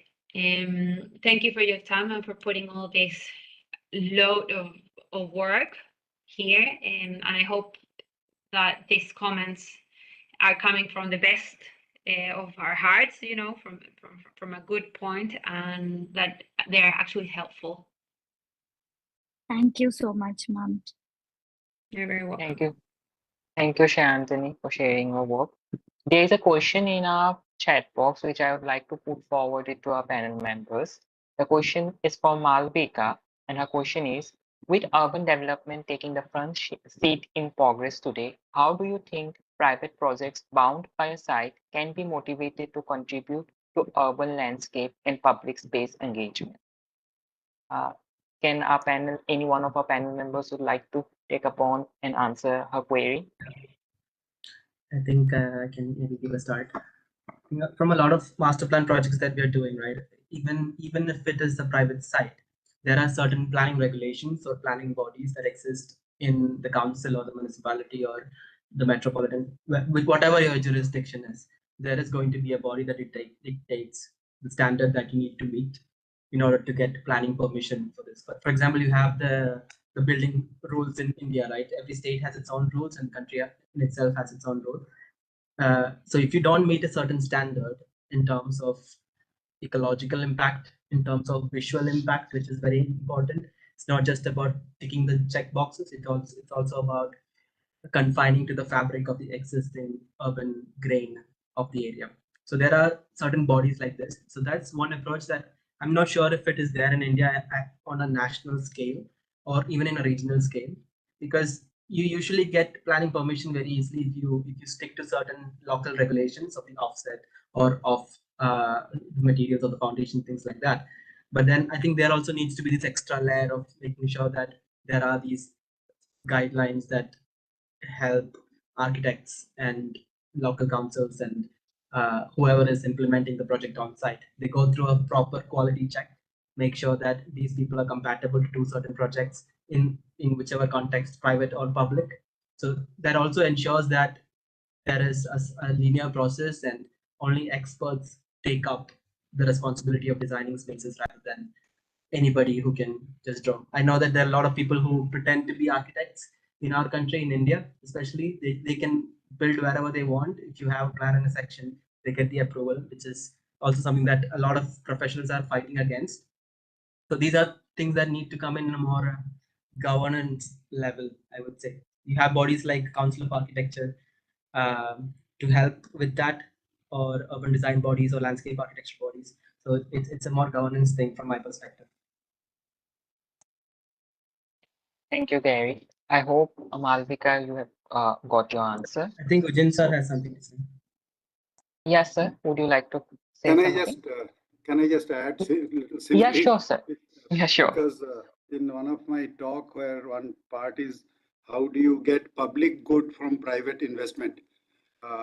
That's basically what somebody is asking, but I don't want to elaborate on that.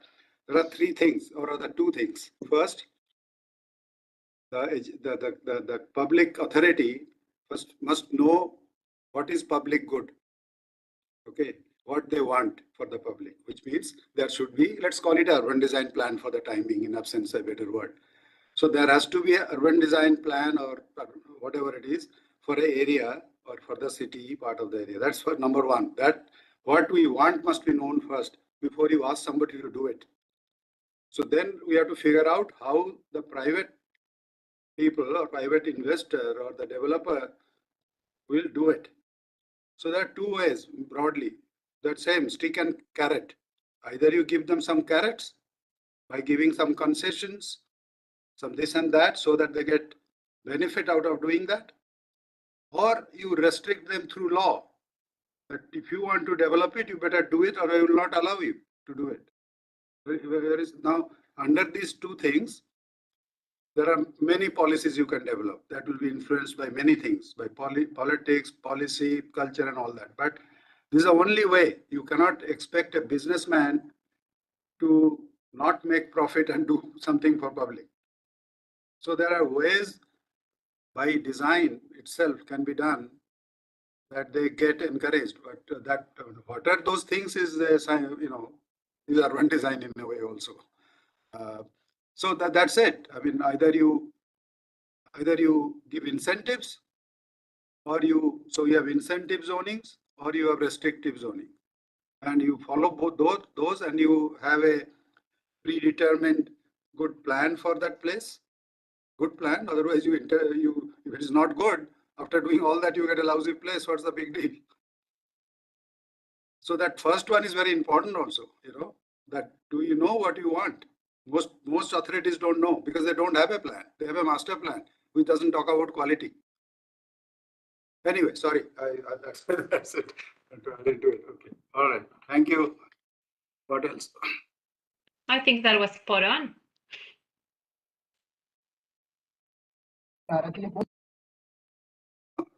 No, I add to what was said. I think that's spot on. That's exactly what needs to happen, and I think that is what we're doing here. Essentially, we're trying to generate a consensus on what good planning is, and have those plans in hand, ready to be, applied when possible.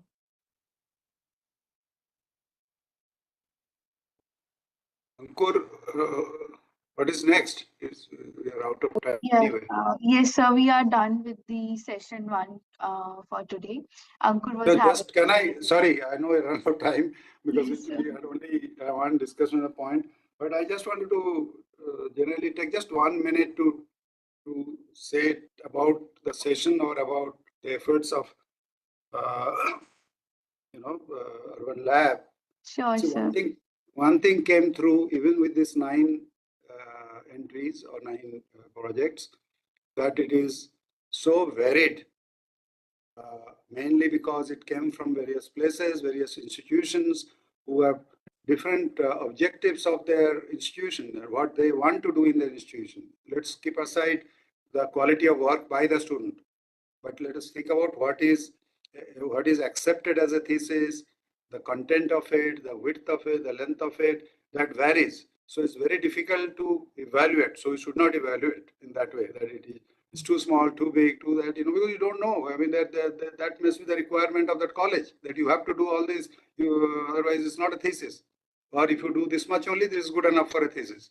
So anyway, that was one point one can see has come through, such a variety of things, not topic wise, but just the content wise. Then other thing is this not bias, this thing between research projects and projects. In this, you understand what I mean. And so the problem with countries like us, there is no connection. Great research done, great projects are being done. The project people don't go and look at research. They do their own little research to do their project. They don't look at the massive amount of work done already. They're all in the libraries of big institutions. And so we professionals, I am one of them, when I get a project, I use my existing knowledge and maybe a little extra work. It is a majority of there must be some other good people. Large offices have teams of people to do research. But that's the problem. That's why we projects kind of people always look for in the research thing little concluding section where they will suggest how to do things. But I have talked to PhD research people. They say no, it is not required. We are researching. We are just let other people come and use our research to do their own thing. So anyway, so this is one thing has to be addressed in our all thesis, all postgraduate programs. That what do you do? In the process, many people do everything, and it lands up doing things like what you saw the last one. And finally, now that we will be more and more doing online things, which we started during COVID, we have to find better methods of presentation for clarity, which is being said every day. And things are improving, no doubt. When we started during the lockdown, in India at least, there are too many drawings which are unreadable now. Slowly things are happening. So you have to learn how do we, 15 number is fine, but the 15 should not be 25 drawings put into 15. Then it doesn't make any sense. And I've seen presentation from the West who come to our students. They do that pretty well. They miss out in some details because they can't put it, but they're very strong. I will end it that because we don't have time. So this presentation is also very important. So we can look at that when you get more and more thesis from the next ones, that the formatting has to be controlled carefully so that, it reads well in the book finally. Thank you. Yes. Thank you. Thank you, all the panel members. I hope the students will be taking too much of insights from all the presentations, not only the one who are presenting, I think the others also who have joined us today. So the main ideology behind this platform for publication the thesis is that we should know what's happening around in the world of academia.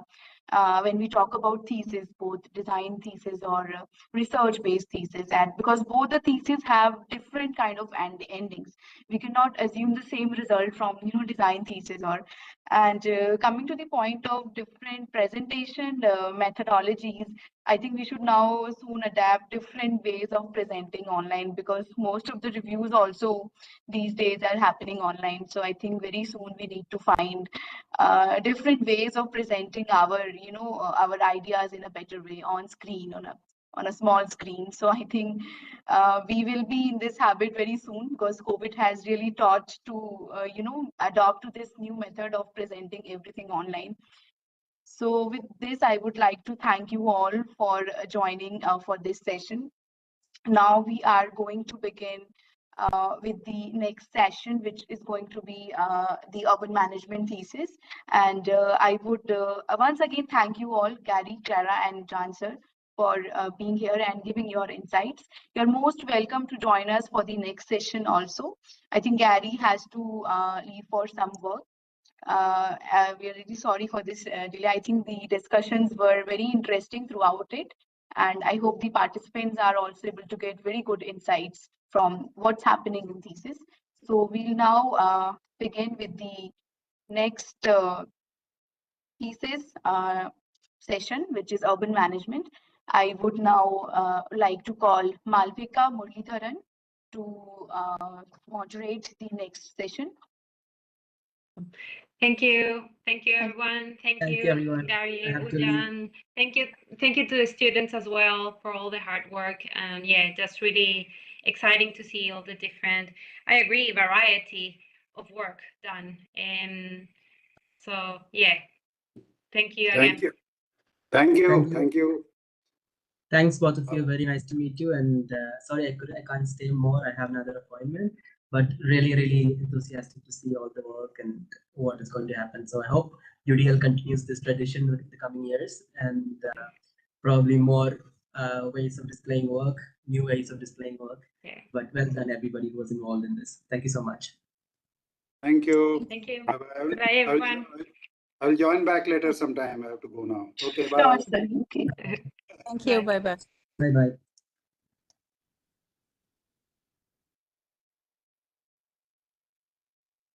I hope I'm audible. So welcome to the second session. And we were supposed to be taking a break, but I guess we're sticking to the schedule, so we're starting immediately. We gather here today for a significant academic event that marks the culmination of extensive research and dedicated efforts by our graduate and postgraduate students. I'm Malvika Muralidharan, and I am honored to be your host for this enlightening session. Having embarked on my academic journey at the University of Mumbai and subsequently delved into the practical realm of architecture at VMT Studios in Bangalore, India, I now find myself pursuing my passion for urbanism and urban design at the esteemed University of Sydney. The theme for this session is urban management, a dynamic and multifaceted concept which encapsulates the governance of social, economic, and physical aspects within our cities. It delves into a spectrum of dimensions, all aimed at enhancing the livability, functionality, and inclusiveness of our urban spaces. Urban management is not a mere administrative exercise. It's a profound endeavor that addresses pivotal components, and these components include the orchestration of innovative infrastructure, the integration of design-driven solutions for housing and essential services, the cultivation of social cohesion and community development, the resolution of conflicts, the deployment of effective risk management strategies, evaluations of impact of tourism, and the creation of urban spaces that are both accessible and inclusive. So as we navigate through the presentations, discussions, and interactions, I encourage you to engage actively and thoughtfully.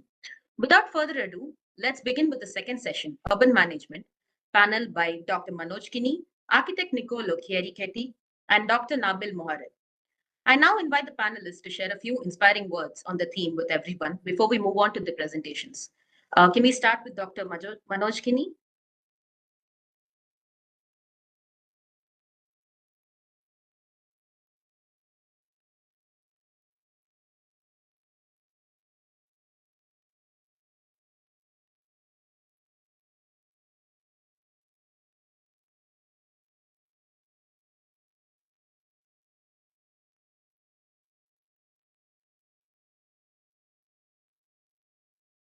You aren't audible, sir. I think you're muted. Am I audible now? Yes, you are. Yeah, have a good day to all the participants and esteemed guests, jury members. And let me thank all the organizers of UDL 2023 thesis and also the moderator for inviting me to join this session. So, I mean, I was just listening to what was happening in the last session too. I was attending this particular thesis seminar since the beginning. So it's quite interesting how, things are happening and how the students are performing and taking up various issues that we are facing now. So as we know that the world is urbanizing fast, we are also, confronting a lot of issues, and especially in urban areas where we have to seriously think about starting from the climate crisis and issues related to that, and also waste management. So there are several issues related to larger urban agglomeration where urban management becomes a major factor, and urban management has come to the forefront where we may have to devise various ways how to deal with this. So I'm expecting a lot of good discussions and deliberations as part of this. And with this small note, I'm just wishing all the best for all the participants. Thank you. Thank you for your words. I request Architect Nicolo Chierichetti to share a few words next. Can you hear me? Okay, Yes, great. yes, you're audible. Thanks. So good morning, good afternoon, and good evening to everyone according to where you are. Of course, I'm honored to be here, and thanks to UDL for the organization, and of course to the presenters for all the materials they shared and that we are going to discuss it today. I just want to share some words about the works we saw, and even in the previous session I was attending. And we can see how all the different works strictly rely to the topics of community, of society, of culture. And I think it's really interesting to link what we are going to discuss now with the role of the urban designer today. So I think all the projects we're actually developing now, but we will also see now, we basically conceive an idea of building relationship. So all the projects we design, it's really about providing opportunities, managing to build a relationship between the users, the stakeholders, as well as between all the different parts of the city. So even to create tensions between existing and even future occasions of development. So I'm thrilled to see the coming presentations, even to see all what we also saw in the first session. So the variety of approaches across countries, but even within the same countries. So I'm really excited to start the session. And thanks. Thank you for your words. Can we hear from you next, Dr. Nabil Mohareb?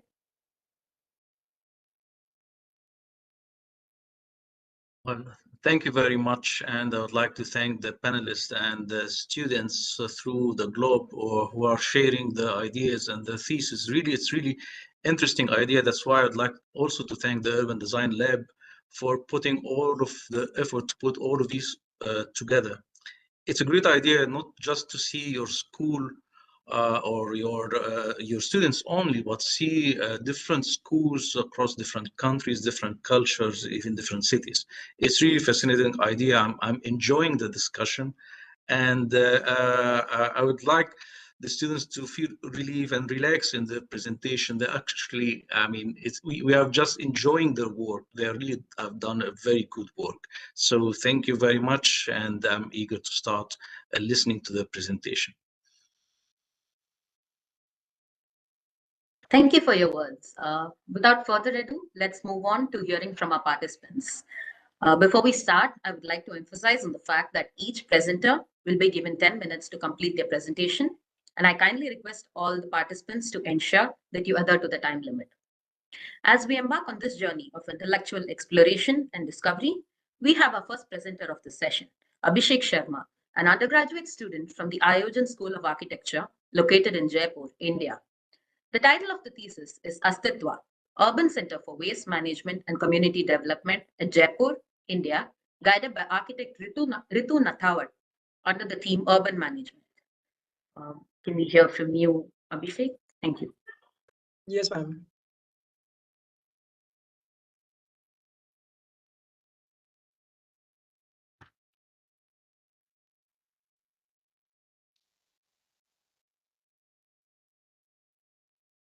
My screen is visible to you? Yes, it is. Please go ahead. Yeah. Hello, everyone. It is an absolute privilege to me to present my architectural thesis titled Astitwa, an urban center for waste management and community development. Introducing Astitwa, a Hindi term signifying existence. Here, I am talking about the existence of rackpicker communities in our society. This thesis addresses waste management and the condition of rackpickers in the city of Jaipur by introducing spaces for work, learning, and well-being to create an environment that fosters engagement of rackpickers and hence strengthens the community ties. Jaipur, known for its heritage and culture, grapples with a less discussed challenge: waste management.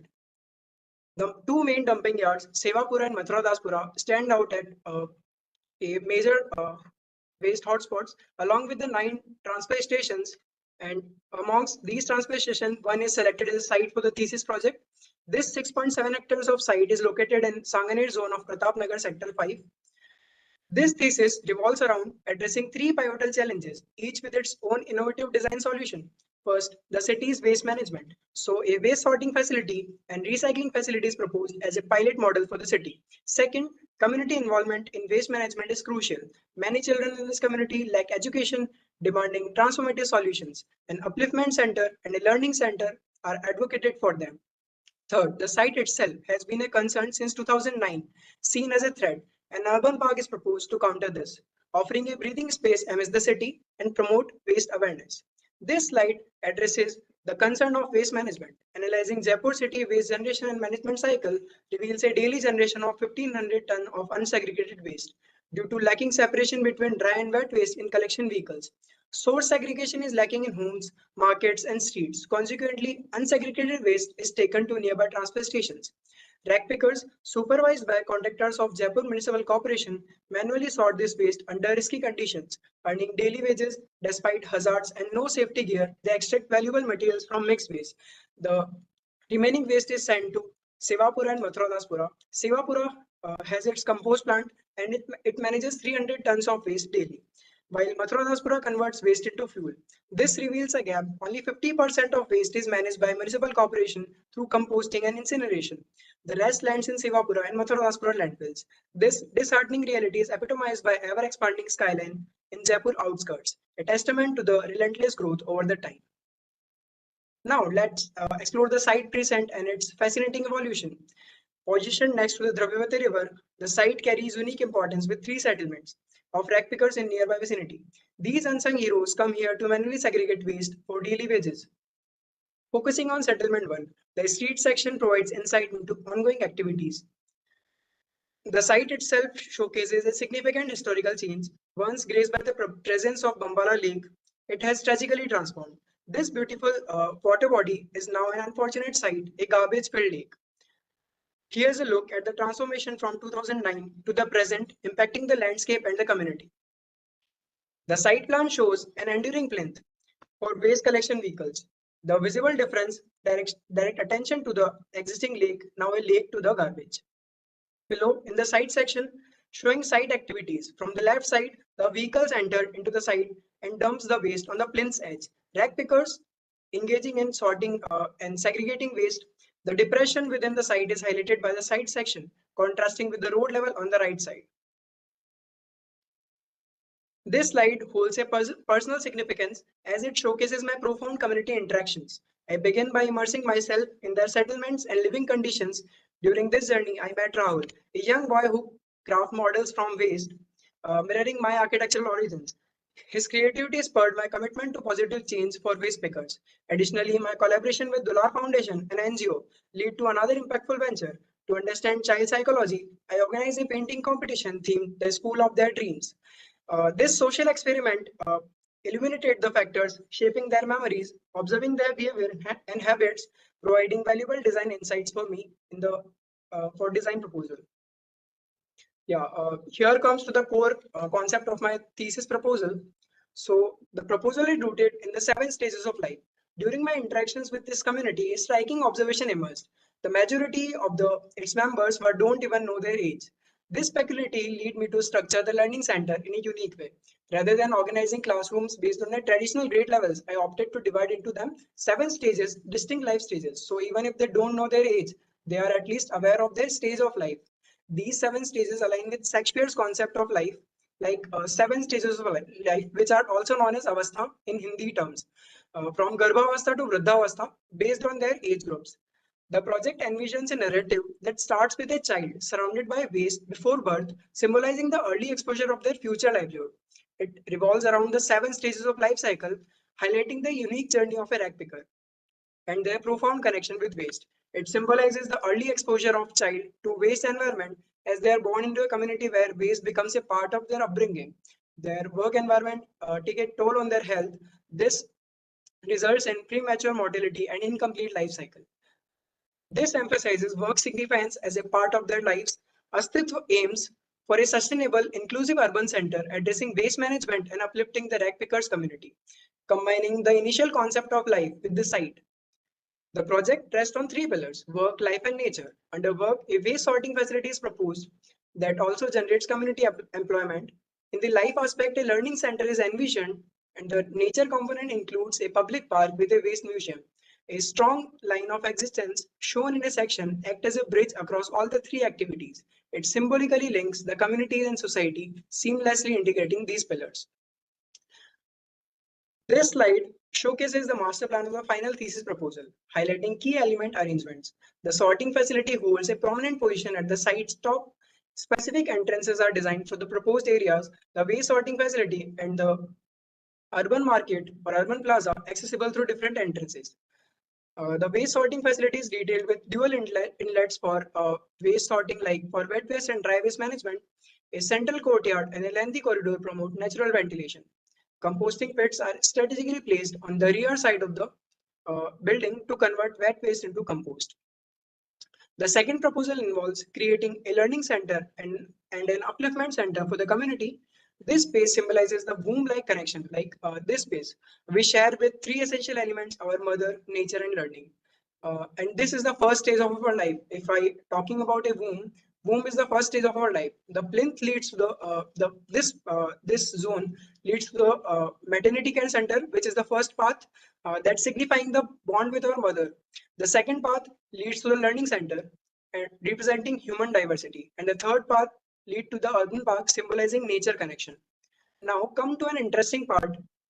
In the center, you can see a strong line, which is a bridge of existence. As we know, work is a part of life, but for this community, work is their life. So line starting from work and crosses all the life stages, like this, and it depicts that work is a part of life. So this line is a bridge, which is bridge of existence and connecting community with the society.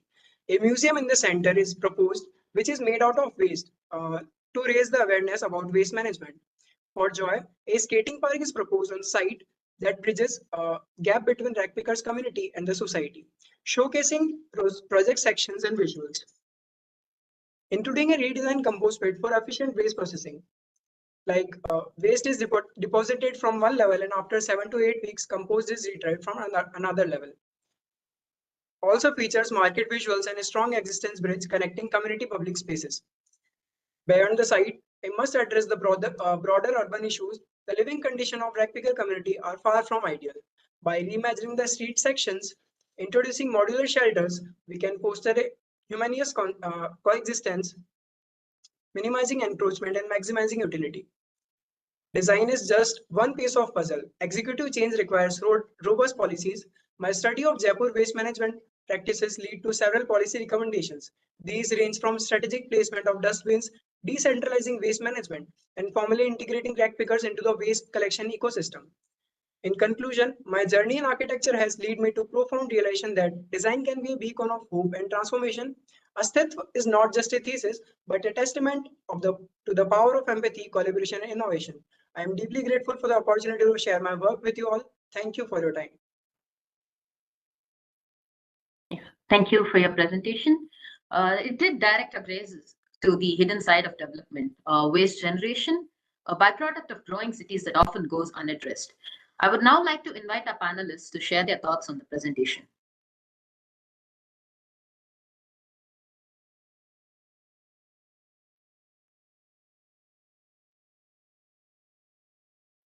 Can I start, if I may? Yes, please do. Yes.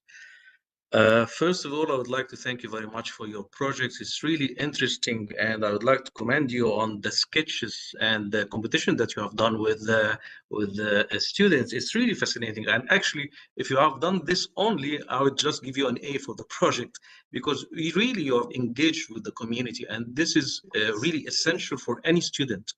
I mean, most of the designers, they just sit on their offices and design things without go and engage with the community. Saying that, I didn't see the outcome of the sketches. You have done the sketches, you have sat with them, you have discussed issues with them.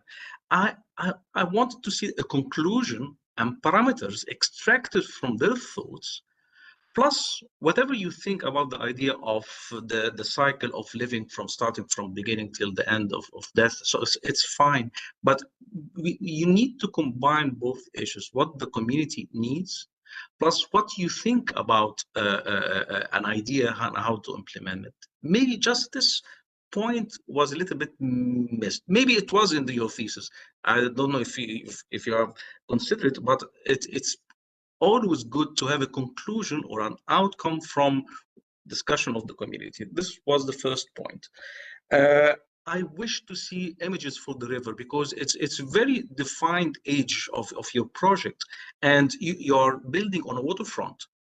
I don't know if it's a huge or small. I don't know. It's people could swim if there's some sort of transportation along this river. It's a little bit not clear in your presentation, although it's something really powerful feature or a landmark or an existing issue in your design that you should consider. I'm sorry, I'm just listing some points. I'm going to leave you, of course, to discuss all these issues. The surrounding context. I can see that most of your entrances are related to the right-hand side. I think it was a bridge or something. I don't know, but I mean, the right-hand side of your project, there's some sort of like a bridge passing to the other side of the river. And most of your entrances for the huge buildings are from this side. So what about the context? How your project is really embedded into the context? Because I don't know your surroundings. I don't know your other side of the river. I mean, the other river shore, the other side, visually, how people are going to see your project from there. Because we are dealing with an urban scale, not just an architectural building. So you need to consider the context, how the project has been implemented, how we're going to deal with the context, how the context will see the project, and the people inside the project will going to see the context. The last point, I don't want to take much of the time, is about the last slide or the last two slides. You were talking about macro scale a little bit, designing place and looking at an urban scale and then a parcel, and suddenly you're just go to one of the minor details of residential unit, something like this. Yes. So I didn't got the idea why you have just go to the micro scale suddenly. Was it a requirement from your project, or you just wanted to give an example of a unit within your project? I've finished my questions, but again, thank you very much. The project is really interesting, and I really commend you about the sketches and the competition that you have done with the children. Thank you. Thank you, sir. Sir, first of all, I'm thinking about the outcome. The outcome is like it is in community-based project. So I zoned out the spaces like at the top of my site, there is a waste sorting facility, and in the middle, the community center is placed. So the community center is placed like that. the identity of that community is that like they are the unsung soldiers, and they are a protecting wall, and they have no strength. Like they are protecting us from nature. They are collecting waste, segregating it, and manage the waste in their life cycle. So they are acting as a protecting wall between the waste and the nature. So they are placed in the center, and the layout of these modules, like they are unsegregated. So this is depicting that they are like a unorganized community, and other than other buildings are unsegregated, like in uh, perfectly designed, so that this community is highlighting differently from the other proposals. Like there are three layers. First is waste sorting facility, second is the community, and third is urban park. So this is like an highlighting element in the center of the site. And secondly, the river. The river is like an urban intervention, which is a redevelopment of a nala, which is named as Dravyavati River, and now it is also known as Bambala Lake, like Bambala Nala, which is catering the whole sewer waste of the Jaipur Municipal Corporation. And third is about the context. The context is like that the whole area is residential zone, and in that residential zone there is a land which is continuously in heap of garbage, and like the whole context is manipulated by the site, like the activities which are going on the site, and the activities of dumping of waste and mismanagement of waste in the site. So to betterment of the context, I propose an urban park, which is an intervention for the nearby surroundings, that there should be a breathing space in the site, so that that land since 2009 was used for dumping, which is an hazardous place for that context. So how can I improve that land so that the context is like more breathable than present? So, and if I talk about the macro scaling, which you talk that, like for me, I thought that housing is not a right solution for this community, because they are already living on the footpaths since 2009 there, because the activities on the site are happening from that time, and they are living on the footpath. So they are a squatter settlement. They are not a slum or kind of thing. So I decided to improve the street section, because removing them completely from that particular footpath is not a right solution. I aim that they will earn their houses by seeking employment from my site. They are come on my site and work as an employee for waste sorting, and they earn their house in the near future. Like, so I highlighted that particular element, that how can we improve that particular settlement, which is presently a harsh conditions on the roads and the nearby neighborhoods also. Thank you. Yes. I invite Architect Nicolo to share your comments next. Yeah, sure. First of all, thanks for your presentation. I think it was like really interesting and of course variegated. I also shared the same comment that the other juror shared with you. I think like in your project, it was really evident the importance of the social role of the project. So even to involve the community. And it was really interesting to see how you work with an NGO and doing even the School of Their Dreams approach. So I think it's really interesting to have even a point of view from the actual users, because we have an experience of projects which in the end don't really work because of this lack of connections at the real beginning. And it's also interesting to see how culture actually influences the domain of the project. And I think this was really clear in your intentions. Going more on the master plan, so on the physical design, I think it was really interesting to see the dichotomy between the more straight lines of the built environment, and on the other side, the more organic shape of the natural landscape.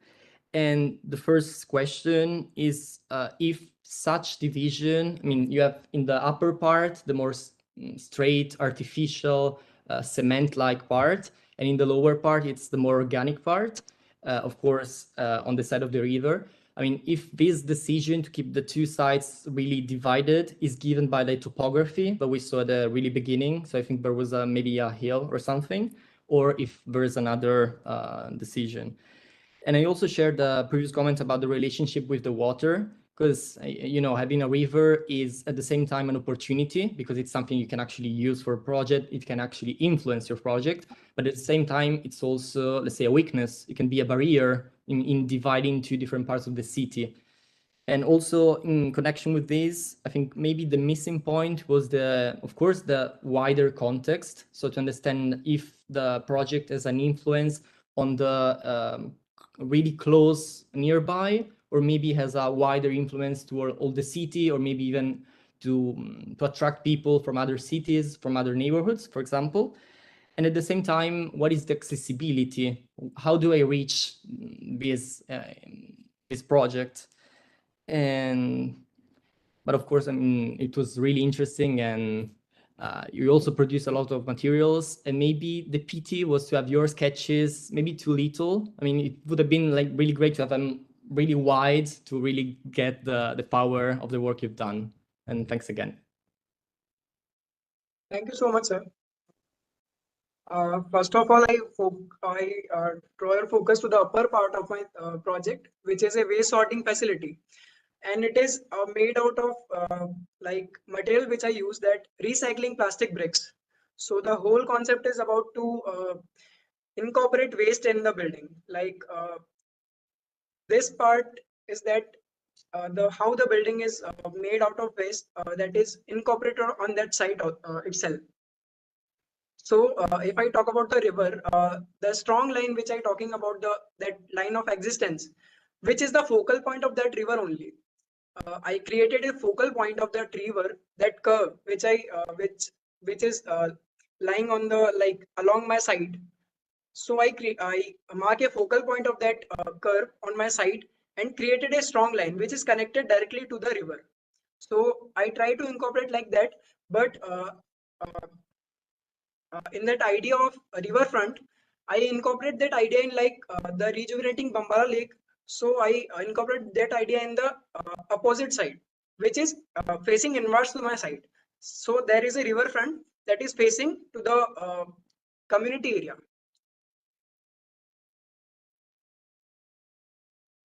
Yeah, I think this is really crucial, and it's exactly what I mentioned, because when we deal with a project, we always look at the project, so from outside to the inside, but we never really, let's say, see the surroundings from the project. So even what's on the other side of the river, in a certain sense, shapes the landscape we see of the project. So the same project in different locations may have a different perception. And yeah, you got the point. Yes, sir. Sir actually created a promenade, which is already existing promenade, but I also added a cycling track and a walking pathway for the visual. We can see both sides, like from the pathway we can see the site and we can see the river view also. So the site I just created like that. The view is not obstructing from both the sides. So I did like that. Thanks. Okay, thank you so much, sir. Can we hear from you next, Dr. Manoj?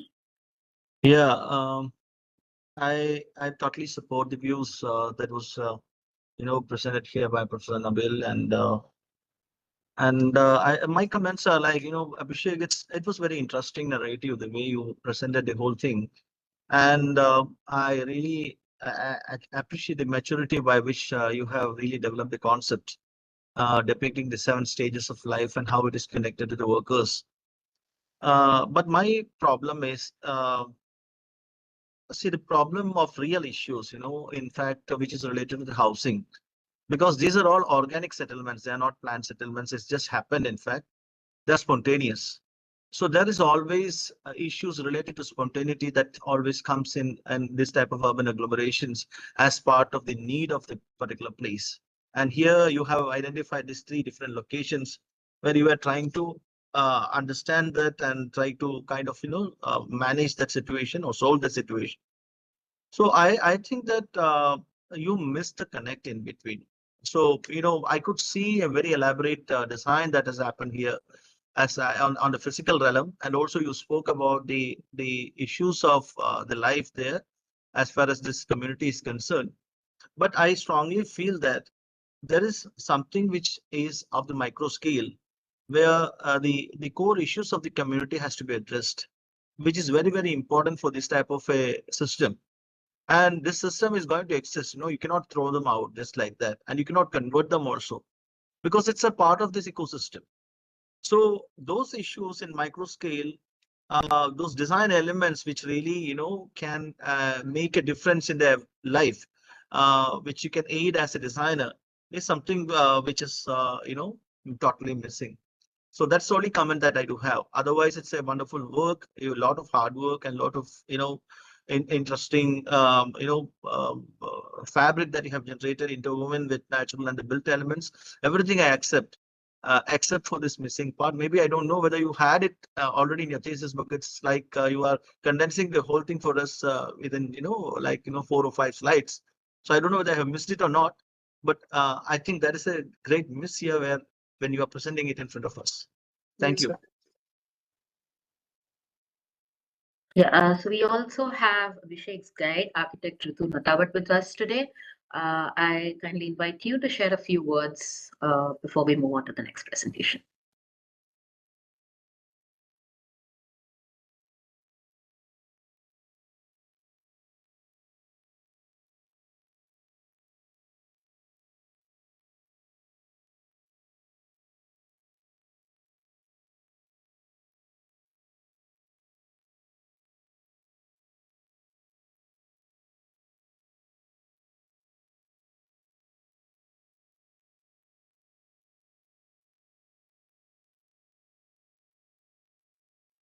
Architect Ritu Natawat, can you hear us? Seems to be a technical glitch. So I think we'll move on to the next presentation.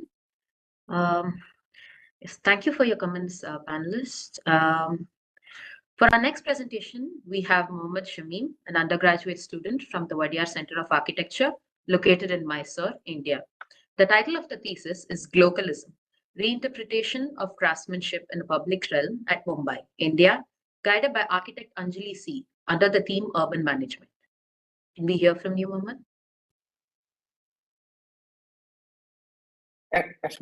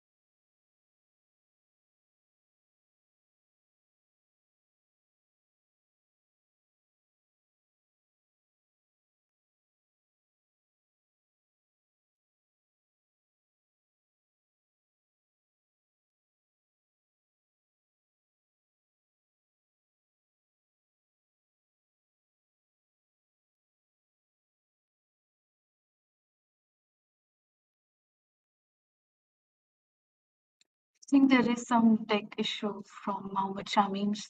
Shamim, are you there in the meeting? Yeah.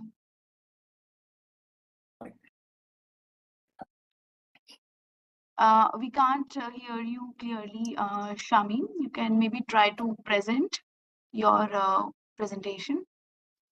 Yes, ma'am. Yeah.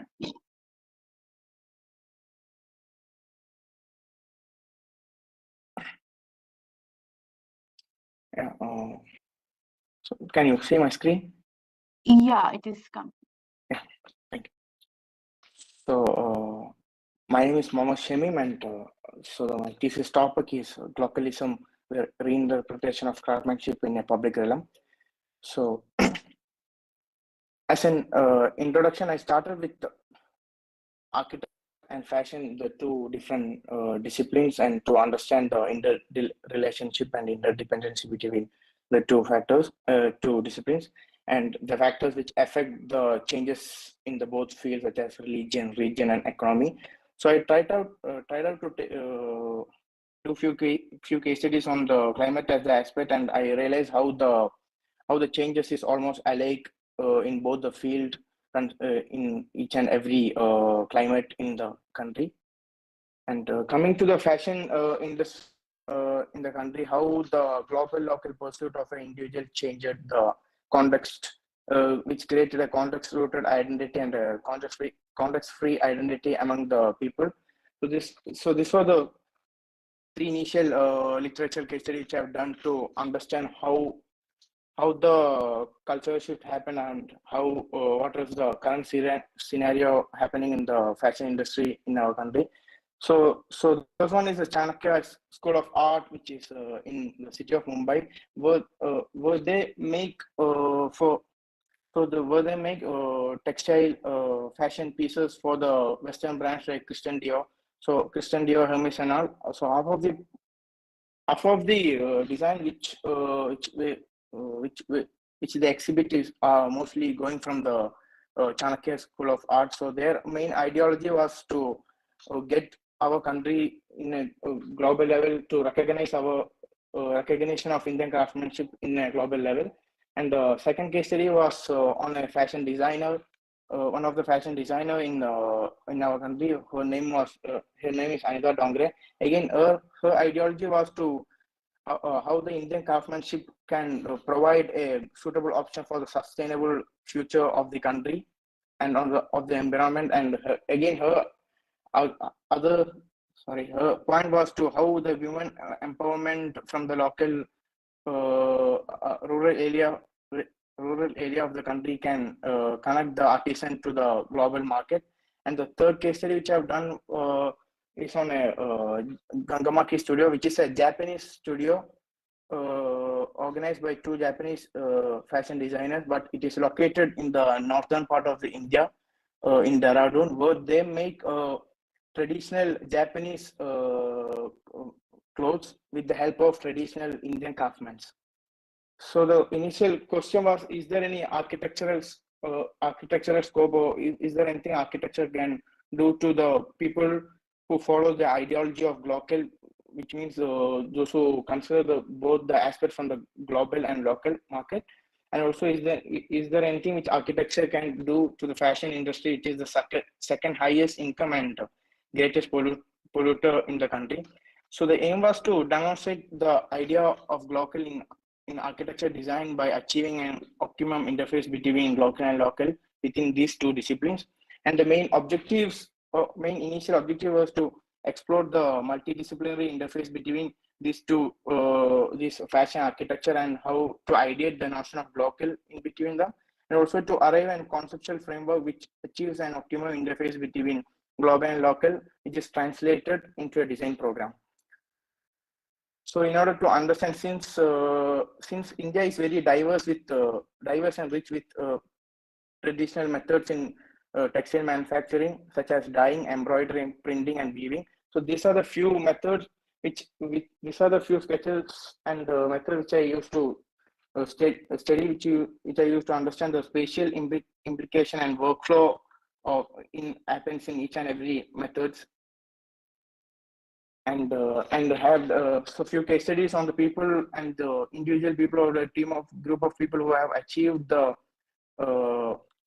ideology of local, and how the global linkages is happening from our country throughout the world. So considering India is, like I said, considering India is one of the India is very diverse with traditional manufacturing. So the derivation of architecture program was in a way that the scale of the program should be very minimal, and it can be replicated throughout the country. Considering it is very diverse from one point to another. And also the perspective in ideology of local can be implemented in different places very varily. So the program derivation, architecture program derivation was in technically was in two phases. The first one was the incubation training, where the admin, which means the people who have already achieved the who follows and achieve the ideology of local, will provide the facility for both contemporary designers and traditional workers, where they provide the workspace for them. And the second phase was the incubation center, where they provide the space for designing, executing, and exhibiting with the help of outreach activities like shows, exhibition, events, and pop-up shows, and few common facilities in between to infuse, to interchange the ideology, interchange the thoughts and ideology between the contemporary and traditional workers in between them. And this was the expected workflow within the program, and how the fusion of contemporary workers and traditional workers can happen, considering the workflow in the program. And coming to the site selection, like I said, India is very diverse with the different traditional textile manufacturing method, and Mumbai is one of the fashion hub and the fastest growing city in the country, and also which also have a very huge textile history. So I thought Mumbai can be a better decision to implement the initial idea of Glocal, and taking Mumbai as the site will be a good choice. So as a thread of the history, so from 18th century, the first establishment of cotton textile mills happened in India. And it came around 52 mill lands situated in the country. From the mid 90s, the decline happened due to the policy changes and labor disputes. Around the whole 52 mills were considered. They stopped the working of all these mills, and it considered as a sick mills. And in late 90s, a study group which was led by the architect Charles Correa and the team conducted a study to understand how the redevelopment potential of the how we can to understand the redevelopment potential of the site, the whole sick lands, and how it can give back to the city itself.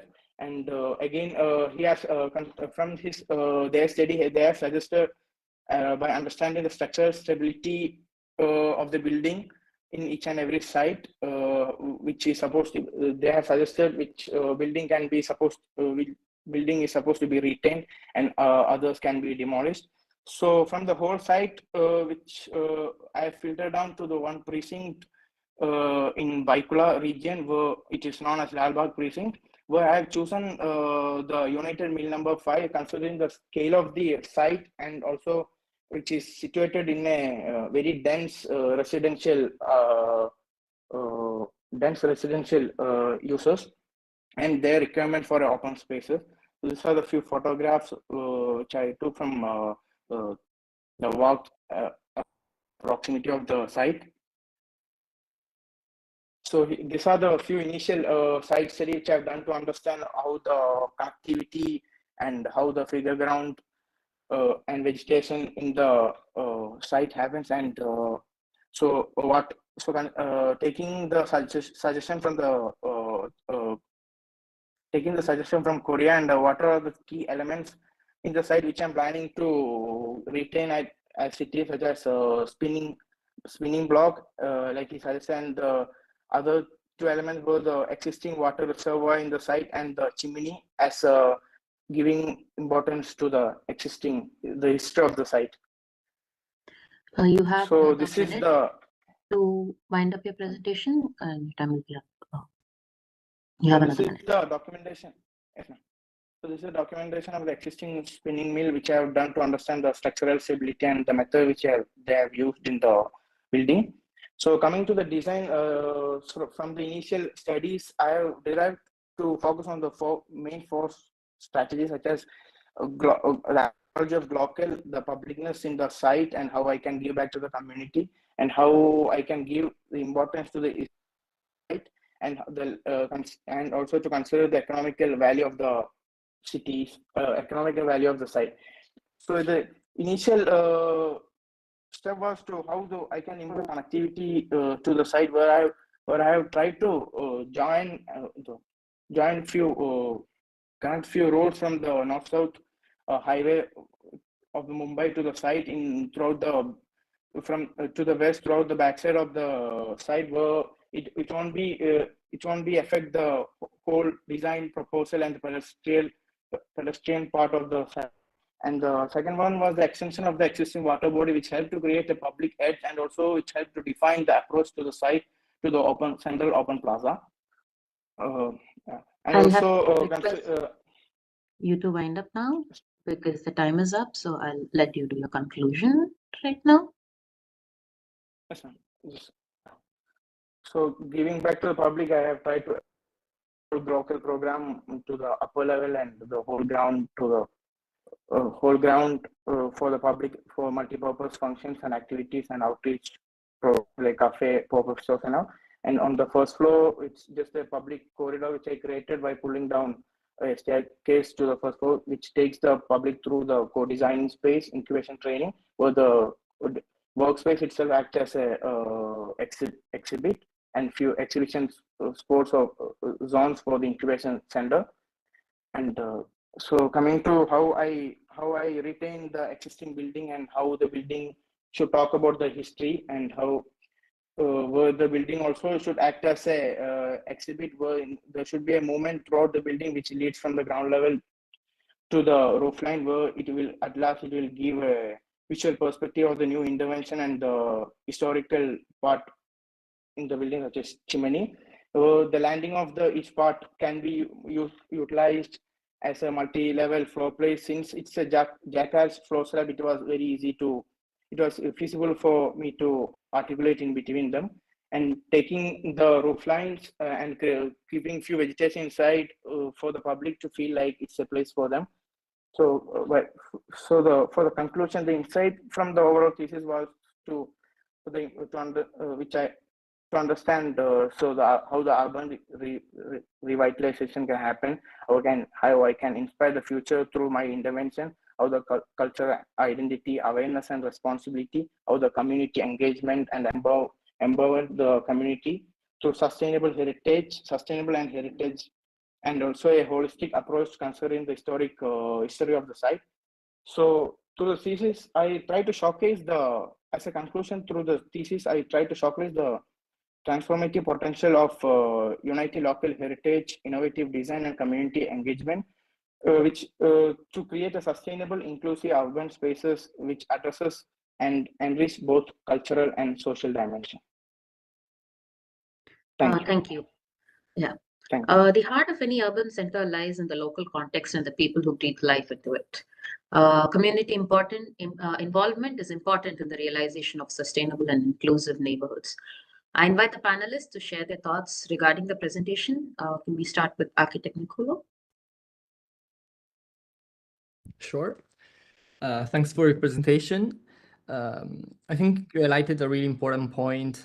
I mean, at least in the contemporary years, of the relationship between the local and the global. So we can see even nowadays all these big industries which are really taking over the local industries, really famous delivery companies or IT developments. So I think it's really important to also have a counterpart in the development to take care even of the localism of the different sites. I find your presentation really methodological in the definition of certain aspects. So for example, in the definition of the functions and the space for each function. So in some points, we can say you're really a down-to-earth man. So you really take into consideration all the data, all the information. So maybe the suggestion could be to, let's say, to try to dream sometimes. So especially now that you're still an undergraduate, so maybe in the coming academic studies, just try to dream sometimes. So okay, we have data, but you will have time in the practice to, let's say, be bored by all the limitations. So just try to dream. I found really interesting the historical framework, even to understand what is the situation and also the development of the conditions throughout all the different years, especially in relationship with the site and the geographical conditions, as well as the notions of heritage that you highlighted here and there in your presentation. I need to say that at the beginning, the research question was not really clear. So it took me some slides to actually understand what you were mentioning with global, local, also the relationship between architecture and fashion. So at the beginning, it was not really straightforward, your intentions. And the other element, of course, I think, and it's not just for you, but it's in general, I think it's important to understand the hierarchy of the informations, because as even in the previous colleague, you sometimes tend to put the most interesting informations in a really tiny corner of the paper, when maybe you have really enormous diagrams with just a few keywords. And even in terms of time management, I think it's really important to to balance all the different informations. In terms of the project, as just a last comment, in the end, your design basically defines a sort of courtyard, because we saw in the axonometric image how you have two massive towers and some high-rise buildings in the surroundings. So I think in your project, it would be crucial to understand the relationship with the surrounding areas, because of course, if you have a courtyard inside of the urban fabric with really high-rise buildings, the project tends to be, let's say, pressed by the influence of what's happening around. So I think it's crucial to understand, the relationship between all the different sides of the projects. And thanks. Thank you for your comments. Can we hear from Dr. Manoj next? Yeah, I'll try to be very short. In fact, the idea of local and integrating global and local is quite an interesting phenomenon, especially in the contemporary world. And if you look at Indian cities as a whole, this concept of the fight between the global and the local identity is quite evident, and it is obviously an urban issue. And we do have this particular concern, especially when we design large, urban spaces. And why I was mentioning this was it's a very, very, very interesting topic that you picked up. But one thing what I would like to mention here is there are certain components which you could have seriously looked upon. Like, for example, if you split that into serious elements, like for example the culture component, the component related to color, the component related to morphology, the component related to activities. So if you can split it like that, something interesting would have emerged, especially in an Indian context. So I think that is something which you really missed in this whole process. You started with that. That's what I understood. You started with that. You had this discussion in between, but I couldn't see any slides or any discussion that's happening on that scale, where you could really come up with certain set of design guidelines which you could infuse into the final design demonstration. So in the demonstration, what I felt was like you were much more carried away by the present context, and those components which I was trying to mention was totally missing in this. That's something which I felt. Otherwise, it's a wonderful work to be at a graduate level. The way you have thought of and the topic that you have identified, picked up, is quite interesting. Thank you. Thanks. Thank you for your comments. Can we hear from you next, Dr. Nathan? Thank you, Muhammad, for your interesting project. I really enjoyed it. Although, if you would allow me to give you a little bit of tip, as my dear colleague was saying about the time management, because sometimes we really have a fascinating project, but we are just giving a lot of time for the few 2-3 slides at the beginning and just forgot that the real project is at the end. So what if the jury members don't know about your project completely or haven't seen your project? So you might give a little bit of an impression that this is not a complete project, or there's something which is missing there. It's not, I'm not underestimating your project. It's really fascinating, and thank you for it, but please try to manage the time in any future presentation. Well, I support the point, of course, of my colleagues related to the local global issues, because most of the cities right now, they are just using like the globalization issue, like just let's go to the highest, go to the newest, go to the whatever extremist issue. But you're trying to figure out a way to design things or take advantage of buildings and try to look at the local aspects. And this is really fascinating. Maybe you might need to add more details into the architectural part at the end, because I didn't see it that much in the architectural issues. I can understand the sections, I can understand the distribution of activities, but I want to see how the fashion has been affected your design decisions, and I would like to see the spaces, how people were going to navigate and use the spaces there. Maybe it was not clear for me. I don't know if it might be clear, it was clear in your project or your presentation at your school, but it wasn't that much, and I think you need to emphasize it more. It's not a question, it's just a comment, but I really enjoyed your project. Thank you very much. Thank you. Thank you for your comments. Before we move on to the next presentation, I would like to re-emphasize on the fact that we are running on a schedule and each presentation will be given 10 minutes. At the 9th minute, you'll be notified of the time and you will be asked to stop at the 10th minute. So I kindly request all participants to ensure that they stay within the time limit of 10 minutes. So the next thesis is going to be presented by Andrea Castro Jimenez, Josue Zelidon Rodriguez, Veronica Capos Cespedes, and Angelica Solis Arce, undergraduate students from the University of Costa Rica, located in San Pedro, Costa Rica. The title of the thesis is Socio-Spatial Injustice, Analysis and Registration of its Manifestations at Barrio Sinai, Costa Rica, guided by Professor Mario Vilata Flores Estrada under the theme Urban Management. I hope I got all your names right. Can we have the presentation, please?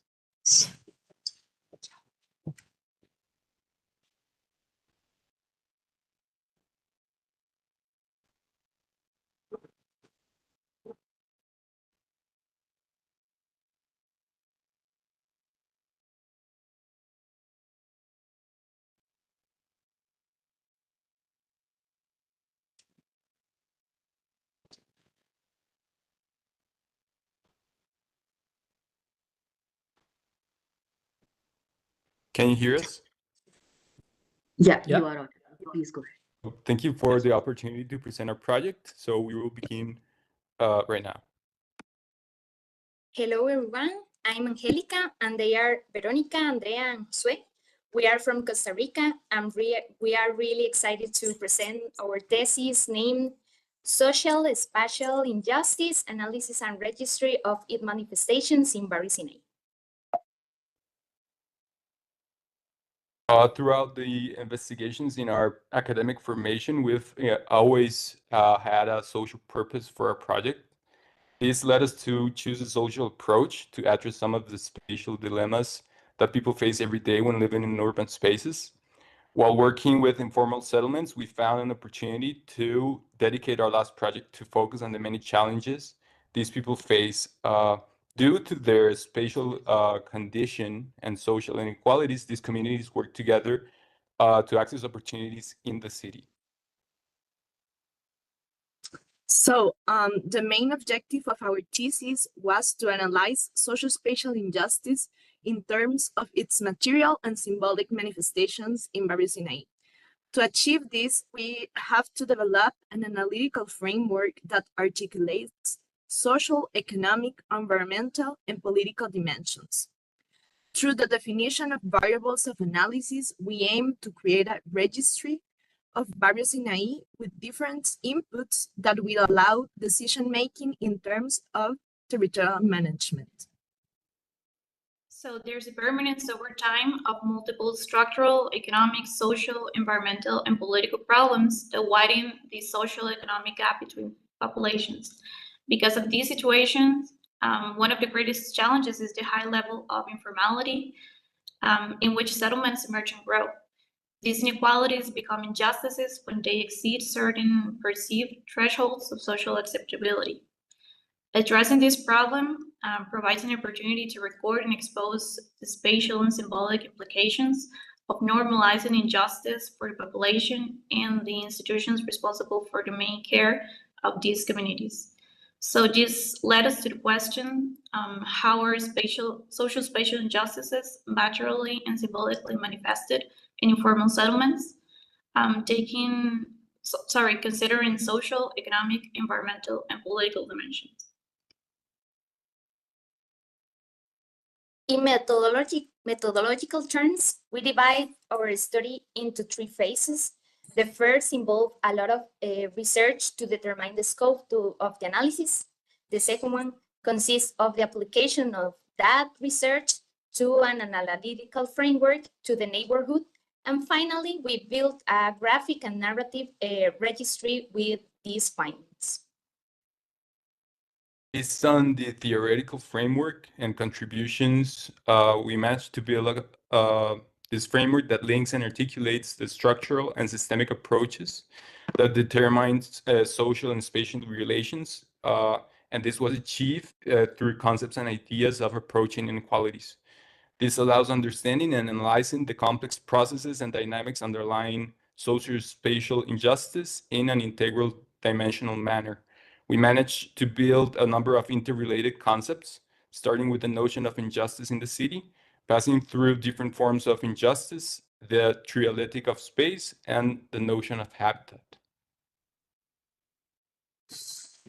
We therefore identified 4 dimensions that correspond to each dimension of injustice: social-spatial segregation, social-environmental degradation, economic exclusion, and misrepresentation. As you can see in the presentation, each of them has associated its own variables and sub-variables. So once we had designed the instruments that would synthesize all of the variables that were necessary to understand and identify the injustice, we had to test them in the community. So we have created a set of instruments that include, but are not limited to, interviews, site analysis, and collaborative mapping. As you can see in the presentation, we applied our instruments in an informal settlement located in San Jose, Costa Rica. It's important to emphasize that this community is divided into 4 sectors that have different characteristics and were found in different periods of time. Well, based on a systemic understanding of the relationships between the 4 dimensions and their social spatial impacts, instruments can be proposed that respond comprehensively to informal dynamics and the processes of constitution, organization, and physical, social, and cultural functioning. So as an example of the registry, we would like to show you one of the results of the relationship between social and economic dimensions. For example, women are forced to work more hours in poor conditions due to the overload of reproductive and productive roles. According to the UN Habitat's New Urban Agenda 2020, women spend 2.5 more time than men in undervalued domestic and care work. This is evident in an interview with a woman who told us that she had to merge her business and home in order to take care of her daughter, perform household chores, and work in her own business.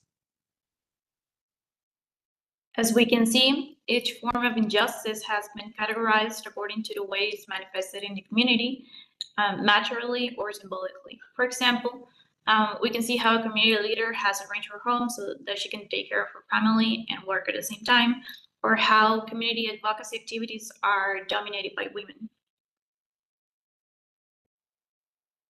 It's important to emphasize that we didn't register that results separately. And this is one of the main achievements of our study. We managed to make connections between all of our findings, and as a result, we obtain an integrated approach that includes, as you can see, the relationships between all dimensions. Well, with this graphic and narrative registry, some of the normalized and perpetuated inequalities in Barrio Sinaí were evidenced.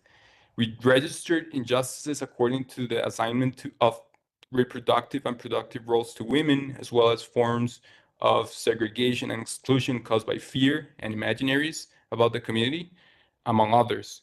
It became clear that political omission contributes due to the fact that the authorities don't have the adequate protocols to attend these issues. And finally, it was found that revisions in the diagnosis and site work cause decisions not to be made in time and development initiatives not to be carried out to completion.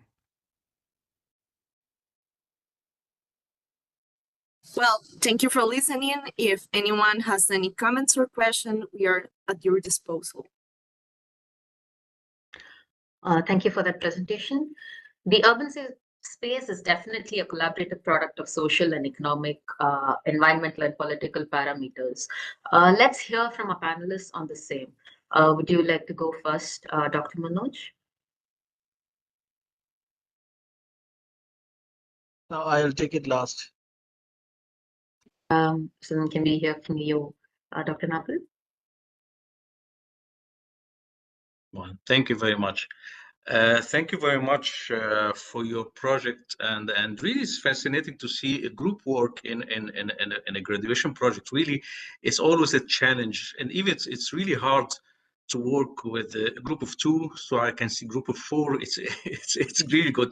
Did you have fights when you're working, or it was smoothly cooperating issue? No, it's not a question related to your project. I mean, I really would like to understand, because we are always facing this issue when we're having like a group project. Everyone is fighting with each other at the end. So it was work smoothly with you? I think the main thing that kept us like working together was like we have 4 very different personalities.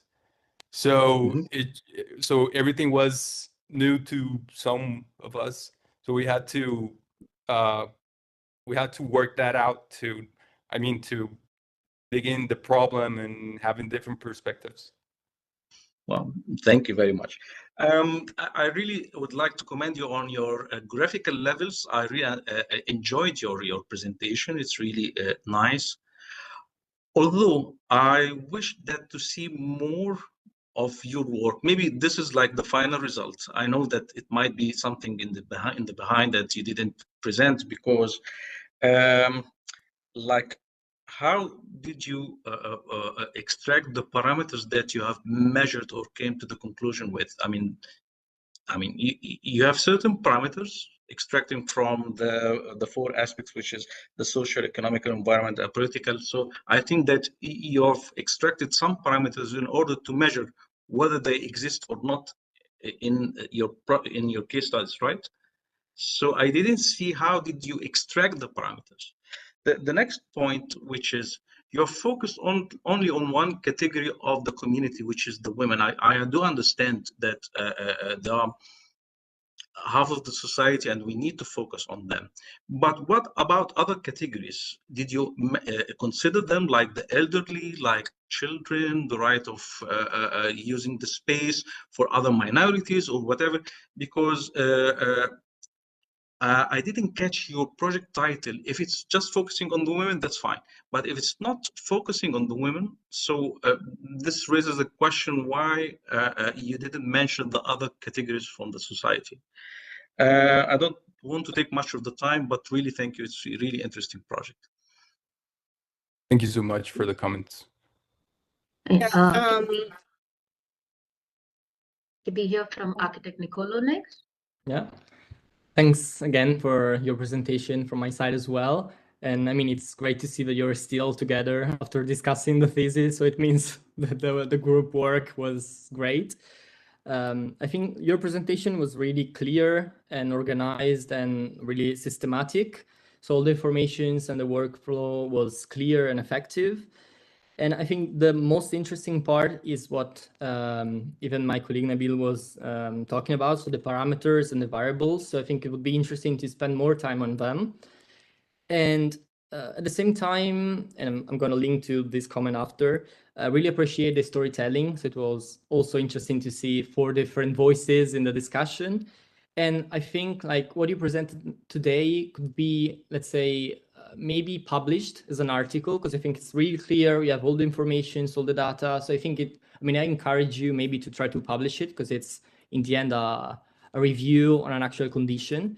And with this starting point, I think maybe a future work could be maybe to take this analysis, this registration of information, and maybe try to suggest a proposal.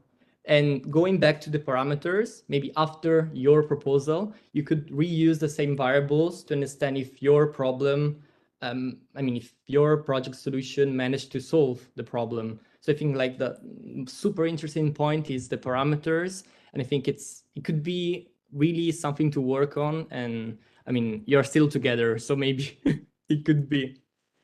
And yeah, I mean, thanks again for your presentation. It was really interesting, and I hope it will have some future.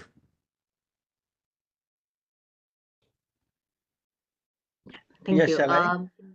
Yeah, please go ahead.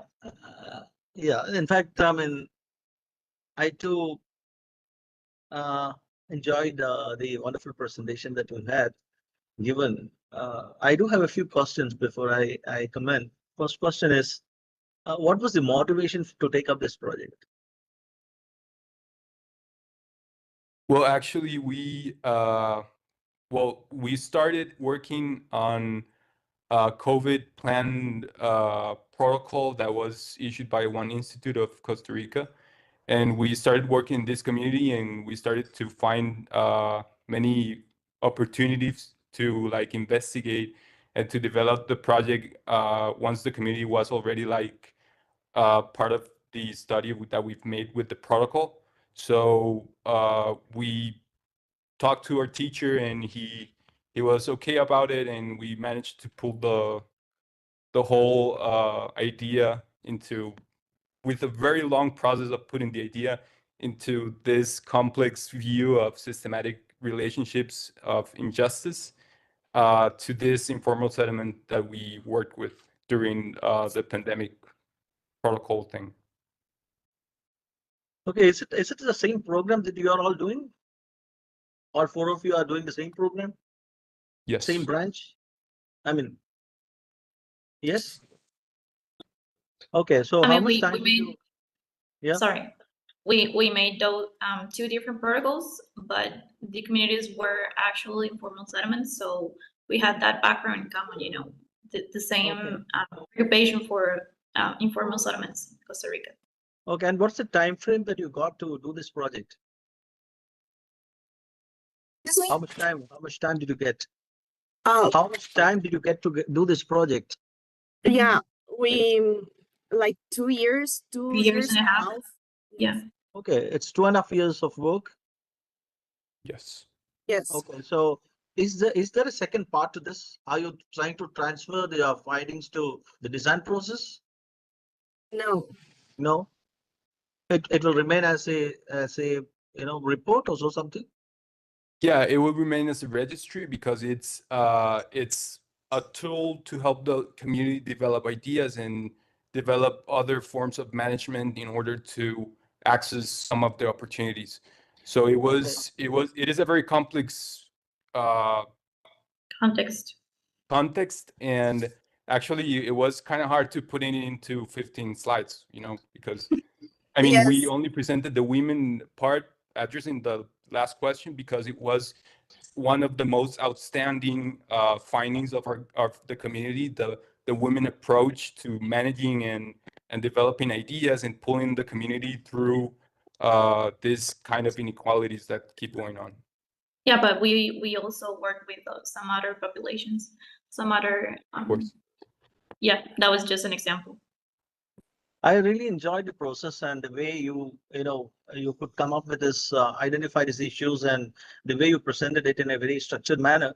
And as a designer, as an urban design consultant, I'm really interested in seeing the outcome. You know, you started mentioning about how you interacted with the community and started coming up with those what do you call this, interactive points through which you try to explore and find out the heart, the issues. So that's what I was asking you about the second part. I mean, it will be very interesting to see if we can seriously, consolidate the whole findings together as kind of design directions, like what we can do next. Because this is a very global kind of a situation. I have been through this same situation in Gujarat. I have seen the same situation in many parts in different countries.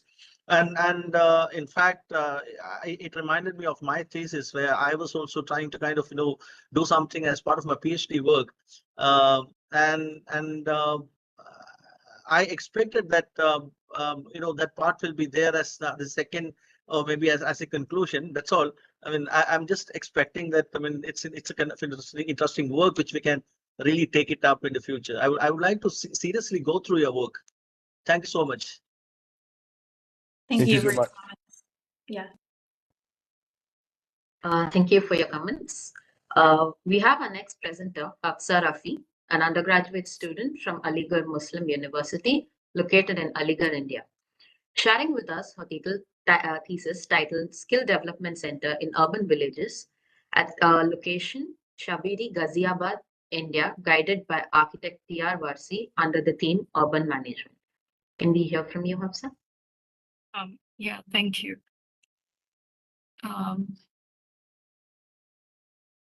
Is my screen visible to you guys? Yes, it is.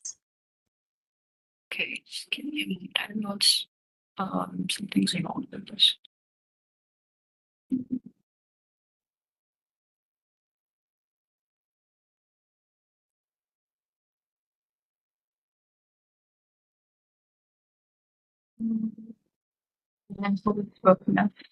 Okay, yeah, greetings to the esteemed jury. My thesis on Skill Development Center in Urban Villages of Delhi NCR intends to contribute to the ongoing discourse on urban management and community development by proposing a holistic approach that combines skill development with urban management principles for the upliftment of urban villages in Delhi NCR. It is an intervention in the form of a facility which aims to build long-term skills and assets for the villagers, enabling them to regain control of their lands from powerful parties, be it leaders or developers. The SDC, or the Skill Development Center, is the first tactical step towards a long-term goal of community-managed urban villages. Let me give you a brief background on urban villages of Delhi NCR, and I'll introduce to you my thesis brief.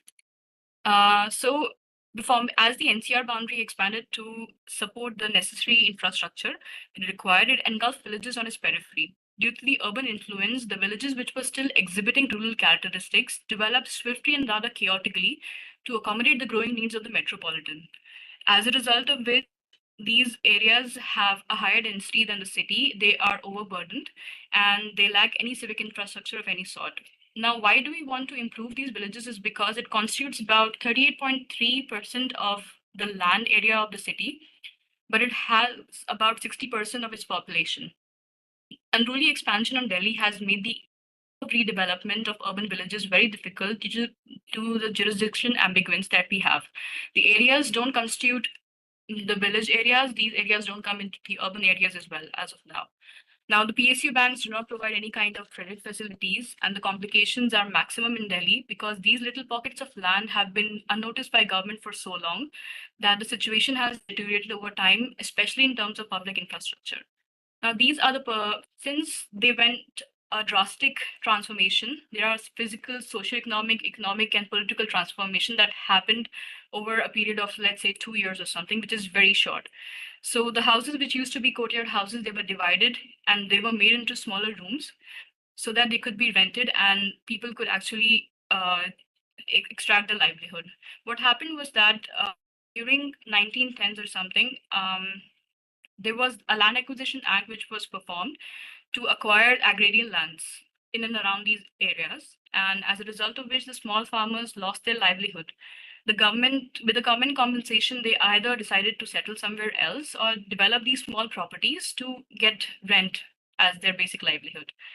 Due to this, there was a change in demographic completely. The population was majorly comprised of migrants instead of the native inhabitants, which was a cultural shift as well. The economic base was completely disrupted because people took to urban employment instead of the agrarian-based society that we had. And in some places, we did see that a political leader or a developer had the hold of development in those areas. So what we saw in the end was increased population load on finite resources, which led to rampant illegal construction, violating any safety measures. The lack of civic and social infrastructure facilities worsened the situation, made it to deteriorate to the extent that we can see that some stages of urban villages cannot go past 1 or the first picture in 2. And due to the absence of a strong outline governance framework, there is no authority that can be held accountable. This is what the rural-urban interface looks like at these situations. It is heavily overburdened, and there are no amenities. There is a meandering, congested network of roads. Because of jurisdiction ambiguity, they cannot be leased or offered up as collateral. Hence, no finances can be raised for the development.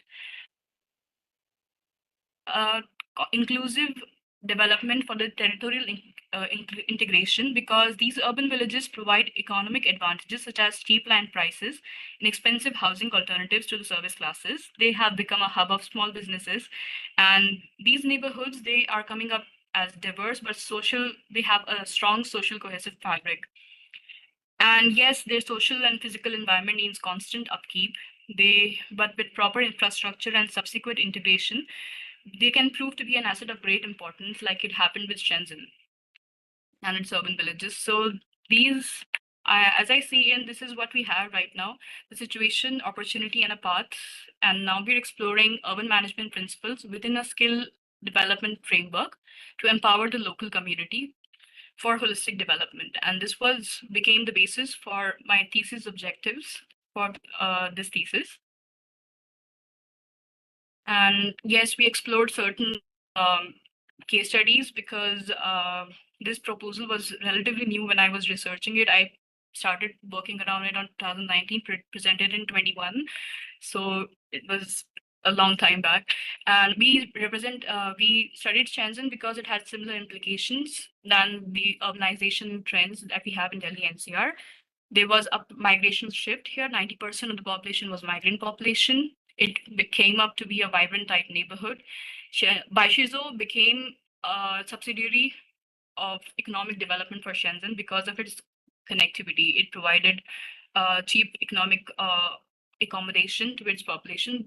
But yes, it was overburdened. It had meandering framework. The houses transformed, as you can see here, from 1-story to 5-story walk-ups. These were called handshake houses, and living conditions deteriorated over time. So there was this thing that I was researching and aptly represented the current framework of development that they were employing.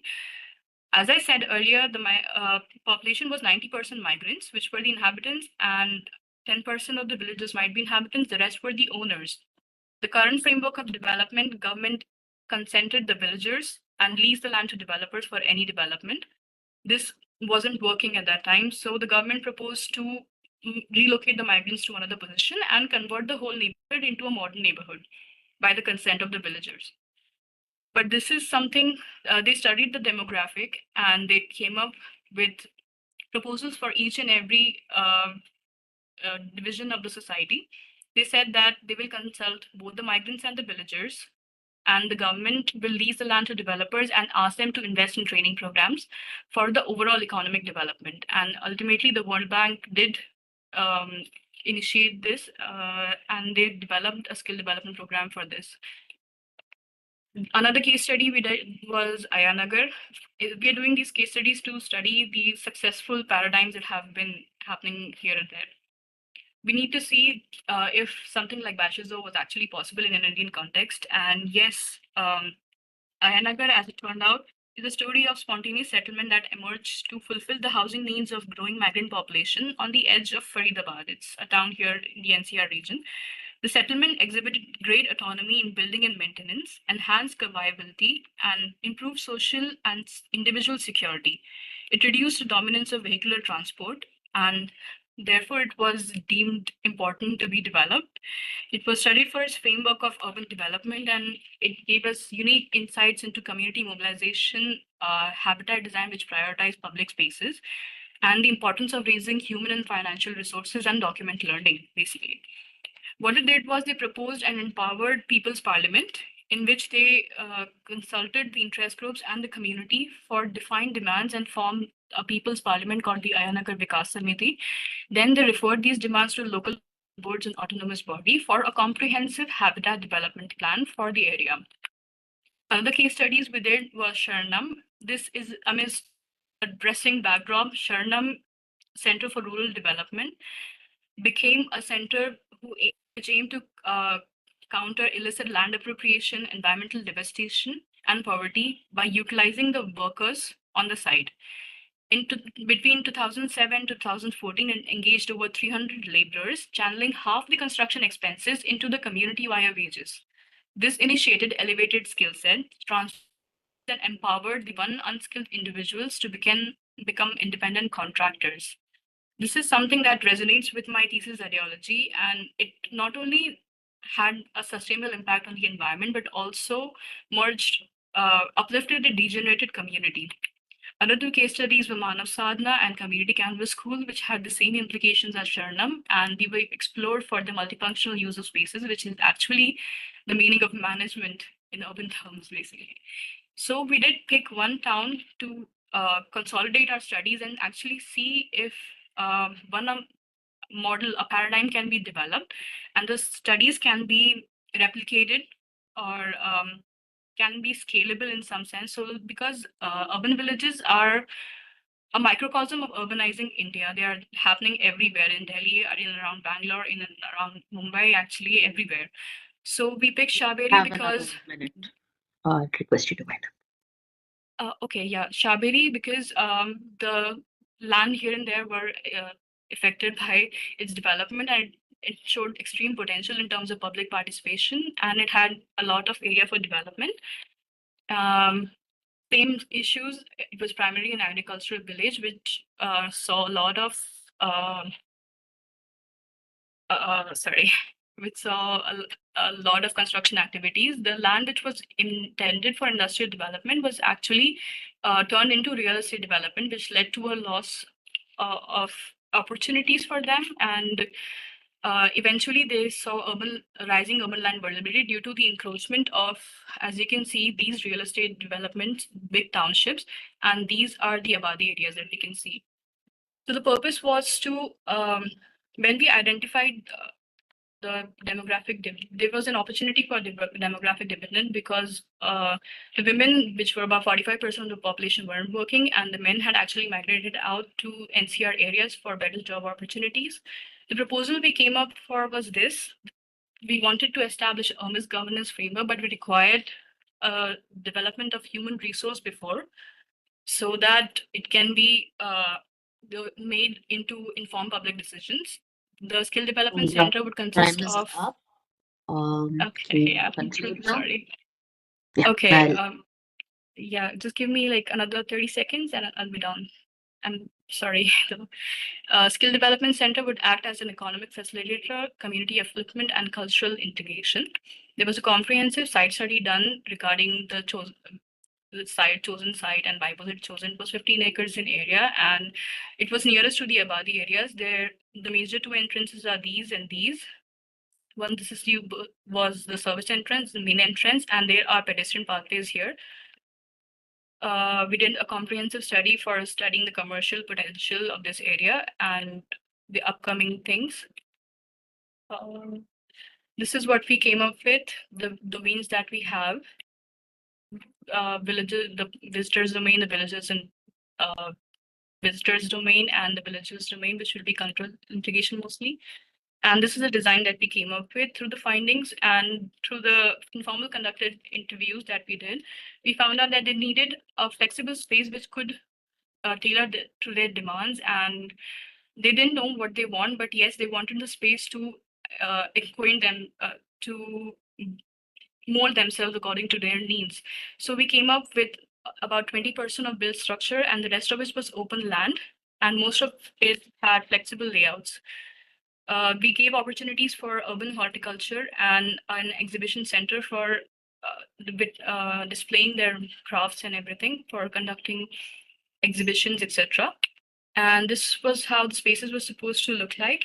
The library, with all of these spaces were with flexible layouts so that they can accommodate the growing needs. And that's an amphitheater which was used for cultural gathering spaces, for village sabas, etc.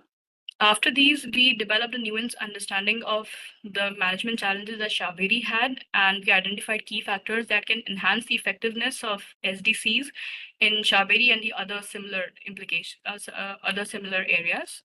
I'm We sorry, did come I'll up have with to a ask you to stop now. yeah. I'm sorry, and thank you for listening. Though.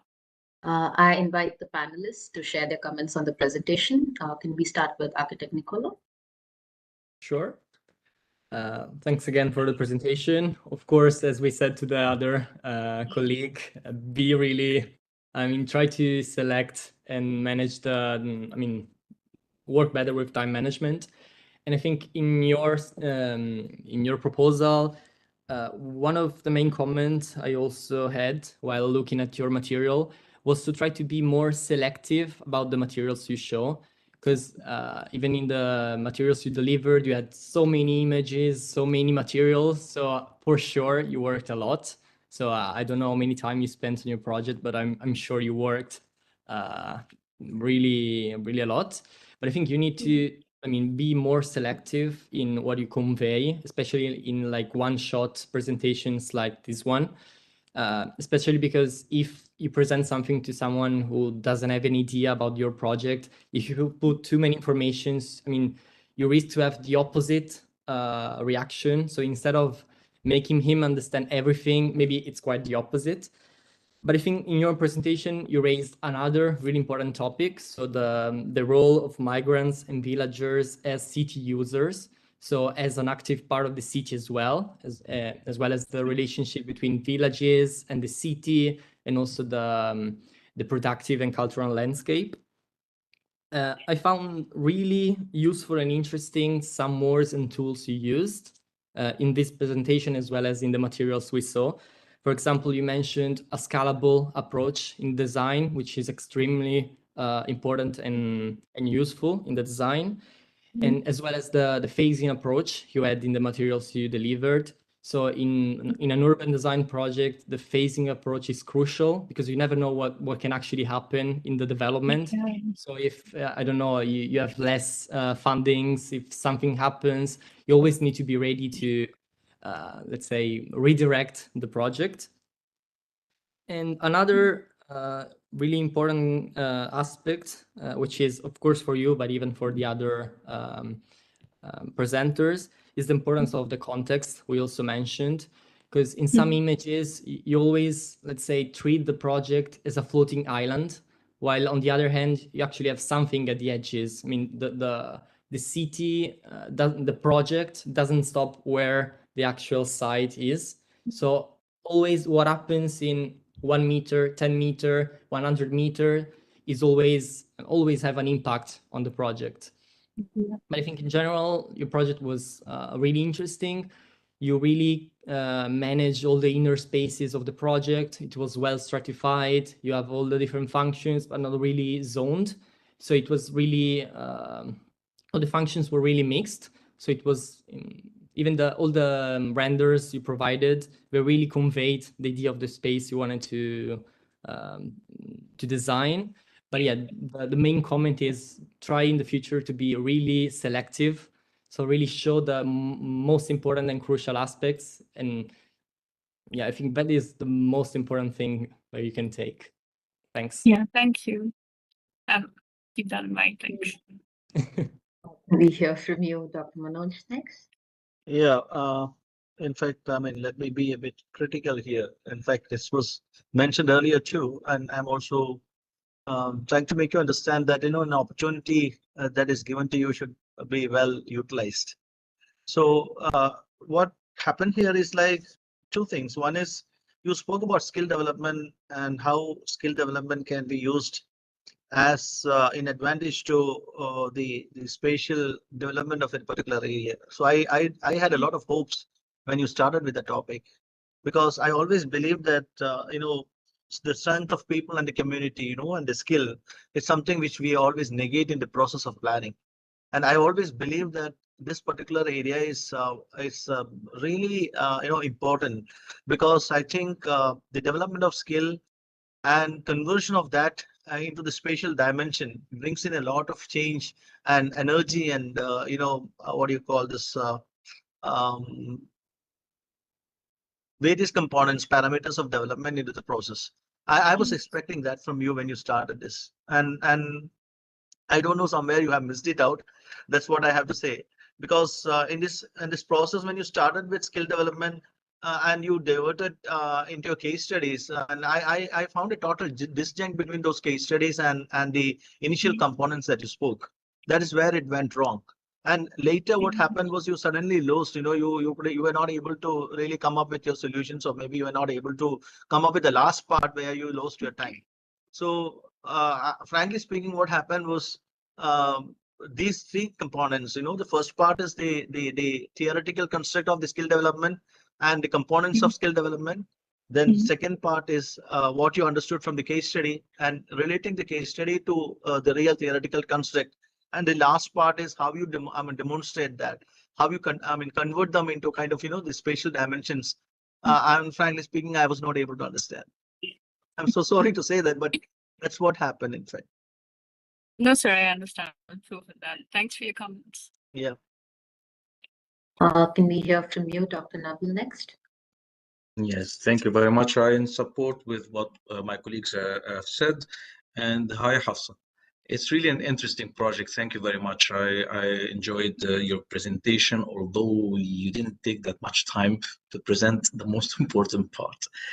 As you know that urban villages or outskirts of the city or urban edges or peripheries or whatever the term that you're going to use, they have their own morphological code or morphological patterns. So and sometimes, or the majority of the patterns, they are different from the city that they are adjacent to. So if we agree on that, when we compare your solution at the end, which is like the angled gridiron design, it might seem a little bit alien, or might seem not justified that much. Why you have considered this morphology or this pattern or this spaces or the ratio between solid and voids and all of these things. Maybe in the future, you might learn these issues from the case studies and you extract these issues and try to understand your case and try to understand its morphology and then come up with the solution. Because this link between understanding what was learned from the case studies and how you're going to implement it on your own case, considering my colleagues' comment about the surrounding context, this is a missing link. I don't know if you have done this exercise or not. Sir, I have done this comprehensively. In fact, I did the morphological study of the Show it to whole us. area. You need to show it to us. Yes. I mean, don't hide these issues. These are the major important points that demonstrates that you have done your homework. Whatever the outcome is, we were going to say, okay, that's fine, but because it was based on something, it's not just it's there. That's the trick. That's the trick we try always to say to our students. Whatever the outcome is, but you need to justify it, and you need to have some sort of a base to it. So please, next time, show the process. Don't just Yes, show sir, the end yeah. result. Yeah, Okay, but briefly, completely of got it. course, to be able to present it. Okay, so Yeah. I don't have any further comment. Thank you very much for your project. So thank you for your comments, sir. Thank you for your valuable words. Moving on to the next presentation, I invite Shreyasi Sinha, an undergraduate student from BMS College of Architecture, located in Bangalore, India. The title of the thesis is IKEA, a culturally inclusive marketplace, located in Guwahati, India, guided by Dr. Mamta P. Raj and architect Hima CS, under the theme urban management. Can we hear from you, Shresi? Hello everyone. Just let me know if my screen is visible. Yes, your screen is visible. So hello everyone, I'm Shreyashi and I will be presenting my undergrad thesis project called Ekya, a culturally inclusive marketplace in Guwahati, India. Ekya is a Sanskrit word which means unity, and this is a very context specific project. So in 1973, Dispur, which is a suburb of Guwahati, became the capital of Assam. And as a result, there was an increase in the population and demand for goods in the city. So vendors from neighboring states and villages started coming to Guwahati to sell their products. As the number increased, the vendors started occupying the roads and footpaths. And as an immediate response, the government started evicting the vendors ruthlessly. Finally, in 2014, the Street Vendors Act was passed, and after this, the government started renting and leasing markets in the city. In the last decade, there was a 50% increase in the number of street vendors, but unfortunately, 74% of the markets in the city are still illegal roadside markets. The agricultural produce is sold in the city in either in the form of daily regulated markets or periodic markets or bi-weekly markets. So these bi-weekly markets are considered as the main markets of the city because the vendors in these markets come from neighboring states and villages with their fresh and exotic homemade and homegrown products. And that's why these markets are in great demand. So there are two such markets in the city, the Beltola market and the Ulubari market. For the Beltola market, the government has already constructed a multi-story market with all essential amenities, whereas the Ulubari market remains is still an illegal roadside market. The unique characteristic of this Ulubari market is that the vendors in this market come from different tribal communities of northeastern India, and they sell a wide range of products. So initially, the vendors of this Ulubari market used to vend near river Brahmaputra, but then they were evicted from there by the police, and they finally came and settled in the present-day Ulubari market. After that, they formed committees and demanded a permanent marketplace. The government agreed and collected security deposits from all the vendors with a promise to build a market for them. All the vendors willingly paid the fees, and but unfortunately, it has been more than 40 years, and the government has failed to construct a market as well as return the security deposits of the vendors. This shows that the vendors are not only in need of a market, but they are also willing to pay for the services rendered by the government. Most of the vendors in these markets are tribal women, and they come from matrilineal societies, which makes them the sole breadwinners of their families. Only 30% of the vendors are local, and currently there are around 200 vendors. This number varies as the vendors from other places do not come regularly. They come once or they come twice or thrice a week. So because of the roadside market, there is traffic congestion. The vendors block the roads and footpaths, and they do not have any shelter or storage facilities, and the goods are displayed on the ground, which is considered unhygienic. And the vendors also face a bunch of other issues such as occasional eviction by the police, internal conflicts for vending space, and then exposure to harsh weather conditions throughout the day. They do not have sanitation facilities, so they have to defecate in the open, which becomes difficult mainly for the women, and also the garbage is disposed in the open. The women vendors also face additional issues such as discrimination and harassment, and this also affects the daily income of the vendors. The market is lacking storage facilities, shelter, shade, drinking water, electricity, and demarcated vending spots. And the vendors, they also need night shelter because many vendors, primarily the women vendors, they travel long distances to reach the market, and they cannot afford any accommodation if they fail to leave the market before evening.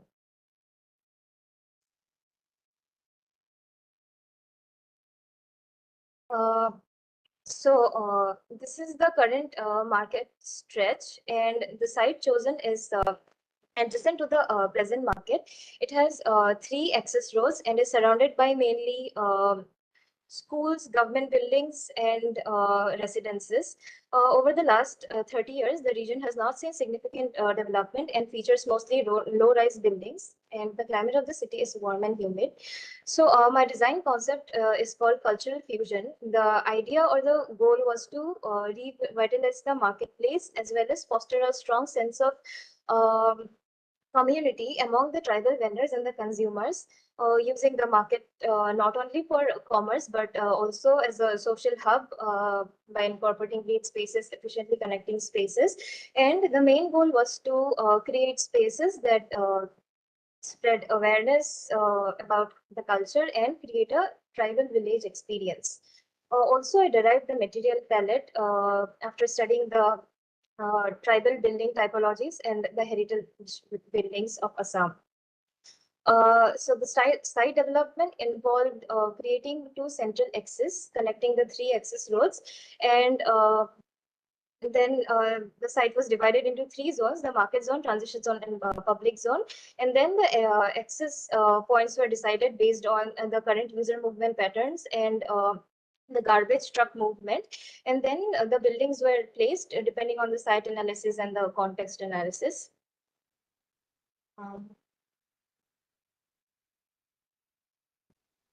So coming to the master plan,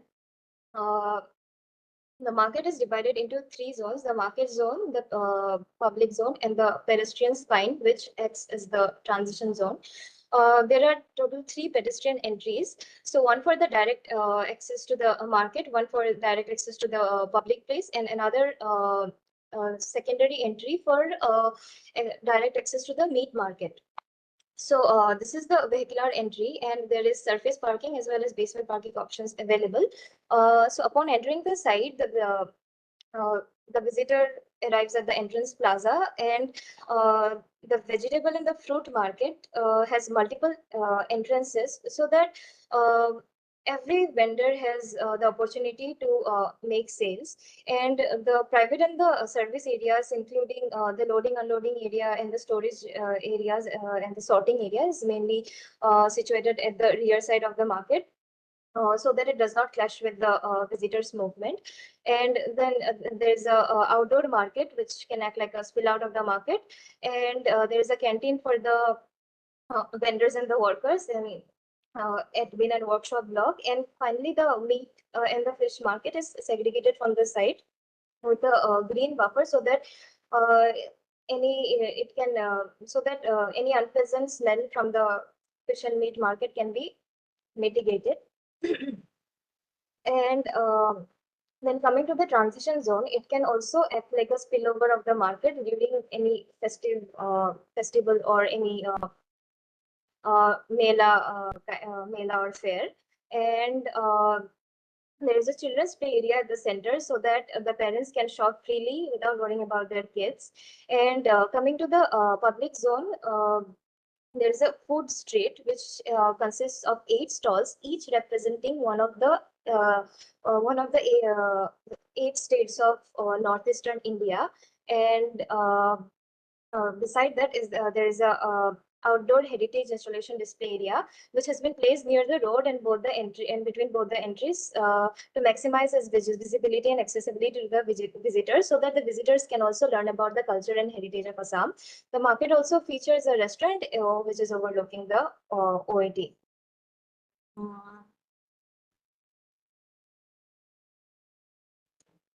So this is the elevation of the market from the road, and these are sketches of various activities happening in the market. So the seating area, which is in the transition zone, is designed in such a way that it can cater to all age groups, as well as can be used for various functions, or also as a market spillover during peak demands. You have another minute. Yeah, so the market also has a basement parking and a night shelter for the vendors. And this was the construction technique I was looking for the roof, the thatch roof. And coming to the market tour, so this is the view of the market entry. And then as we enter, we witness the experience the entrance plaza. This is the view of the vegetable market from the entrance plaza. This is the spill out zone, and these are the these are the images of the food street. So with the stilt house module, my aim was to create a tribal village experience, and this is the children's play area, and then this is the outdoor market, and beside it, there is the canteen for the vendors, and this is the fish and meat market. And then the restaurant, which is overlooking the OAT, and finally, this is a view of the cultural display area. Also, I have incorporated this drum composters in the market. So the manure which we get from it can be shared among the vendors who own their farms in their respective villages. Your time And is up. I'll have to ask you to wind up now. yeah, I am done. Slide. And this was my ultimate vision of transforming the roadside chaos into an urban oasis. Thank you so much for your time and attention. Yeah, thank you for your presentation. The marketplace is an indispensable part of communities, and this presentation gave us an insight into the diversity of vendor communities and their varying requirements that need to be considered in the process of urban space management. I shall hand it over to our panelists to share their comments on the presentation. Can we start with Dr. Nabil? Yes, thank you. Thank you very much for your presentation. I really love your sketches. I mean, they are not generated by AI tools, right? Or they are your sketches. All are, yeah, Even if they are generated with an AI, that's fine. If they are based on your sketches, that's okay. They're really nice. Thank you very much. I love the presentation. I love the architectural style. Although to value it more, I might need to see the surrounding architectural style or the surrounding context, because I need to compare. Are you, I mean, aligned with or within the culture or the architectural style in the surrounding context, or you're just completely different? So it's always good to show the surrounding, their architecture styles, in order to see how you're just blended or not within that context. This is the first point. The second point, take care about when you're going to put fish and meat together. It's, I mean, within the market, I know I'm talking on the architectural level, not the urban level, but I mean, beware of this, because the waste management and the storage for fish and meat, they are different. And even for the fish, I mean, the meat, okay, that's fine, but the fish, you know how they manage the waste? They freeze the outcome. They like have like some sort of an ice, put them in the ice in order to just the odor of the fish, your it's not spreading. So or other techniques. I mean, so in order to take the decision of placing them, plus understanding the management and waste management and the storage and so on, you might find yourself they are changing a little bit of the design in order to accommodate this. I liked your analysis, but you didn't justify why you have taken an inclined line. Although I know I've seen the analysis, but you haven't said that much, because you're linking the residential above to the residential on the other side. But I always need to, you state this, okay, not just show it. Besides this, I really enjoyed the presentation. I loved the last two slides. They are really fascinating. Thank you very much. Can we hear from Architect Nicola next? Yeah. Thanks again for your presentation, even from my side. What can I say? I think your intentions were really clear, so nothing to say about it. And I mean, maybe we can really comment the master plan has really dedicated time to show the actual project. I just wanted to say I really appreciated in the site analysis how you really dealt with the polarities and the nodes to create the tensions that can actually benefit your project. So the agricultural lands, the markets, the fish farms, even if maybe you could have really specialized them, so that could actually have been like a plus. On the master plan itself, my colleagues stole my comment about the diagonal axis, which was also one of my comments, because I mean, seen from the master plan, it doesn't seem you really have a valid reason, because you know all the surroundings have a really orthogonal morphology, and even on the two edges of the diagonal line you provide, there's nothing really interesting on the two edges. It's just one road and another road. And on the other side, you don't really have like another activator of the space, another function. So it's really like connecting two random points in the area. So maybe, but it's in the end, you can just rotate the project and you solve this issue.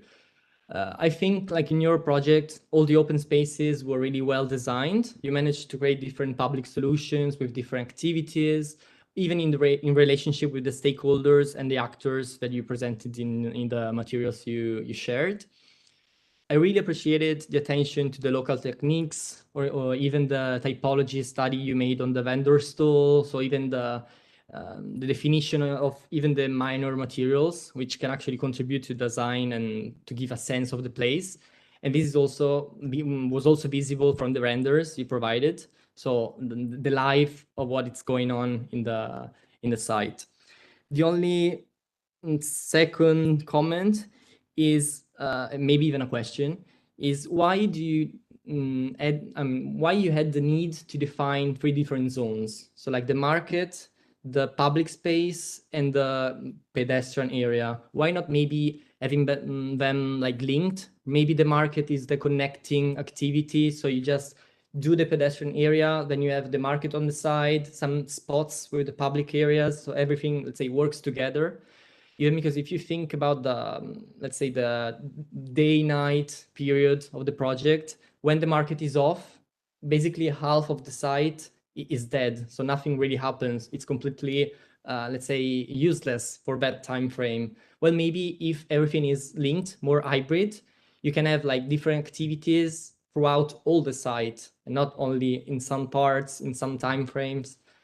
But I need to say I really appreciated your project, so thanks for sharing it. Thank you so much. Thank you. Can we hear from Dr. Manoj? Yeah, in fact, I mean, it was a very interesting project, and the way the project has been conceived, because I mean, just mentioning the design of a market space, it was given a title called Culturally Inclusive Market Space, which I really liked. If you look at the Asian scenario, markets are always very interesting. You know, if you look at many of these Asian countries, they do have a deeper meaning and deeper connotation with the fabric of the place, whether it is a village or a town or a city. And the market typology has over the years established in India. You know, if you look at the way the market typology has established, we do have different typology, you know, and all of these are very, very unique and worth preserving or conserving. That's important. But what's happening in many places is that as far as the urbanization is concerned, the faster pace, this typology and the whole, you know, culture that is associated with that, you know, there is a life. There are a lot of meanings associated with this, each of these small spaces, the market spaces that happens within the system. And it's very interesting if you go deep into that. Those things are being lost. So I always believe that as far as architects are concerned, when you design, it's very important that you should be able to understand those inner meanings and smaller, you know, what connotations associated with these spaces. And here you started with that, and you spoke about the different typologies of market and how globalization is affecting this and the way it is getting transformed. But finally, when you came up with your design, many of these components, you know, the spatial component, the structural components, similarly the scale, the materials, the functional aspects, the visual sensory components, all those things are essential part of these market spaces. And I don't think that any of these things were considered in the final outcome. That is something where you have lost it. Otherwise, it's beautiful. You know, the presentation is good, as my colleagues were mentioning here. You came up with a wonderful presentation and you neatly presented it, and your final sheets were appealing. But when you look at it, within this framework, what I felt was the tribal village imagery that you placed in the last part.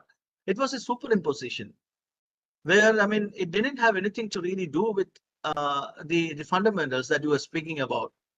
So that is where the distinct happens. You know, the strength of that the market, as I mean, it was mentioning. You know, each of these, like for example, like we were mentioning about the fish, we were mentioning about meat. We mentioned, I mean, similarly like vegetables or maybe something else. All these things never happens. I know they do have separate areas within the market system where their needs are very different. Their scale is very different. Their components are very different. The way people sit and work is different, and they do have its own beauty. So imbibing that spirit and connecting it and directing it to the design is something which is very, very important for the success of these type of spaces, because I believe that these spaces should remain. It is a role of architects to retain those spaces within the system. What happens is that, you know, globalization is giving us immense pressure where we shift everything into, you know, large scale mall culture. But we have to go back. We have to see what's happening in our villages. We have to see those typologies. This is part of our civilization. This is part of our culture. So if we can, these are the ways that we should be able to, you know, reconnect ourselves to the past. So this is an opportunity. That's why this particular topic is very important. So I congratulate you for taking up such a topic and you know, taking this to this thesis level. At the same time, these are my comments. Thank you. Thank you so much. Thank you for your valuable insight. The upcoming thesis is going to be presented by Theeram Kim, an undergraduate student from Seoul National University of Science and Technology, located in Seoul, South Korea. The title of the thesis is Dissolving Matrix, New Type of Data Center Introduced by Air Rights in Seoul, South Korea, guided by Professor Sungi Park under the theme Urban Management. I shall let you take over, Theeram Kim.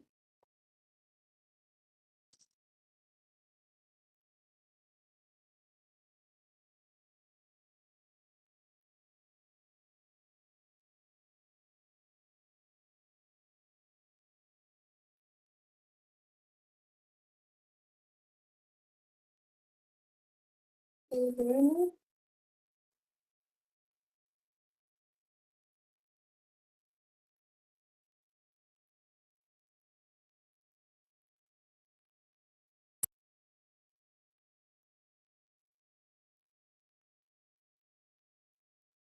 Can you hear me? Yeah, we can hear you. Please go ahead. Hello everyone, my name.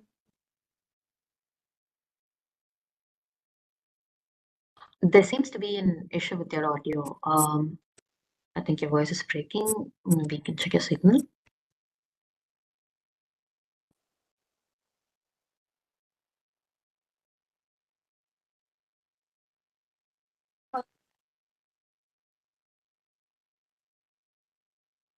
Let me start my presentation of dissolving matrix, the type of data center introduced by airline.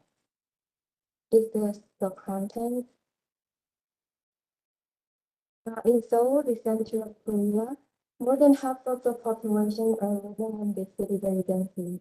While the number of people moving to the city searching for their infrastructure, culture, industry, and jobs expected to increase further, the city is not expanded at all. Therefore, space in the city areas is becoming increasingly scarce. With the problems of urban areas due to lack of available land, such as rising land prices, housing shortages, rising rents, and lack of green space, expected to continue to be more in the future. How should this problem be solved? As a way to use efficiency. Sorry to interrupt you.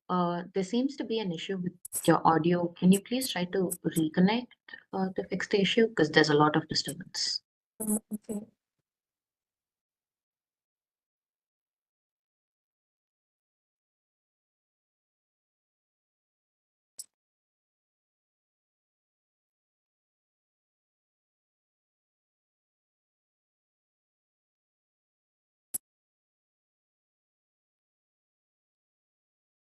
Alga.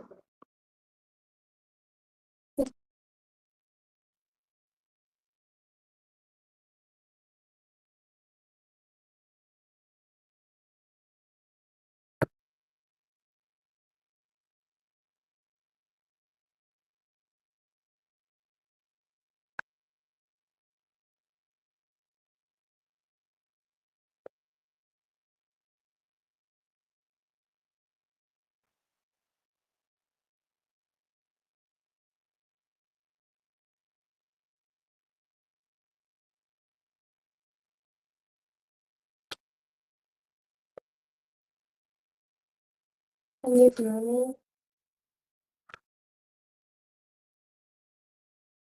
Yeah, your audio is coming through, but there seems to be some disturbance.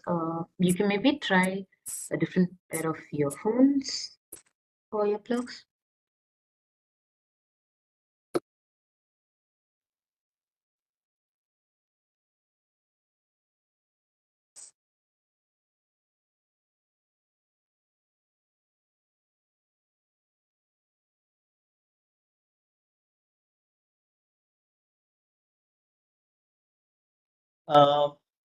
Malavika, can we give her some time and ask the next person to come in?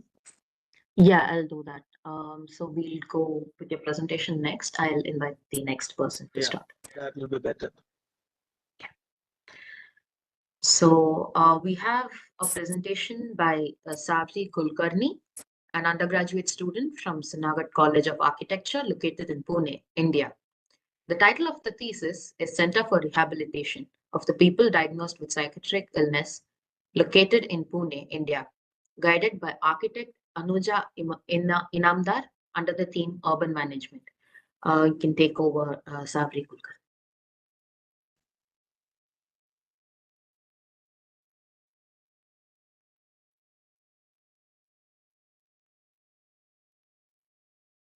Hello. Yeah, you're audible. Please share your screen. Yeah, just a second.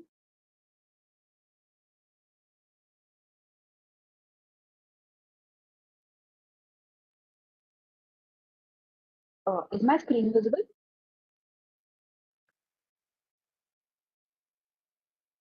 Yes, it is visible. Please go ahead. Yes, so starting with my presentation, my topic for thesis was a center for rehabilitation of the people diagnosed with psychiatric illnesses. The center is located in Pune, India.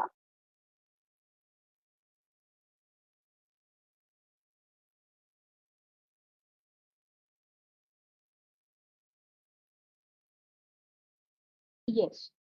So basically, the presented research is directed towards the reintroduction of the individuals recovering from psychiatric illnesses and the center will assess the people towards their recovery. So the research that I did, it was basically starting with the prevalence of psychiatric illnesses in the society. It was observed that the countries with a high GDP rate have more number of people diagnosed with psychiatric illnesses. And as you can see in the pie chart that is presented, the deaths caused by psychiatric illnesses are approximately 14.3% of the deaths worldwide. And the population suffering from serious mental health issues is around 1% as compared considering the Indian population. And the population suffering from moderate health issues is around 5 to 10% considering the Indian population. Mental illnesses being one of the most commonly diagnosed disorders lately are yet clinched to the societal stigma that persists in the common population. Steadily increasing amongst people, especially in the countries with a high GDP rate, mental issues have been altering relationships and families, hence negatively affecting the community. Despite the threats that these conditions pose to the society, a person with psychiatric vulnerability often finds it difficult to abide by their fellow mates due to the stigma and unacceptance in the society.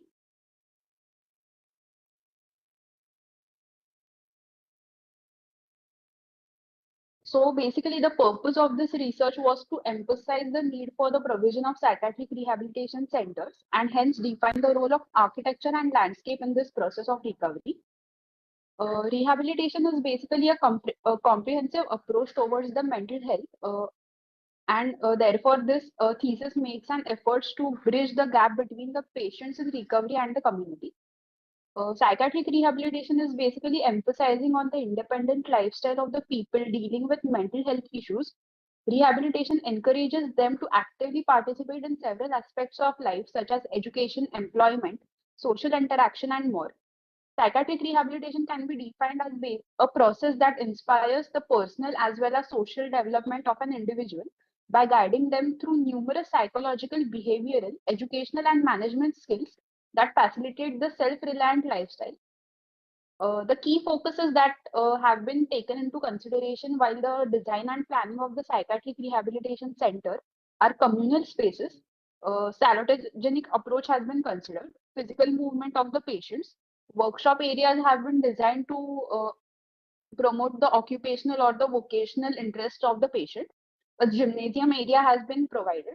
Outdoor areas have been provided to like incorporate the outside and the nature into the design, and com the design is obviously accessible to all individuals. Biophilic approach has been taken into consideration, and meditative environment has been provided. The concept for this rehabilitation center, well, the inspiration was influenced by the circle of life. It encourages the inhabitants to develop both mentally as well as physically, and it synchronizes the health and well-being, mental as well as physical, of the patients. The design will make an effort to establish harmony between three major aspects of the overall felicity of an individual, that is the mind, the body, and the spirit. The facility will assist patients diagnosed with psychiatric illnesses who are in the aftercare phase of their recovery. So this is one of the limitations, that the patients who are in the aftercare phase of their recovery will only be assisted by the psychiatric rehabilitation center. Of course, it is a rehabilitation center, so that part should be taken into consideration. And the space will allow the individuals to practice optimism and reflect the same in their mind and body. So concept development, as I said, the reasons for the issues that are faced by these people are family and relatives, the social stigma, their psychiatric instability, and genetic imbalance may also be one of the reasons. Issues faced by the patients were violence, health problems, community disapproval, and inability to cope with the stress that they come across in day-to-day life. Probable solutions may be providing them with physical activity. As physical activity gives out endorphins, it may help them control their anxiety and feel happier. This would in turn control their behaviors, providing them with proper health care, psychological care, social interaction, and educational facilities. So transition of solutions into spaces. So these solutions that I listed down, I tried to convert them into spaces such as recreational, outdoor clinical facilities, healthcare center, communal spaces, daycare center, training center, vocational education workshops, etc. So the space allocation that I did was according to 4 types, like brain spaces, spiritual spaces, body spaces, and social spaces. So these spaces would carry out some important roles in the design. Further going on with the concept development, the design of the proposed psychiatric rehabilitation center will be inspired by the harmonization of body and the spirit. The name of the psychiatric rehabilitation center will be Adhyay. So Adhyay is basically a Sanskrit word that elucidates and emphasizes the fact that these psychiatric illnesses are just a segment of individual's life and personality, and not their entire personality. Adhyaya is basically chapter, if we translate it word to word from Sanskrit to English. So the intentions to be addressed in the design are to evoke self-awareness through design and sensory environment, utilize and address architectural elements to deepen an individual's perception of space, to create sensitive spaces as opposed to aggressive architecture, thereby mitigating the intimidation caused by it and thus improving the human to environment connection. And lastly, to design transitional spaces that promote a connection between the mind and the body, hence fulfilling their mental as well as physical state. So site selection and site analysis. As research shows that like the number of people diagnosed with psychiatric illnesses is higher in countries with higher GDP rates. So the site that I selected is based in Pune. So Pune is basically the second most largest city in the state of Maharashtra in India. And I had selected this site in Baudhan, that is one of the suburbs in Pune. So the strength of this site was that it is located in a suburb. So the neighborhood is a newly developing area and it is completely isolated from the core city of the area, yet it is very accessible. It is located in vicinity of nature. So to provide biophilic design, this was one of the strengths that I took into consideration. The neighborhood is not very densely populated. The surroundings offer a welcoming expression and it is accessible from the main road.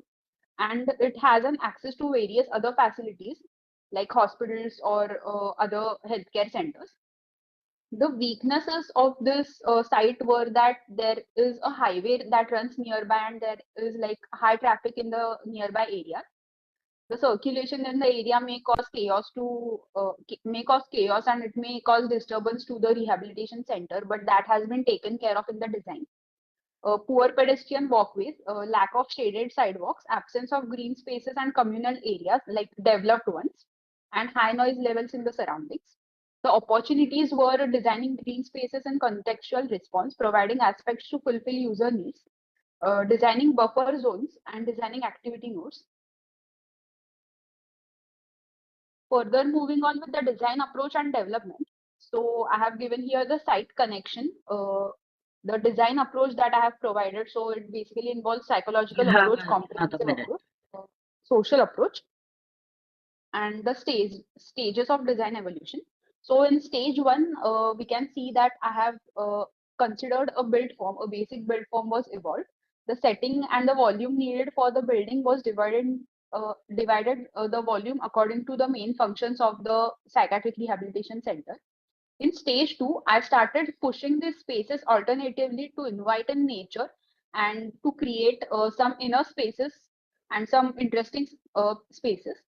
In stage three, I started expanding the inner gardens to increase the connection with nature and get better daylight and ventilation and natural air inside the design. Stage four was like cutting out the areas and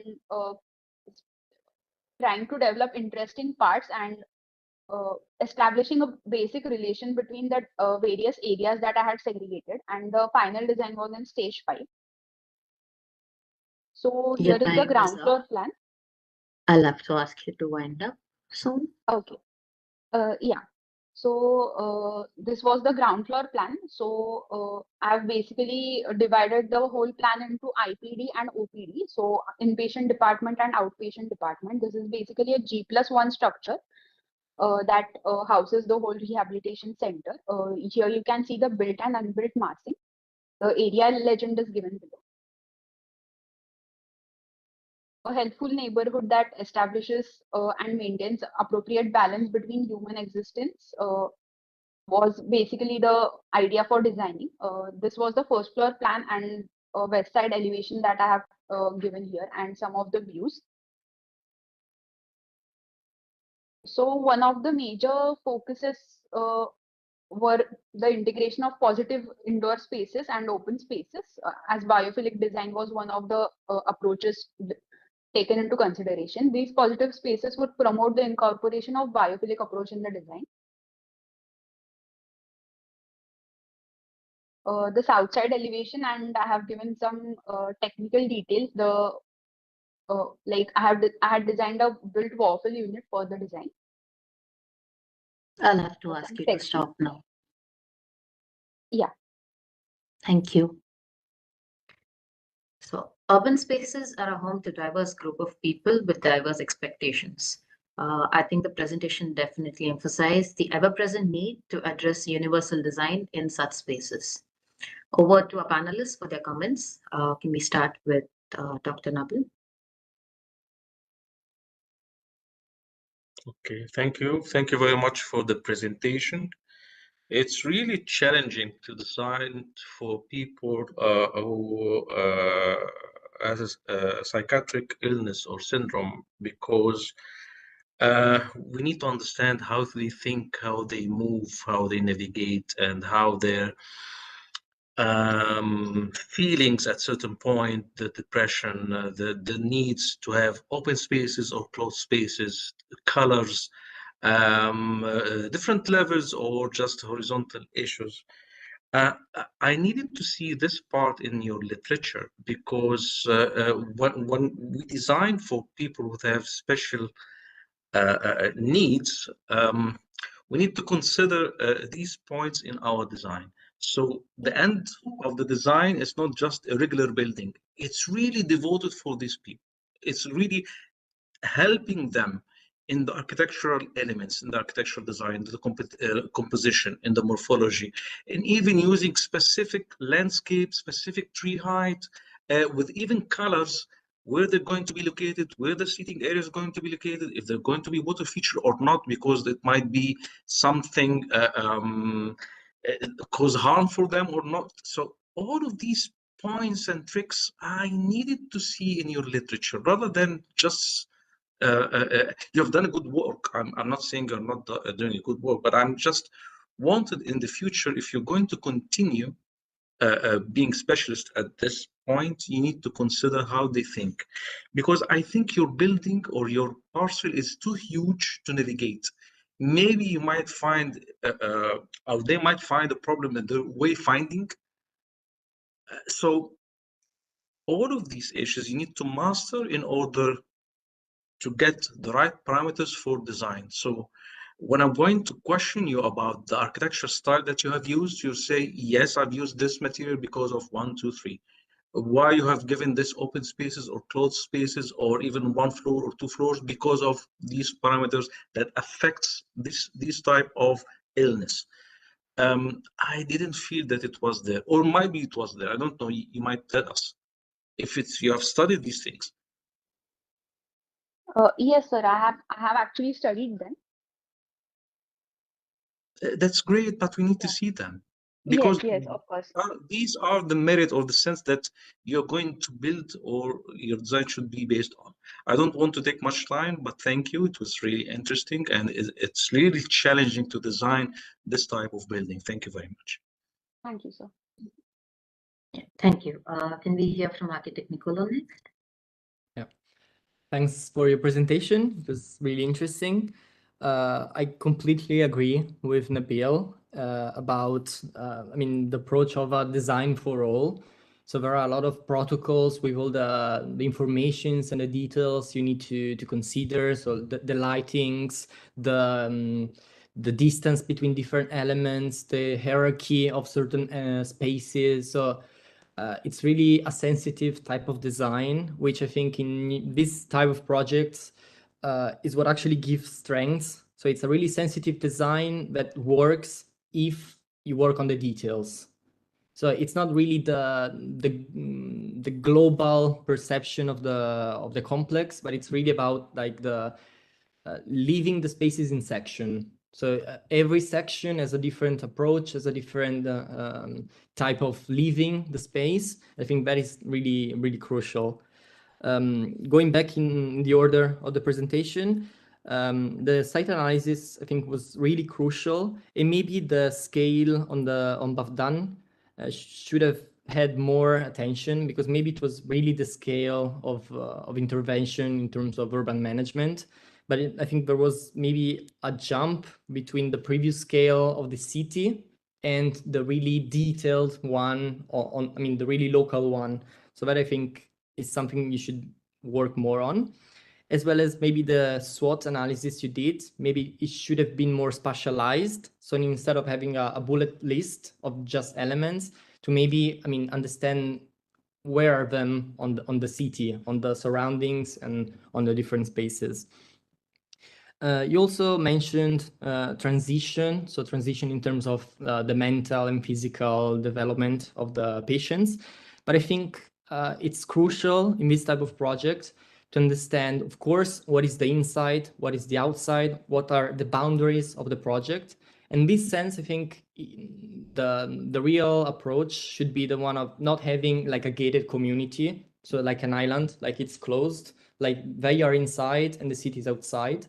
Of course, you need some technical spaces where you have limits and boundaries, but maybe it would be interesting to study and analyze maybe some transition space where both the citizens, I mean, the city and the patients can actually make something together. So even that transitional space, I think it's something really useful and important in this project. And even in your case, some elements were really interesting, but maybe too small. For example, the design stages should have been bigger because you had really details and it would have been interesting to see them. And as a last comment, I think your project was really architectural. So you really focused on the mass rather than on the voids, for example. And even in the phases, I mean, we saw how you started from a built volume. So like everything was mass, and then you extracted the spaces to have open spaces. So it's quite the opposite of what we usually do in urban design, where you put buildings and architecture maybe to create spaces and voids. I mean, it's quite the opposite approach, which is interesting. But maybe it was not fully controlled in this scenario. But of course, I really appreciated the topic because it's really sensitive and I mean, it needs special attention. So thanks. Thank you. Thank you. Yeah. Can we hear from you, Dr. Manoj? Yeah, I'm sorry. I'm in total agreement with what my fellow, co-jury members, review members have already mentioned. So I'm not going to repeat any of those things. But because this particular publication is with respect to larger context, but I believe that these type of spaces do have a major role to play because urbanization is also posing us a lot of challenges, as I mentioned in the beginning. One among those challenges is the stress that is being, a part for system. So if you look at it, urban stress management obviously comes to the kind of module of, this type of centers where, human beings are treated. And that is where the whole crux of this particular project is. So what I personally feel here is that you could have done a little bit more, justice to deal with the intricacies of this this type of a space. You mentioned about this four spaces like the brain spaces, spiritual spaces, body spaces, and social spaces, and it would have been interesting if you could convert them into the real sensory experiences. Not very easy, but still, I think that was an opportunity for you, integrating it with concepts of nature and the spatial dimension of the built form. There are several things that you can seriously look upon, which maybe in the future you'll be able to do that. It's quite an interesting topic. Otherwise, I really like to link it like this, like as a smallest unit of stress management as far as urbanization is concerned. So congratulations for that. Thank you. Thank you for your comments. The next thesis is going to be presented by Eranio Joshua Manglag Rivera, an undergraduate student from the Technological Institute of Philippines, located in Quezon City, Philippines. The title of the thesis is GMA Network Incorporation, Multimedia Broadcasting and Cultural Center, Enlivening Philippine Methodology Through Social Architecture at Quezon City, Philippines, under the theme Urban Management. Can we hear from you, Eranio? Am I audible? Yes, you are audible.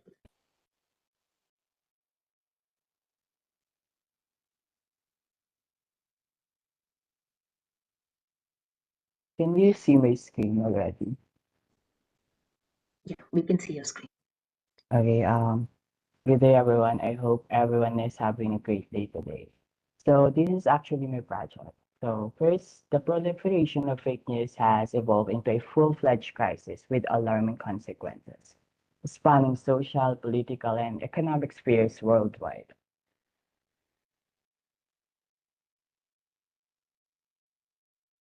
But for the past few years, we've witnessed the importance of being informed as we fight our battles against misinformation and disinformation.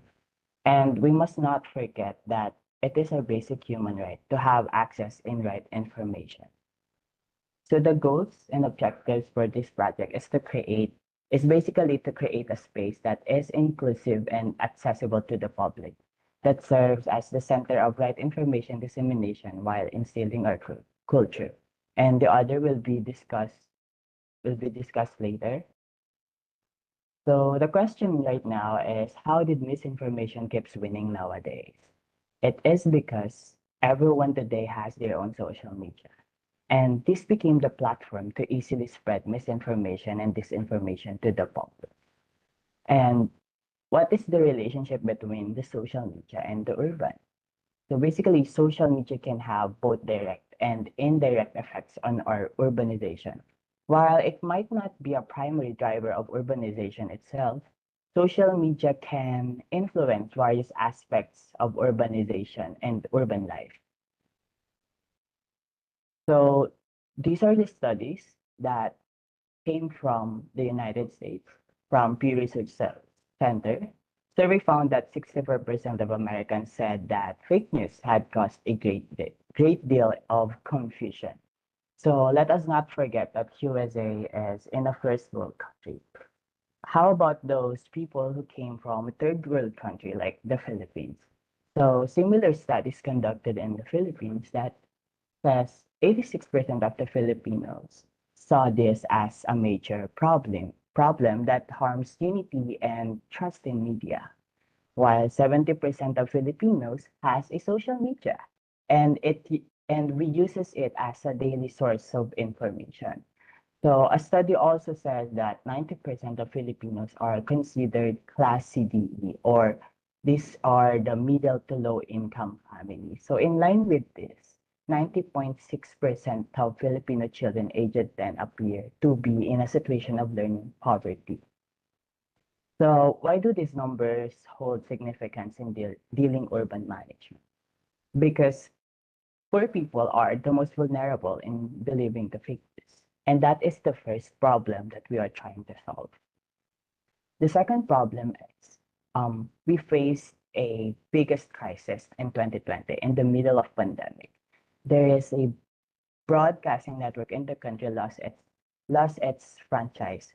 So they stopped operating in the country. So imagine that Filipino doesn't have a source of right information in the middle of pandemic.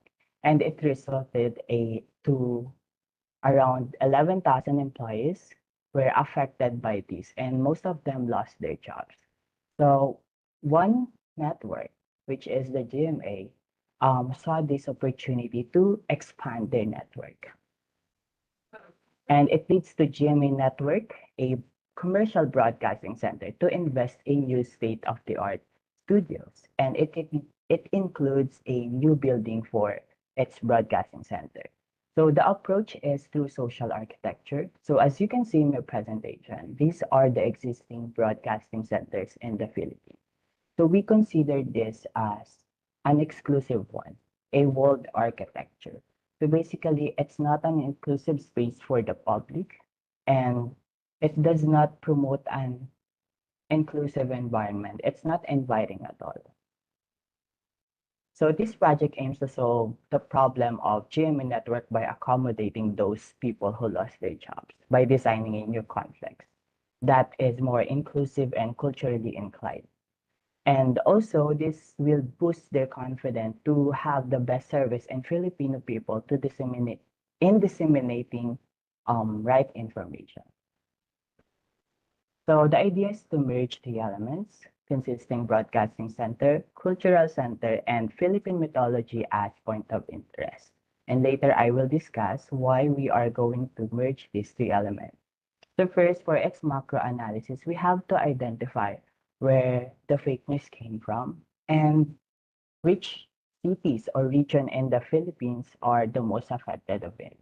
So in the study conducted, Metro Manila is the most affected of the fake news because Metro Manila became the location of the poor people. It became the area where informal settlers grow.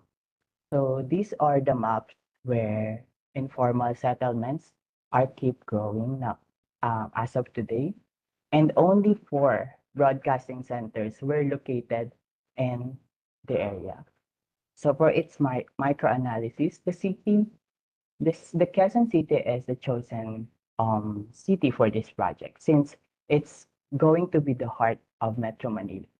Quezon City also the biggest city, and Metro Manila composed of 75% informal settlers. It is also a best location for the cultural center integration because it is accessible and can be traveled using all of the land transportation available in the city.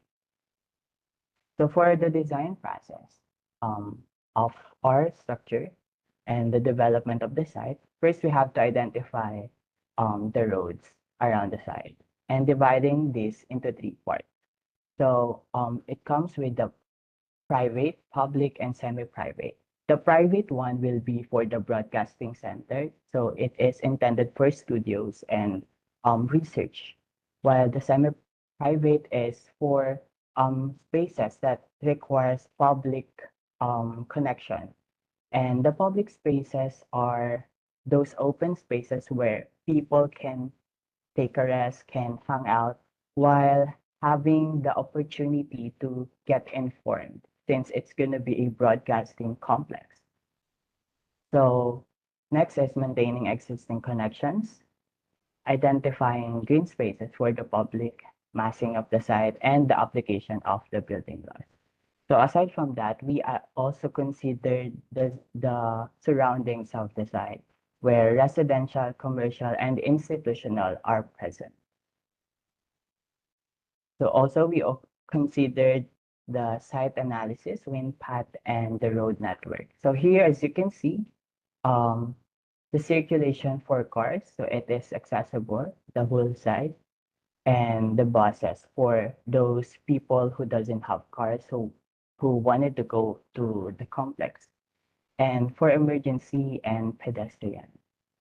So this is the site development plan. So as you can see, it has 3 main structures. The office building for the research team and the broadcasting center itself. This is the second building where a culturally inclined design, where we have a theater and public spaces that is more private, not open to the public 24 hours. And the rest are public spaces that can be accessible at all times. So these are the aerial perspectives and the architecture details of the project. So in conclusion, the project underscores the imperative of architects to play a pivotal role in shaping our community, a more inclusive and diverse society through thoughtful and deliberate design. The realization is that spaces can have the power to foster a sense of belonging and unity among diverse communities has never been more pressing. In context, the concept of social architecture emerges as a potent tool to bridge gaps and create environments that resonate with everyone. So the essence of inclusivity lies in acknowledging that everyone has an equal right to access accurate and relevant information. In the face of a rampant crisis of misinformation and disinformation, particularly evident in urban areas, the proposition of designing a broadcasting center takes on a transformative significance, such as center, strategically placed within an urban setting grappling with these challenges, serve as a beacon of reliable information dissemination. So this architectural intervention directly confronts the proliferation of fake news, offering a counter-narrative that is grounded in accuracy and truth. And that concludes my presentation. Thank you. Thank you. Communication and information sharing is an integral part of urban space design, and I believe this thesis was an approach to taking advantage of the social nature of community spaces to address information sharing. I'll now invite our panelists to share their opinions and comments. Can we start with Dr. Manoj?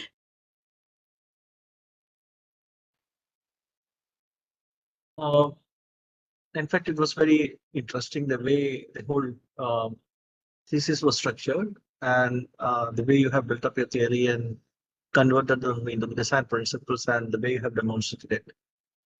I don't have much to say about this. It's good. Congratulations. Thank you. Thank you. Thank you Can so we much. hear from Dr. Nabil? Well, thank you very much for your project. It's really interesting, the quality of the presentation and the process that you have used and the ideas. They're really fascinating, and I would like to commend you on that. I liked also what you have presented about the walled spaces versus the open spaces and how involving people in the decision making or even within the space could push the authenticity of news or the broadcasting or the content of the broadcasting. Although I might have a different point of view on this. Because good space or bad space, from my point of view, I don't know if it's right or not. It's just a debatable issue, of course. If you're going to broadcast something which is fake, the space itself will not affect your decision. This is a purely mere decision of people taking the decision to produce good content of the broadcast or a bad content. So whether if you are providing a good, open, naturally ventilated with green space or it's closed, damp space, it's not going to affect the decision in producing a bad news or a fake news. This is my point of view, although I value that you are giving a good environment so people would work in and provide and push the efforts to produce the best that they can have. But is this going to affect the type of news that they're going to broadcast? Maybe this is a question that might need a little bit of more discussion.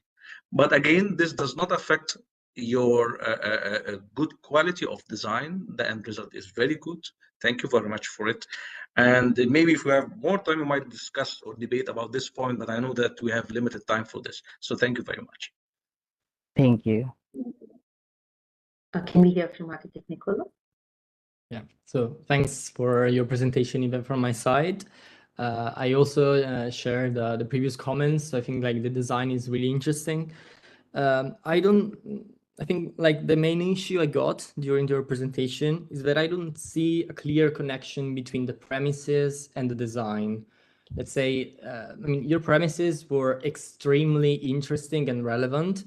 Even the design is extremely relevant and interesting, but it seems like they could have been like two different theses. So it's like trying to combine two different topics, but I mean, the chain in between, I think it's missing. So I think it's like two really valid solutions and approaches and design, but I think it's like two different things. And in terms of like your presentation, maybe in the analysis, you could have been more detailed. So like the two images were really, let's say, simple, and maybe that could have been something that to support your idea of wall architecture, open space. And I really appreciated the design process diagram. So that was really interesting.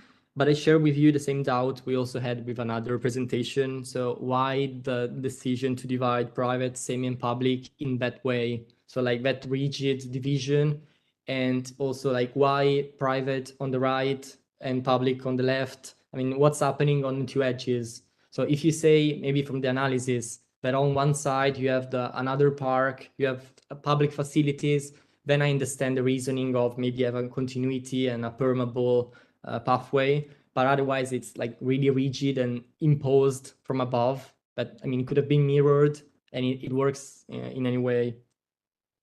And then this is also the issue maybe with the masses, which seem a bit placed from the top. So you see the inclination you propose, you may ask like, why that inclination? I mean, that axis as a reason, In the same way, maybe the shape, the canopies, because the design is really interesting, but I think maybe in this sense you missed a bit the point. Then some minor comments. I think in your diagram, it was interesting to see the emergency path, the pedestrian ones. Maybe you could have like separated layers, for example, to see what is truly just pedestrian, for example, instead of having like cars at the same time pedestrian and for emergencies. So maybe to divide the layers. And in the plan, I think in your case, even, I mean, checking the renders, because I don't know the context, shadows would have been really useful, because from the plan you presented, at first I didn't understand those were buildings. I just thought it was like all flat with some squares. But I mean, shadows are also useful from the surroundings, because you understand the heights of the buildings, what is the perceptions of the two sides. So shadows are really, really important. And the last maybe missing point, because you have a really interesting architecture, but we don't really see what happens on the ground figure. So what is the interface between the building and the public space you design? What it's like to be like with the door on your right. So you are outside, you are close to the building. What is the perception of the space? So maybe that sense could have been useful to, let's say, to get to the human high and to see what happens in the space you design. But I need to say, I really appreciate the quality of the graphic and the proposal you presented. So thanks. Thank you. Thank you for your comments. Next up, we have Maria Jose Santos, an undergraduate student from the University of Americas, located in Quito, Ecuador. The title of the thesis is Gastronomic Center, La República, located in Quito, Ecuador, under the theme Urban Management. Can we have you take over, Maria?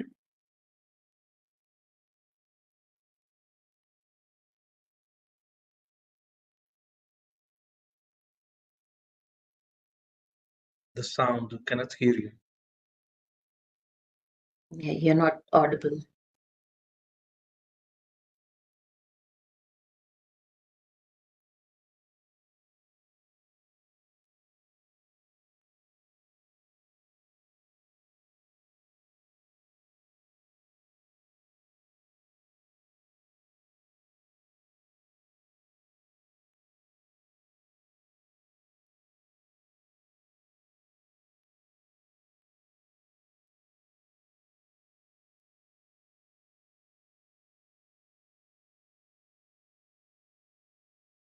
Hello, Maria. Are you there in the meeting? Can you hear us? Your voice is not coming.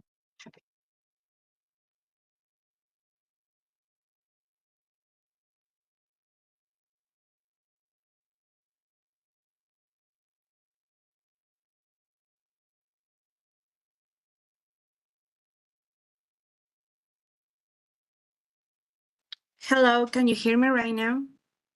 Yeah, you're audible. Please go ahead. Yeah, okay. So can you see the images of the presentation? Yeah. Yes, it is visible. Yeah, okay. So I'm going to start. Hello to everyone. My theme of investigation is about a gastronomic center called La República. The project is located in Quito, Ecuador, in the central northern part of the city, right on the axis of 10th of August Avenue in La República zone. Its strategic location was chosen because of its central theme, which revolves around food and culture. This choice aligns with the urban plan created during the Night workshop, aiming to rejuvenate the vital connection between food, interaction, and architecture to diversify human activities while meeting basic needs. The selected lot is situated at the intersection of these two main roads and has a direct connection to Floron Park, making it an ideal for user interaction. In this place, we have some troubles that I'm going to explain you right now about how is the activities in Quito right now. So this is the first stage that I was talking about, 10 of August Avenue, and the place of the equipment is right in here. Yeah, so first of all, I'm going to start talking about the problems about the place. The transformation of 10th of August is deeply influenced by gentrification and the subsequent depopulation of its once vibrant community. This issue is aggravated primarily due to the absence of a diverse mix of functional spaces and a deficiency in well-designed public areas. Without the variety of uses, the neighborhood loses its appeal to a broader range of residents and business, leading to an influx of higher income residents who often bring higher living costs. The lack of sustainable public spaces, such as parks and community centers, further diminishes the neighborhood's social fabric. Addressing these challenges is crucial to preserving the area's cultural identity and ensuring a more inclusive and sustainable future. So one of the problems that we had in here is that there's a lack of public spaces that promote citizen interaction. So right now, here we don't have places for pedestrians. We see that the avenues are more like breaking borders for pedestrians, and its design has been designed for cars and high mobility. So it's difficult to walk in here. It's difficult to live in here because of the pollution, because of the fault of mixture of activities also. Yeah, one of the objectives of the project is to design a special model of the concepts of gastronomy, academic training, marketing, and social cohesion. This will be achieved through the implementation of various atmospheres and scenarios that promote the creation of spatial relationships within the built environment and in turn user engagement. These plans comes before a plan that we made for Quito 2040. And this was about the implementation of all the 10th of August Avenue with a lot of buildings that can promote the cohesion, public buildings, of course, and the improvement of the public space. Yeah. Talking in a way more local in the neighborhood, this is the place where the project takes part. And this has 4 scenarios. For one side, there is a 10th of August Avenue. Then we have a Republic Avenue Street, that this has the problem that doesn't have mixture of activities. Then we have Isabel Tovar Street, which has a low affluence of people. And then we have the Florin Park that is just in front of here, but it's a green space, one of the 2 green spaces that are in all of this neighborhood. So this green space doesn't have the possibility for pedestrians because of the avenues and the cars and the traffic. So one of the proposals for the project was, first of all, to promote the allow of the flow of pedestrians between all of these streets by the creation of a free floor plan with the equipment. Then we had another strategy that was to promote more activities in all of these streets by the mixture of uses, by the creation of commerce and gastronomy places. So the building was meant to be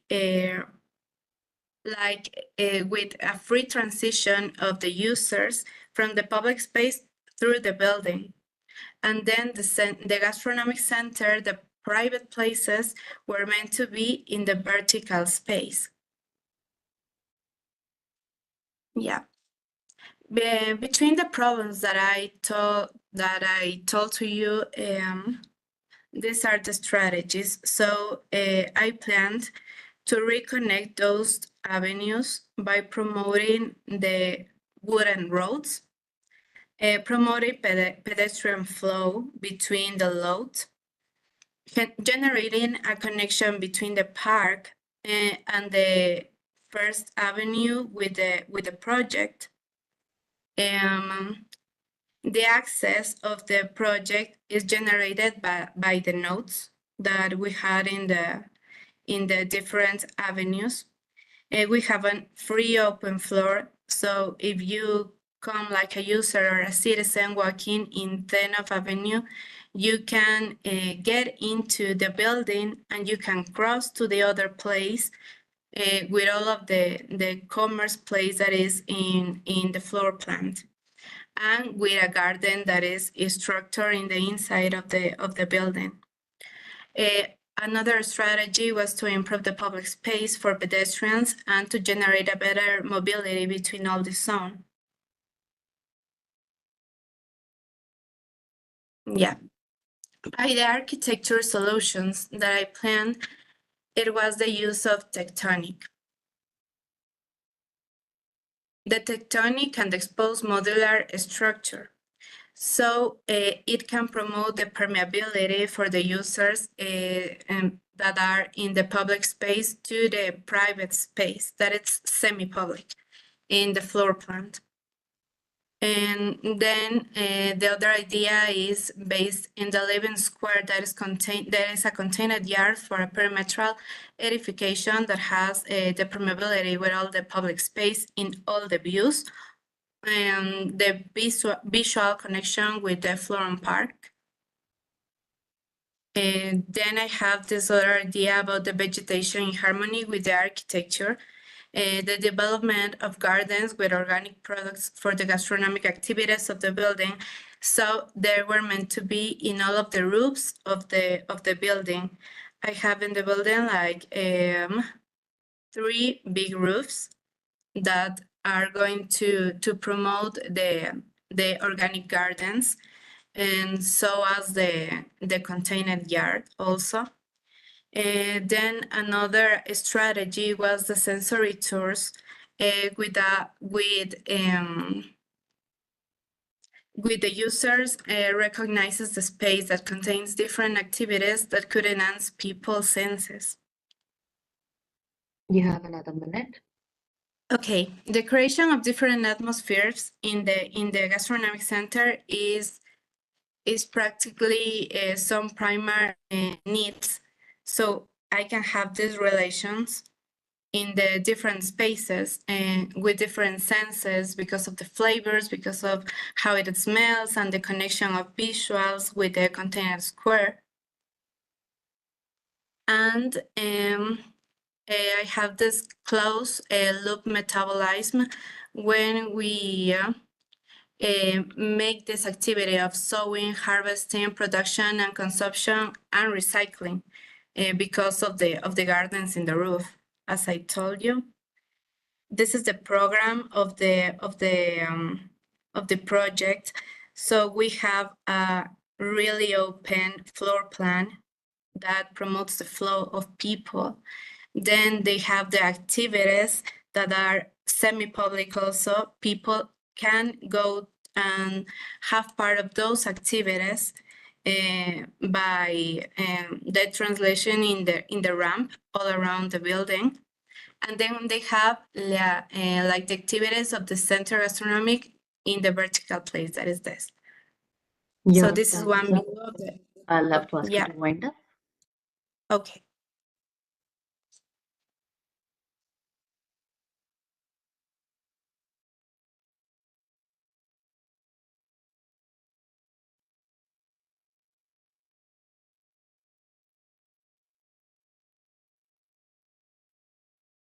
Yeah.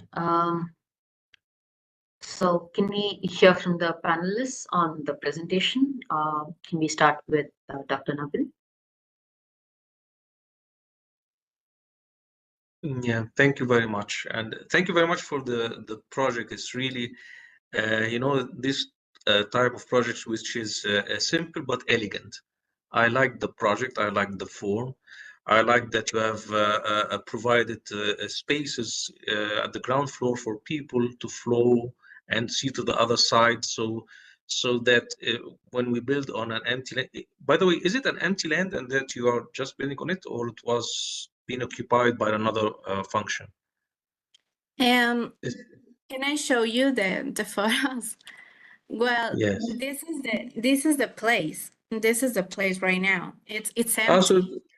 Yeah. so it's Of nice this to place right now. yeah, to maintain the visual continuity between the two sides of the trees. But I can see here that there were like a lot of trees. What did you do with the trees? All of the trees. Yeah. No, these trees are like in another places. This is like It's another not lot. within your side. Yeah, no, Okay. the load is this one, the one of the middle that is an empty load right now. It's just like No, parking, you know. yeah, I don't have questions for you. I like the simplicity of your project. It's really nice and elegant. Thank you very much. It's good, and the best part I like that you have provided spaces on the ground floor to have a continuous flow from one side to another for not blocking the view between the two streets. So it's a good point. Thank you very much. Thank you. Can we hear from you, Dr. Manoj? Yeah, I mean, very interesting presentation. And the project was a gastronomic center, right? That was the project. Yes. Yeah, the good thing about this particular project is the way it has been presented. Like, though it was an architectural project, it was well studied. The context was well studied, and a very serious objective was found to be the core theme of this particular thesis. So, how to revitalize a place was the core theme. That's what I understand, right? Yeah. Yeah. No, So, I mean, the thesis, the biggest thesis was like in a team. We made like a plan for Quito in 2040 about the restructuring of all this avenue and a new restructuring of the city. And then there was this smaller projects, and this is mine, like it's my personal thesis. okay, so And fine, understood. That means that your the whole class did a larger study, and each of you were given a particular project, and you detailed it out, isn't it? Okay, good. yeah. Okay, I think I don't have much to speak about this. I mean, it's an interesting project, the way you have dealt with the spaces. But I felt something, what is missing is you have really concentrated on the triangular space in front of your building. And I don't know what's happening on the sides or, on the other side of this building. When you look at the building as a, entity, how that is interacting with the spaces around is also very important. But I think the entire presentation was focused onto that space, which is, the triangular space in front. That's what I felt that one major defect of this. Otherwise, it's a very good presentation. Okay, thank you. Can we hear from you, Architect Nicolo? Yeah, so thanks, Stephen, from my side. I share all the comments that my colleagues gave to you. I need to say I really appreciated some powerful words you used. For example, the idea of atmosphere, of relations, of engagement. So that was really useful in your storytelling. I need to say, though, that I share a bit of doubts on some points. So in some points, I was a bit confused. First of all, I think there was a bit of a jump to the gastronomic functional proposal for the center. So, I mean, you mentioned it at the beginning, but then, I mean, it was not really clear why, how, and even in the explanation, I mean, it was not really clear how it was developed. So maybe it was in the last slides we couldn't see. So maybe it was there, I don't know. But I think, I mean, as for what we saw now, it could have been a gastronomic center, but at the same time, a cinema or any other function. I mean, it was more about what we saw were more the reasoning about the urban management of the site, but maybe, I mean, the function could have been more explained. I need to say, like, I don't know if this site was assigned to you by your professor or not, but I need to say, I mean, it was a really good challenge because, you know, working on a triangular lot at the intersection of two really, let's say, intense streets. I mean, it's not really easy, especially when you have another triangular lot on the other side. So, I mean, it's a challenge, and I can tell you that. So, I mean, of course, it was a really interesting exercise. The other two doubts I had, but maybe it's just because we couldn't really see the last slides. One was if the solutions you were proposing were 4 different parallel proposals, or if they were just layers. But so that was not really clear. And on the other side, for the first 10 slides, it was not really clear what was a mass and what was a void. So it was really conceptual, but maybe it could have been more specialized, let's say. I mean, we should have really seen like the mass or the space, and maybe less lines and symbols and concepts. But I mean, it was super challenging, I imagine. And I mean, thanks for your presentation. It was interesting. Thank you. Well, yeah, it was challenging. It was difficult to design in a triangle, and with the thing about the avenues, the cars, and how it is right now, because right now it's really different than the proposal that I made, like in local, like changing the local way how the streets are used. And there was just one proposal. The building is a gastronomic center because here in Quito we only have 5 gastronomic centers, and all of those are private. So how we are like trying to restructure this avenue with more resident business center and another public equipments. So this is one cultural that the city needs, and also because of the gastronomic knowledge and the culture of food, that it's really important because of the malnutrition and everything that causes problems. I think that not only in Ecuador, but in many other countries. Thanks. Of course, as an Italian, I approve the gastronomic center function. Thank you. Thank you for your comments on the presentation. Moving on, the next presenter is Shivangi Agarwal, an undergraduate student from SMEF's Brick School of Architecture, located in Pune, India. The title of the thesis is An Inclusive Paradigm to Sustain Fishermen Communities, Catalyzing Inevitable Infrastructural Growth at Tajpur, India, guided by Shraddha Manjrekar and Rohit Pottar under the theme Urban Management. I'll let you take over, Shivangi. You can present. Hi, am I audible? Yes, you are.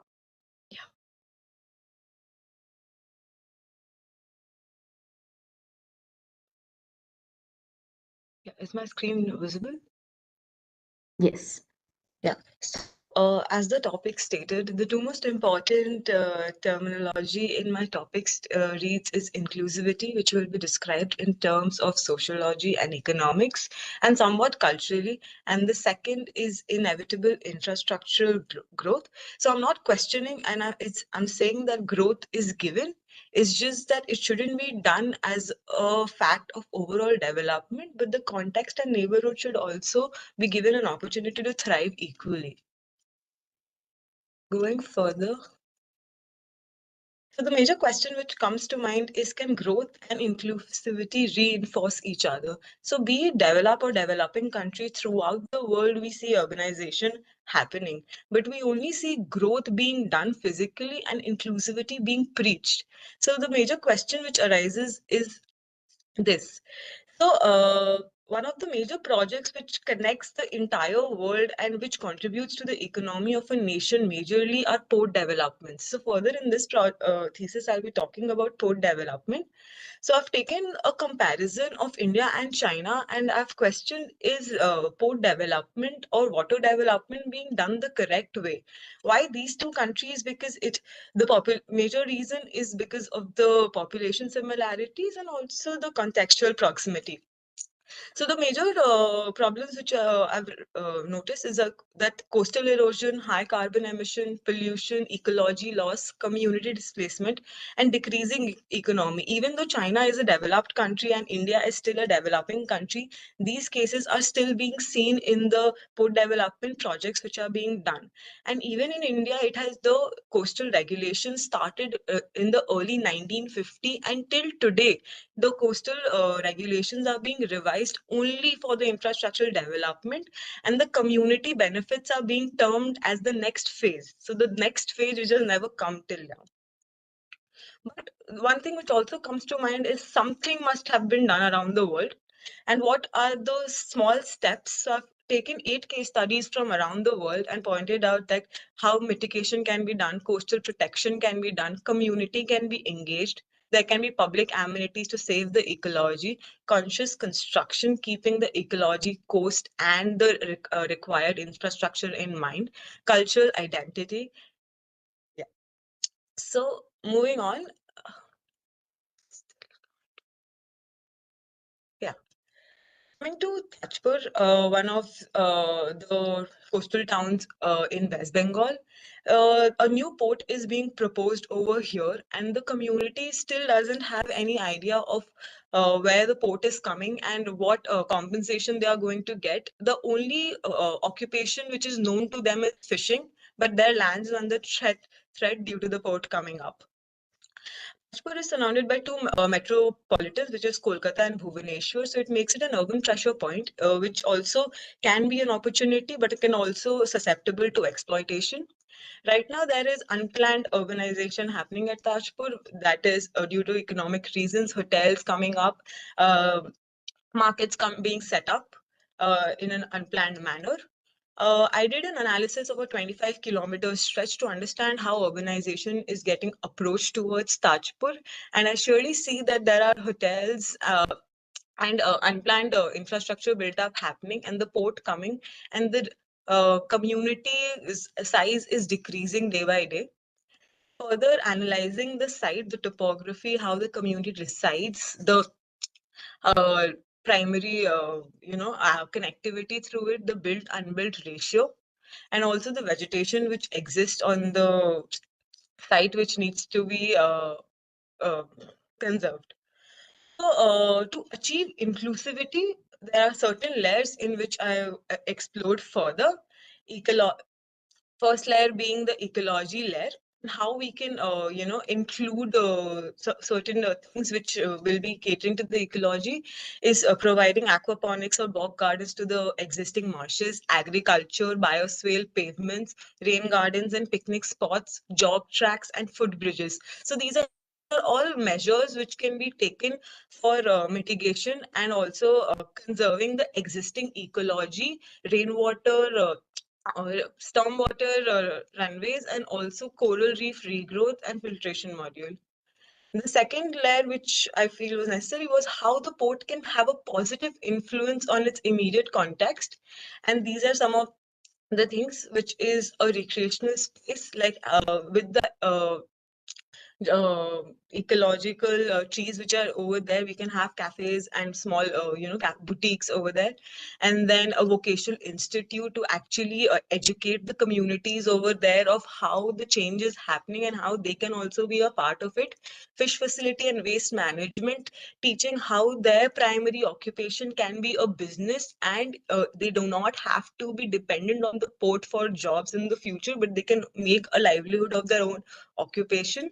Then residential block because of the floating population, office and retail, and a town hall, which is very important due to that meetings should be held, which should include the community stakeholders and people whose land they belong to.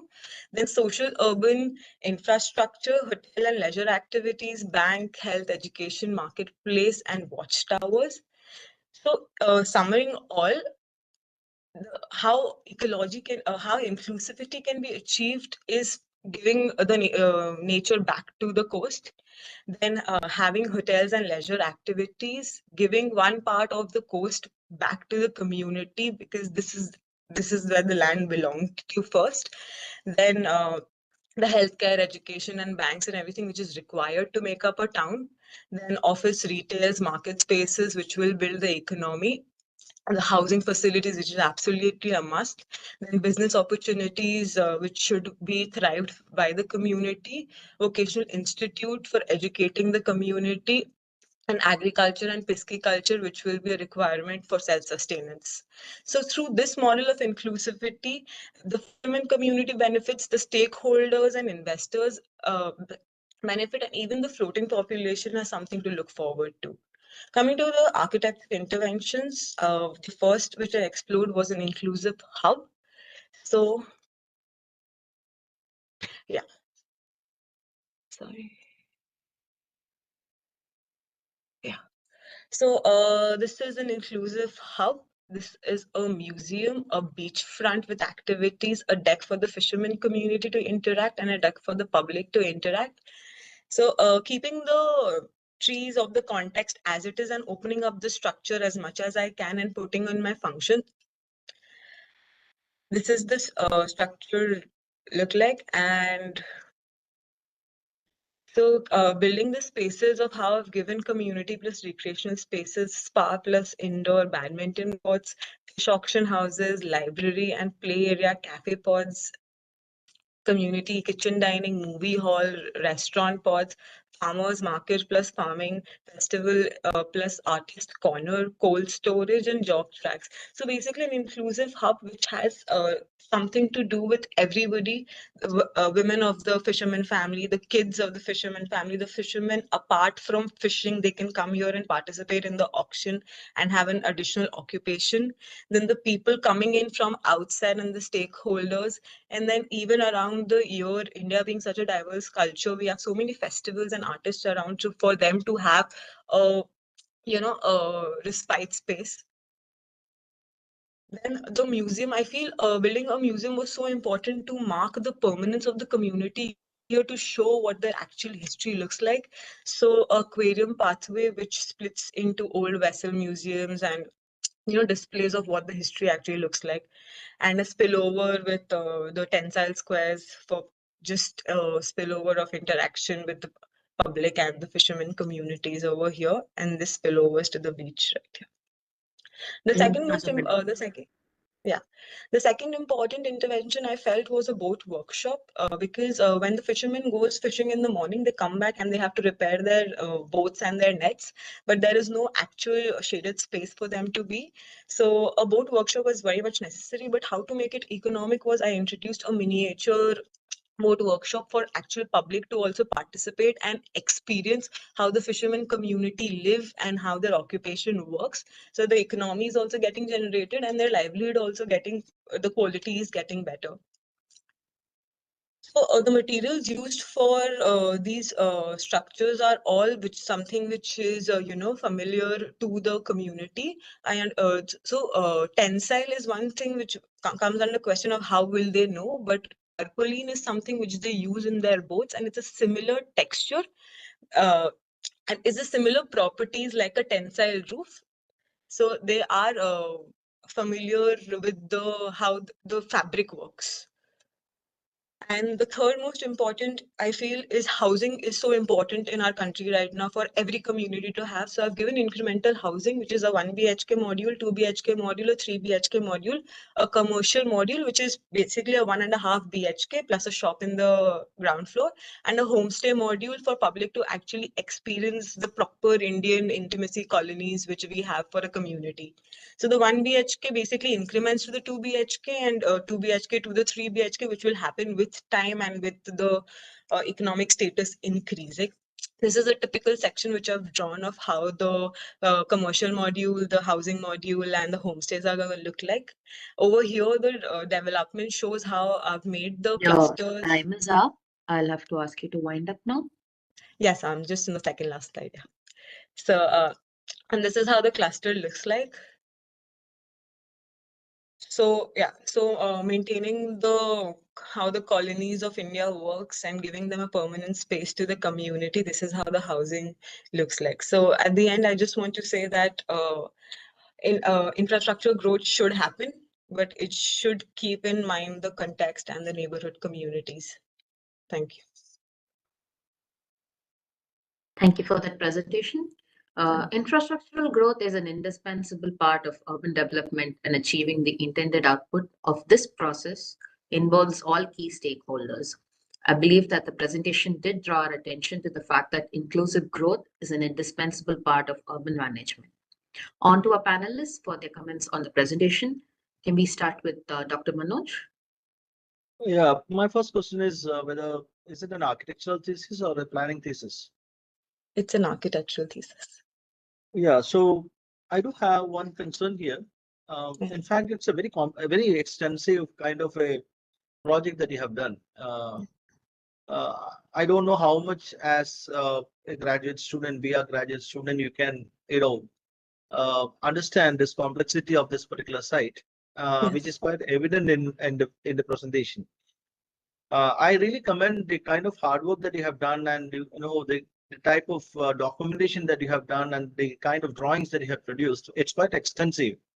But keeping this in mind, if you look at the content of this particular thesis, what I felt was you are speaking about inclusivity, and obviously what I understood is that you are speaking about the marginalized community of fishermen, right? Yes. So if you look at the kind of changes that is happening along the coastal region all over India, or maybe even in many countries, uh, mechanization and the process of the giving away of the traditional fishing, everything is kind of very much prominent in this particular area. And the type of life that these fishermen have lived all over the years, it's slowly changing, it's transforming, and the pace of transformation is pretty fast. So the type of villages that we find all around the coastal region, it's the kind of transformation that is happening is it's very very abrupt and very kind of challenging. So here, let me come to my point. When you speak about inclusivity, first thing what you have to do is that you have to do a thorough study of the community as a whole, where those things were totally missing in this. The characteristic feature of this community, the content of the community, or maybe the components of this community living was not at all presented well, or maybe I couldn't see that. Possibly you may know that, and suddenly what happens is that from there, that's the limitation of an architectural thesis. You jumped into that, suddenly jumped into the design part, where you came up with n number of projects. You came up with a museum, you came up with restaurants, you came up with lots of things. So even from an architectural perspective, being a student of VIAG, I don't know how much you can seriously do designs at such a huge project. If you could concentrate into one part of that, right? Like for example, if you were like concentrating on to inclusivity and how that inclusivity can be brought in building up a community space, this would have been great. Instead of taking up this entire region and entire area. So you said that you did a survey of 25 kilometers, which is far beyond your comprehension as a VR student. So anyway, I really appreciate the hard work So that you have to done. understand the context was so important, because there was nothing existing on Tajpur right now for but it was it was always nice, because you have that vigor in you. You have got that kind of the capacity to work hard. I believed if you could concentrate, or maybe if you could come up with a small area where you sincerely did justice to inclusivity as a theme and brought in the kind of a design for that particular place, that would have made a lot of difference. It's just a comment. Yes, sir. For sure. Thank you so much. Thank you, sir. Can we hear from architect Nicolo next? Yeah.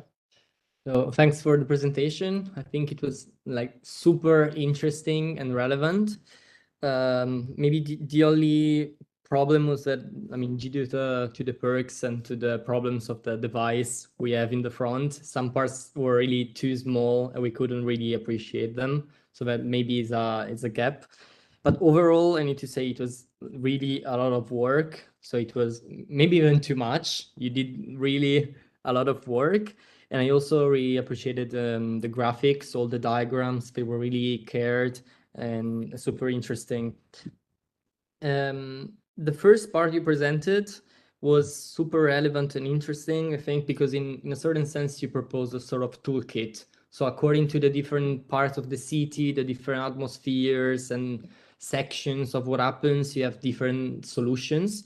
Of course, kept general, because in the end, it's a toolkit.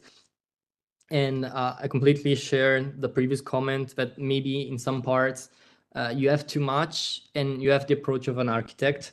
So you have the museum, the hub, I mean, you have all the different parts. And then in a certain sense, you miss the connection between the different parts, which in urban design maybe are even more important than the building itself.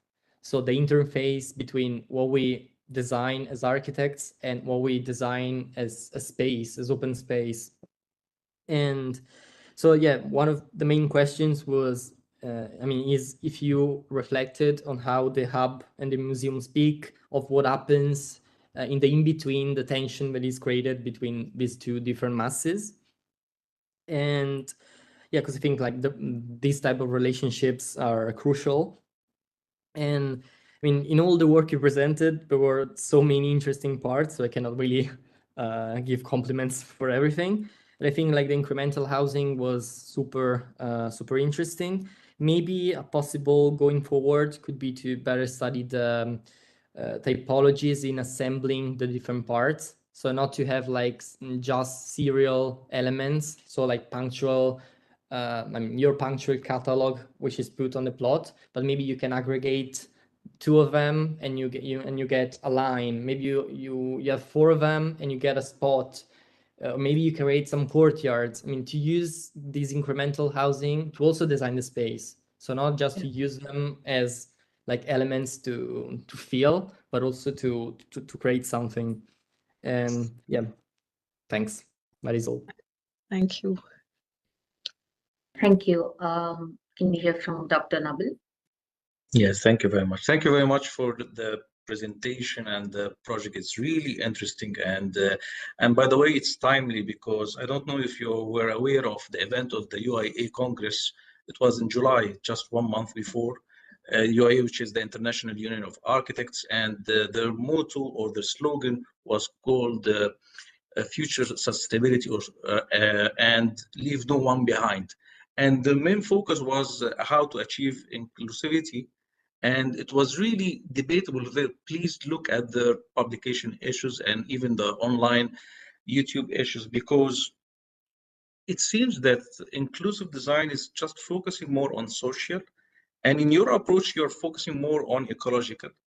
That's fine, of course. But what if you're going to combine it with the social aspect and then try to bring everyone inside and try to merge things? Because one of your slides was titled Achieving Inclusivity. It seems like it's a little bit like separated border layers.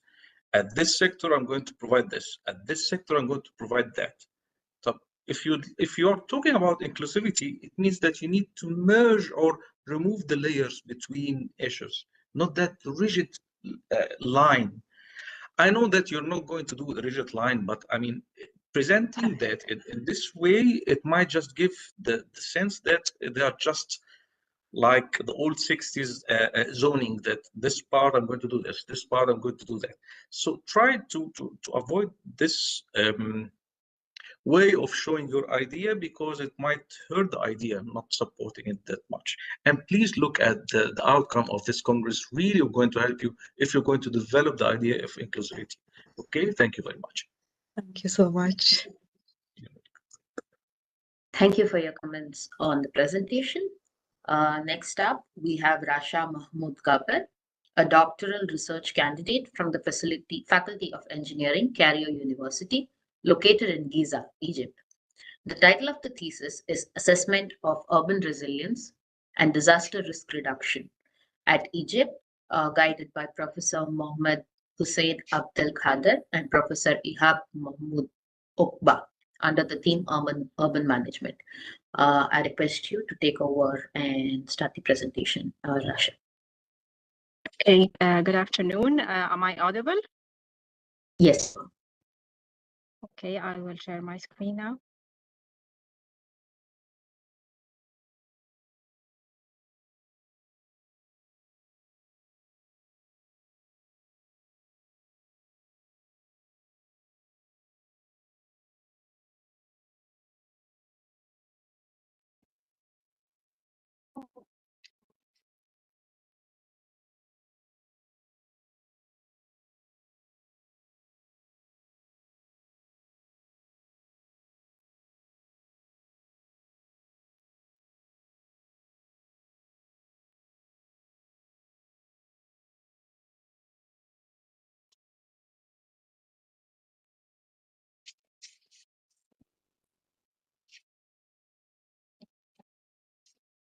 Yeah, are you able to project your screen?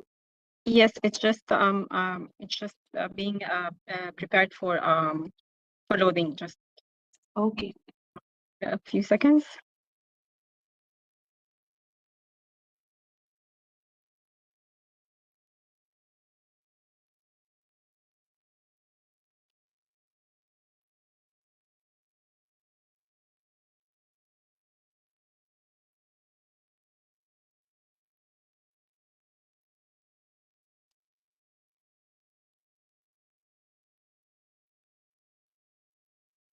Okay, is the screen visible now? Yes, it is. Okay, so hello everyone. My name is Rasha Mahmoud Gaber. I will be presenting a PhD thesis titled Assessment of Urban Resilience and Disaster Risk Reduction. The thesis was submitted to Faculty of Engineering, Cairo University, Egypt. Starting with the background of the work and its motivation, recent United Nations reports have indicated that more than 50% of the current world population are currently living in cities, a percentage which is expected to further increase to 70% by 2050, in a phenomenon often referred to as the urban turn. This is due to the fact that cities are centers of economic growth, opportunities, and innovation. However, cities are also places where accumulated stresses and sudden shocks may occur. That is, unless a city is resilient. The main research problem is that despite the growing number of programs and action plans to impose resilient strategies on urban planning, there has not been a reliable and officially recognized assessment tool for urban resilience that comprehensively assesses the urban resilience of cities against natural disasters and man-induced hazards as well. This has created a sort of confusion among practitioners and planners over the choice of appropriate tools of evaluation. Accordingly, the main objective of the study is to transform resilience from a theoretical concept to more applicable action plans and strategies through redefining resilience so that it accounts for both natural and man-induced hazards, and introducing a standardized assessment tool for evaluation of urban resilience. Therefore, the study proposes the Resilience Performance Index through defining its conceptual framework, proposing the relevant indicators for assessing resilience, and then designing a resilience assessment model using the fuzzy logic approach, which is a artificial intelligence tool, and therefore combining resilience analysis with dynamic modeling techniques. The study follows a methodology that addresses urban resilience through defining the main resilience-related concepts, the qualities of resilient systems, and the common resilience strategies, as well as the types of hazards. Also, the study goes through the existing frameworks and the resilience indicators and the vulnerability assessments used to construct the Resilience Performance Index. Throughout the theoretical study, urban resilience has been defined as the ability of cities, urban settlements to adapt, resist, and transform, and even bounce back better to continue functioning effectively despite sudden shocks and chronic stresses. Resilience is divided into 4 main domains, which are the natural and environmental dimension, the socio-economic dimension, the physical and built environment dimension, and the governance dimension, which are integrated to achieve the 7 qualities of resilient systems. The concepts related to resilience that are discussed through the study are the hazard, risk, vulnerability, and exposure, and they are defined in detail throughout the study, and the relationship and interaction has been clarified. Another point is the common strategies for resilience, which have varying characteristics and varying levels. For example, the coping strategies usually deal with small or individual scales. The adapting strategies are more concerned with the community or local government scale, and the transformation strategies, on the other hand, are more national oriented.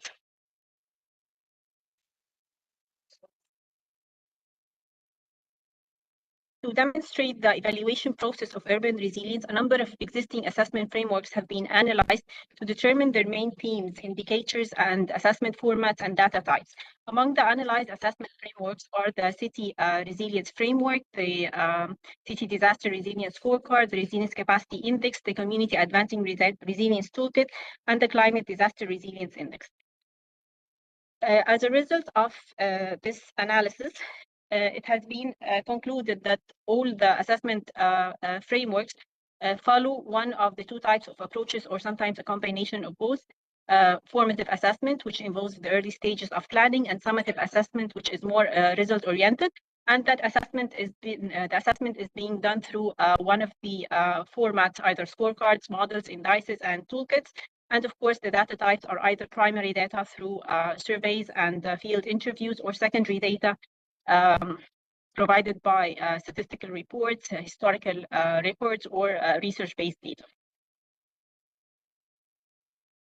However, despite the growing number of frameworks, the practical application is very limited. This is due to the complexity of the assessment process, given the interdisciplinary nature of resilience and the need for large funds and expert skills.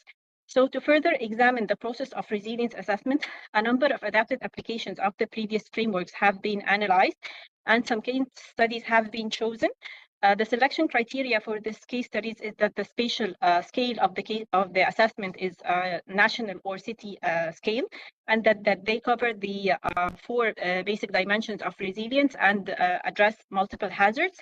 One of the case studies also assesses urban resilience against the impacts of COVID-19 pandemic, of course, due to the rising global crisis. Also, the selected applications demonstrate a quantitative assessment of resilience, showing the basic steps of indicator selection, index construction, and computation methods. In conclusion of this analysis, the constructing steps for the assessment index were deducted, and they are simply setting a conceptual framework and identifying the scale of analysis, and of course, determination of the relevant indicators, and also the accuracy, transformation, and normalization processes of data. Also, it is advised to assign different weights for each indicator upon the significance and its effect on the final final score of resilience, and also the aggregation and computation methods. So in the applied section of the study, the steps for designing the proposed resilience performance index are illustrated. The first step was designing the conceptual framework of the assessment, which takes into consideration the natural hazards as well as the managed use hazards, and also addresses the contextual state of the area under study, and also a flow chart for the main processes of the assessment process were developed. The set of sequential steps, such as the current scenario modeling, the risk analysis, the damage impact analysis, and a comparison between the vulnerability and the resilience capacity of the area under study, so as to determine the state of the resilience performance. Also, the relevant indicators were classified into the 4 main dimensions of resilience and further classified into sub-dimensions and respective metrics and indicators. Okay, so after this step, the problem was dealing with the resilience data. So in this area, the study presented a tool for modeling of resilience indicators using an artificial intelligence tool called fuzzy logic. The integration of AI was proposed to address the complexity of the assessment of urban data in general and resilience data in particular, given the because it's a fuzzy multidisciplinary concept that does not involve distinctive values that can be processed using normal Boolean mathematical methods, but are rather dependent on expert perceptions and human reasoning. Fuzzy logic systems are designed to deal with such sets of data which are somehow imprecise or vague, and therefore require sophisticated and complicated statistical and mathematical formula. So designing a fuzzy logic model involves the preparation of resilience data and the transformation of these data into indicator input values, and then the classification of these values into overlapping sets of data that indicate poor and moderate and acceptable levels of resilience performance. These overlapping sets of data are referred to in fuzzy logic software as membership functions. Another major step in the fuzzy logic system is linking the individual indicators to the final score for resilience performance through a number of if-then rules, which is called the rule base. And the last step in the okay, the last step of the model is the processing of these data into a resilience performance score. To validate the model, New Damietta city was chosen due to its location in the Mediterranean coast and in the Nile Delta region, which is a highly vulnerable area to the impacts of sea level rise. And to test the vulnerability of this area, a coastal vulnerability index was employed, which indicated a very high level of coastal vulnerability.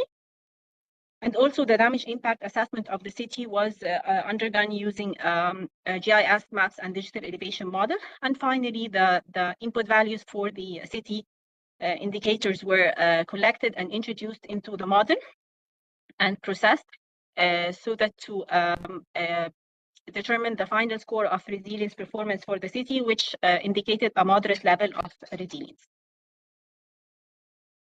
In conclusion, the study has concluded that the current practices of resilience assessment have not yet developed into a unified assessment approach, neither scientifically nor practically, and that the attempts to assess resilience are not generalized due to the fuzzy nature of resilience, and that the assessment requires extensive research.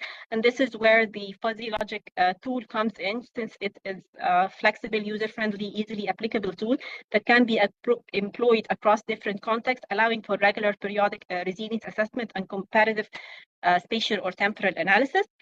And also, the study recommends some resilience strategies, such as ecosystem management, emergency response strategies, and resilience-oriented land use planning, and also the prioritizing of risk mapping and resilience fund allocation and resilience research and innovation, and of course, the suitable execution and monitoring methods.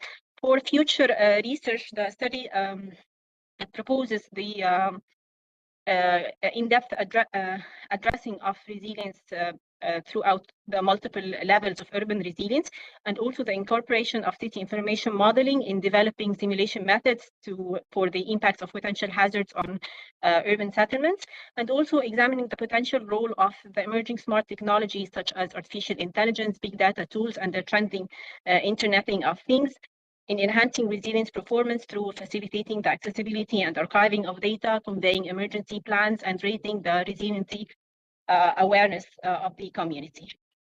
Thank you for your attention and for granting me the opportunity to share my work. Thank you for that presentation.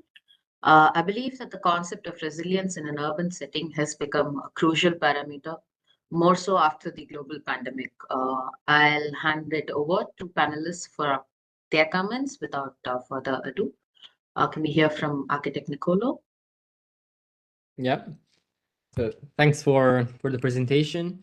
I will just be brief because the whole structure seemed to be really clear. I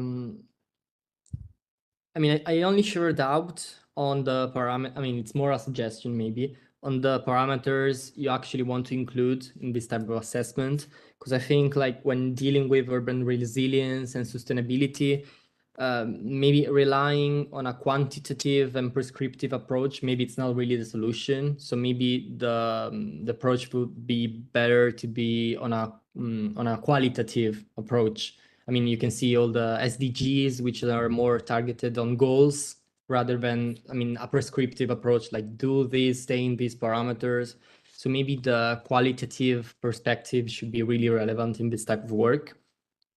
And the other maybe suggestion is to be careful not to think too much as a mathematical modeler, but to try to stay in the field of urban design or urban planning, because at the end of the day, the tool, I think it's intended to be for architects, urban designers, landscape architects.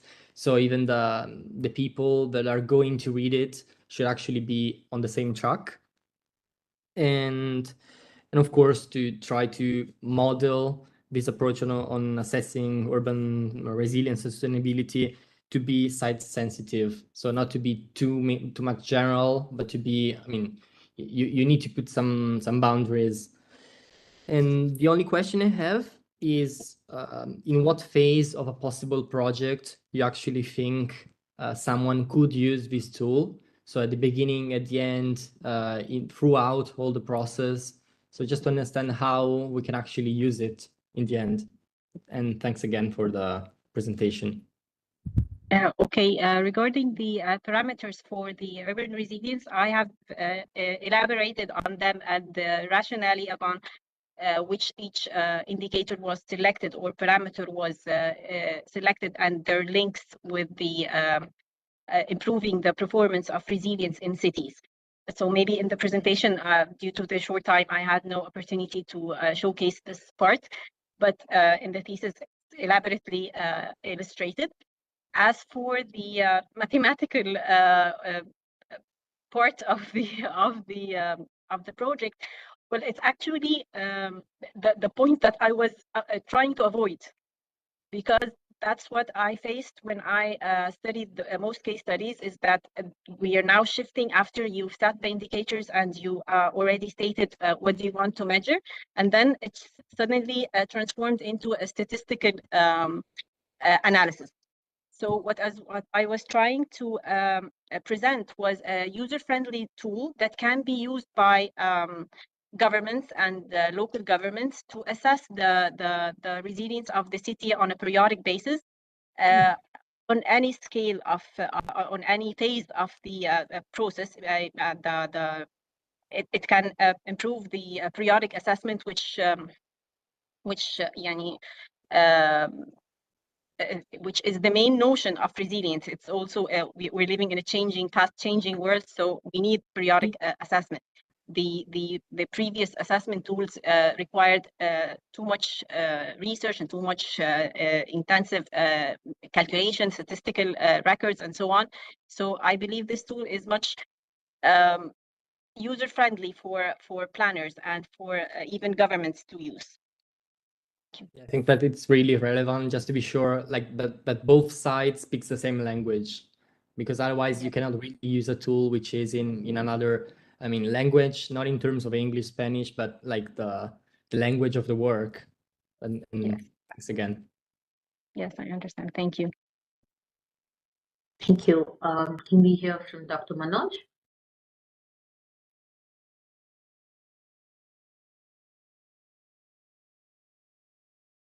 Yes, Rasha, very interesting topic and very relevant too. But for me, I felt the whole presentation as a synopsis than a thesis. Basically because, I mean, can you just take up the last slide, the conclusion slide? Here, I mean, what you have written is that's a third point here is the current practices of resilience assessment have not yet developed into a unified, most appropriate assessment approach and only, I mean, it neither scientifically nor practically, and many of the existing methods are conceptual or theoretical. And all the discussions that we had today is mostly conceptual and theoretical, and I would like to know how you have put in the concepts as adapted applications. There's throughout the thesis, there is a chapter for the implementation of the or the adaptation of the existing frameworks, and I've studied tons of literature, and all I have reached is that the practical application of these frameworks is relatively very limited, and even if it's done, it's more a contextual, and it's not applicable or flexible to be used elsewhere. So the point with the proposed tool is that it's more flexible, and the indicators could be managed, and you can remove indicators or you can add indicators. You can change the weight of different indicators according to their significance on the actual context of the study. So it might facilitate more periodic assessments, and it does not require so much mathematical and statistical calculations and descriptive formula. Okay, that's all my comment. Thank you. Thank you. Can we hear from Dr. Nabil next? Yes, thanks. Hi, Arasha. Thank you very much. Thank you very much for your presentation. It's really interesting. And actually, we needed to change, or I can say for myself, I needed to change my mindset because all the previous projects were for undergraduate students. So this is a postgraduate. So that's why we suddenly needed to change our mindset. But it's really interesting, and the topic itself. And thank you for this. I would like to ask first, at what stage in your PhD you are now? Is it in the building the framework or testing your model, or you have finalized your Viva? Yes, I finalized my work and I submitted my thesis last January. So congratulations. Right now you're Dr. Rasha, right? Thank you. Yeah, so that's good. So we're discussing something which is finished actually, not in the progress issue. Well, actually, it's really challenging to summarize the PhD, what we have done in a number of years, in just few slides and try to present them. I know it's really challenging, and you have done a very good task. Well, that's why maybe in the future you might focus on either the model and show how the model works. Maybe might be your focus because it's finalized, or you might just convince others that this is the best model compared to other models. So you might have some sort of a comparative, like others are doing this and I've come up with a new model, and please look at my model and how it's working. Yes, it has some limitations, but it's working better than others. So how you orient your presentation, it's really from now on, it depends on you and depends on the context and depends on how you'd like others to perceive your work.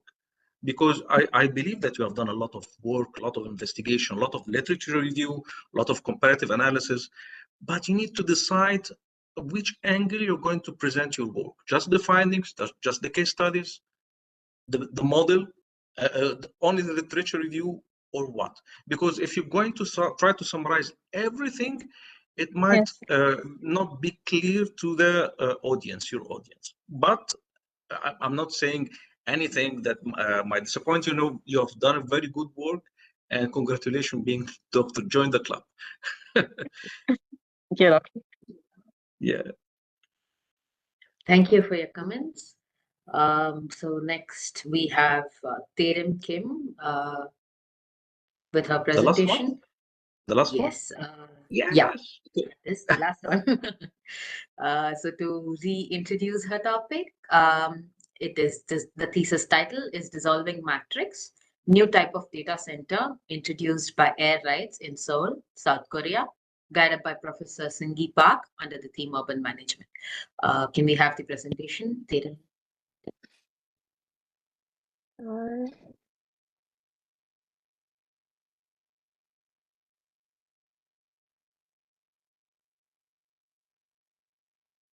My screen working properly? Yeah.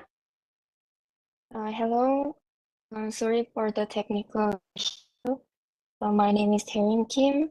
Let me start my presentation. Now, in Seoul, the center of Korea, more than half of the population are living in this city very densely. While the number of people moving to the city searching for better infrastructure, culture, industry, and jobs is expected to increase further, the city is not expanding at all. Therefore, space in the city area is becoming increasingly scarce, with the problems of urban areas due to lack of available land, such as rising land prices, housing shortages, rising rents, green space expected to continue to be more serious in the future. How should this problem be solved? As a way to use space efficiently, I would like to propose air rights. In simple terms, air rights are the rights to transfer the remaining floor area ratio to another site. Currently, most of the remaining FAR in Seoul are left untapped. If such a space is used, it will be possible to solve the problem of urban areas. Therefore, through this project, I would like to introduce a new type of infrastructure that can be introduced by air rights.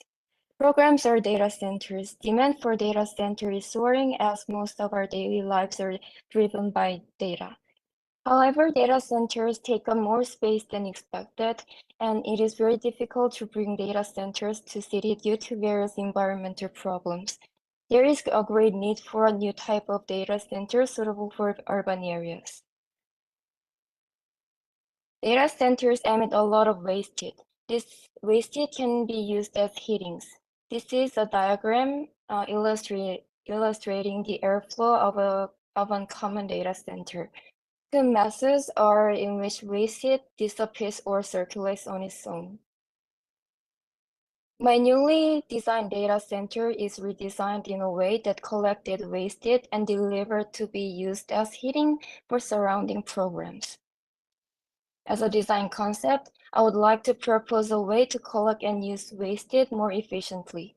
The dissolving matrix allows the building and the data center to be overlapped in a double ring form, allowing more efficient use of waste heat from the data center. The site is located in Seongsu-dong, Seoul. Seongsu-dong is a very suitable place to utilize the air rights, as the manufacturing industry, which was active in the past, has declined. As a result of analyzing the air rights around the site, 9,000 square meters of air rights could be transferred on our site. Next is the mass process. The building started with a simple box. For connection with the park in front, the west side of the building was set back and pedestrian was built.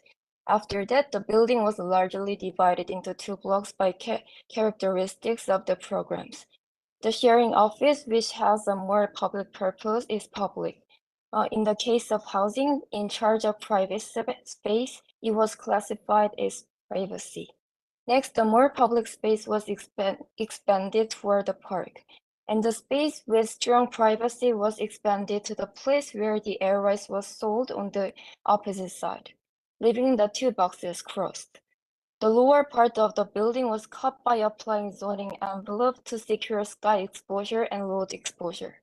The building was pixelated to deploy more units and use space efficiently, and then broke some parts of the pixels to light the building and secure openings. These masses are a number of alternatives that can come out of using air rights. The lower it goes, the more the air rights was used. This is a site plan. The site has two main entrances and one sub-entrance on the park side and on the road side. It can be seen that the air rights on the right side of the land was transferred to our site.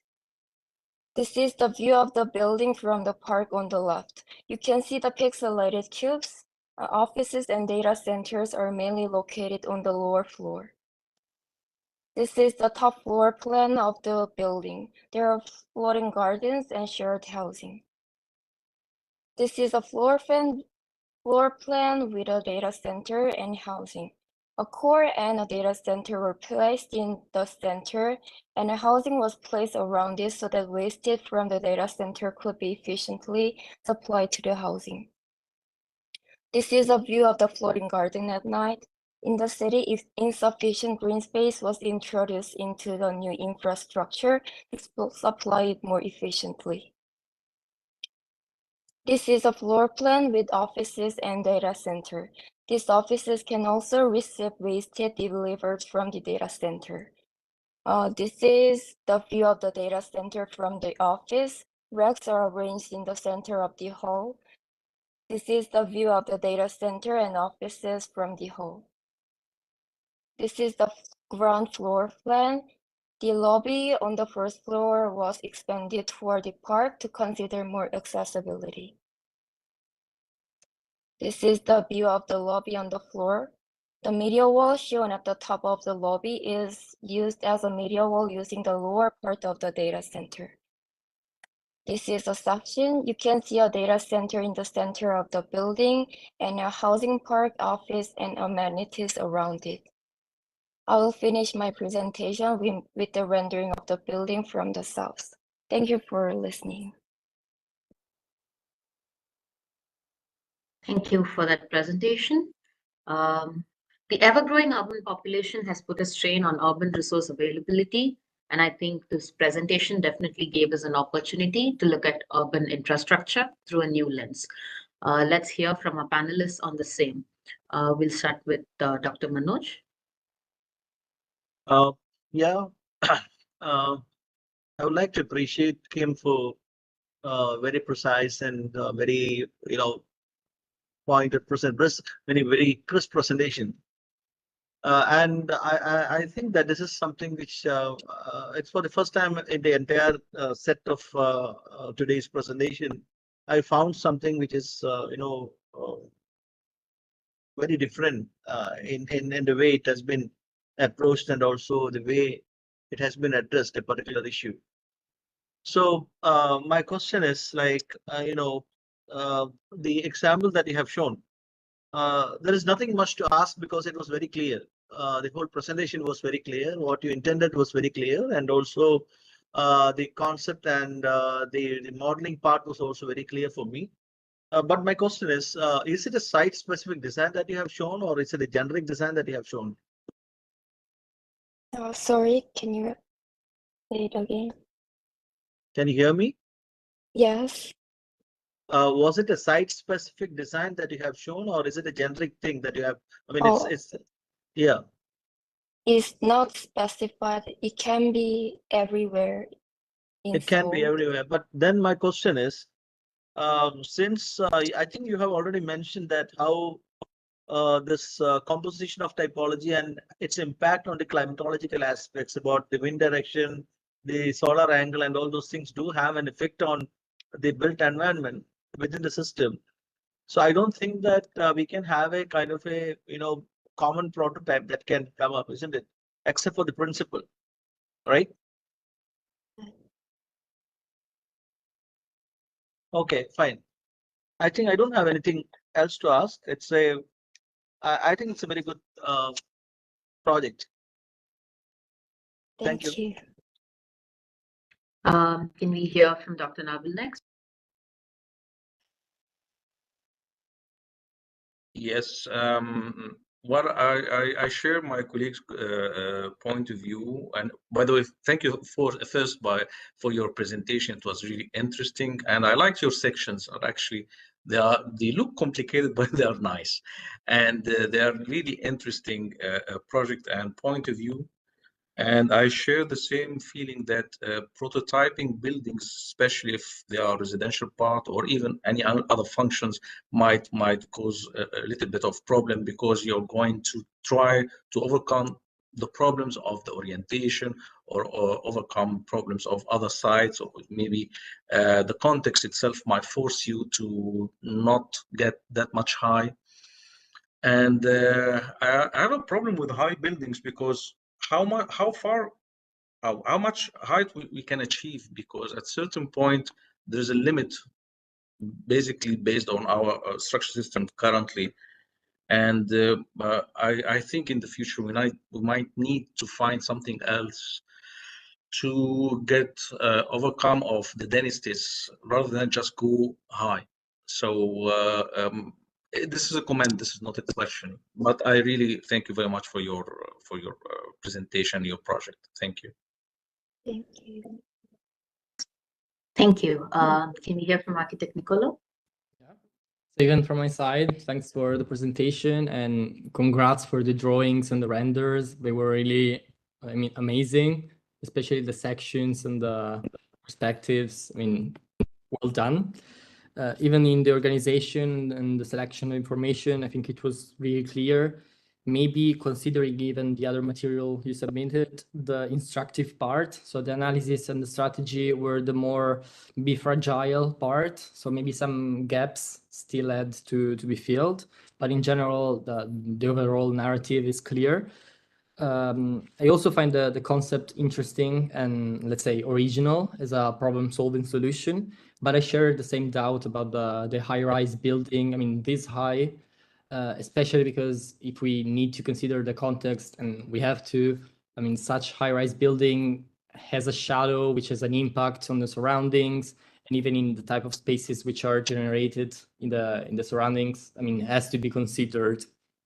So that is the main doubt, along with the technological part, but of course it's not the strict focus of the seminar, because in the end, the upper part is basically a cantilever building, we can say, and maybe even on the structural technological part, it would need like more reasoning, as well as with the wind and the orientation as well.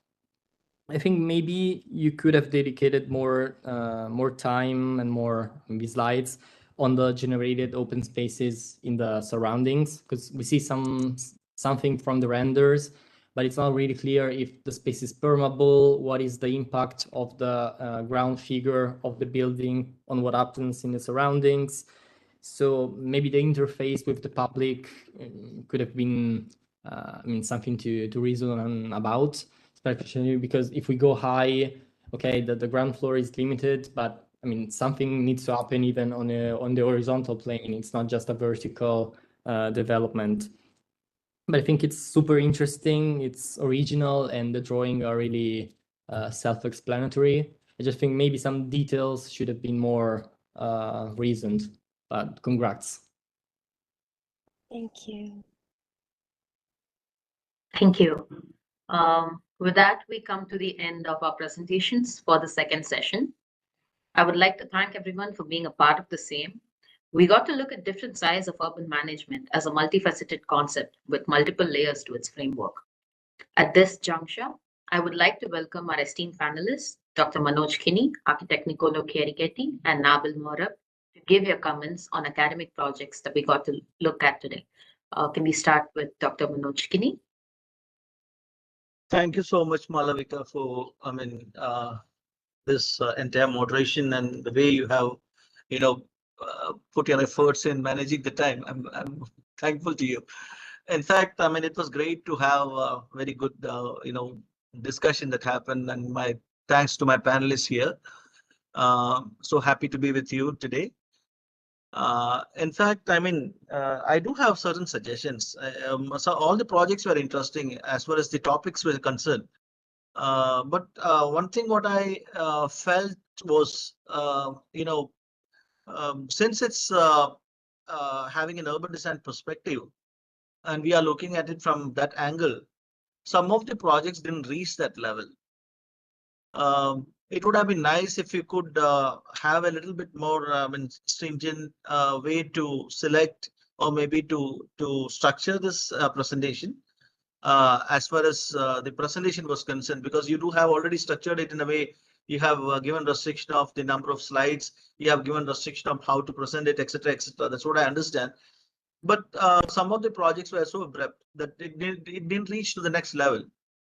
So if that part was also there, like for example, I think one thing what I remember is regarding this market, typology and the way it was dealt with. Similarly, some of those BR theses were also having the same problem. where that though it had the content, we couldn't take the discussion to that level. The students were not able to come to that level of fineness to discuss those matters. So I think maybe next time when we do this, otherwise, I mean, whatever topics that you have selected under this particular domain, urban management, it was very relevant and very specific to that particular domain. And again, some of these topics, like the last one that was presented, it was a PhD thesis. In fact, that's what I understand. It went to another level, and some of them were like in a very different level. So this kind of scaling is also another problem that I found. So maybe possibly next time when we do it, because I mean I believe when everything comes as a compendium, it should make sense. So when you publish this whole thing as a book, or maybe when it comes, already it's there, I believe. That's what I have. I mean, I got a copy of that. I don't know it's a final one or a draft one. So that particular thing, if you look at it, the content wise, if you look at it, everything should reach the same level. That's what I felt. That's it. Thank you. Can we hear from architect Nicolo Chierichetti next? Yeah. Even from my side, I mean, it has been a great honor along with Nabil and Manoj. And my expectations from the beginning are completely satisfied. I mean, we saw really a really heterogeneous variety of projects, different approaches, different solutions. So it was really even challenging from our side to deal with so many different topics. And I think it's really relevant because we see how on the urban fabric, we have so many different issues to deal with. There's such a complexity in this network of relations, issues, and topics that we can see how the city is really not a simple matter to deal with. So our task is crucial, let's say. I can only maybe give 3 main points as an outcome from what we saw today. So for sure, the importance of looking around the project. So the context is always important. It's always a matter in the project, especially because we don't design islands. And at the same time, we don't design, let's say, for birds. So it's also important to always be inside of the project and see what happens around. It's important to look from the project because, of course, we design we have a limited space to design with, but at the same time, we are inside of a context. So we always have to look around and see the relationship we can have with the existing and with the future developments. And of course, lastly, but not least, we always need to look at the tensions we create between different parts. So we have different nodes, but we always have a tension and something that attracts. It's always a matter of relationship. So I think these 3 are the perspectives we need to have in dealing with urban design. And thanks again. Thank you so much. Can we hear from Dr. Nabil Moharrat next? Yes, I would like to thank you first for moderating this session. It's really marvelous that you are, as my dear colleague was saying, that you have managed the time and managed everything. So thank you very much. And I've enjoyed the discussion with my 2 dear colleagues. It was really an honor for me to be with you. And actually, all the students and graduates, we need to thank them because re-represent again their work. It's really a headache. I mean, it was like one lifetime to present it to a jury and re-represent it again. So really, it's a challenging and a good step. And I would like really to thank them, all of them. They have done a great work.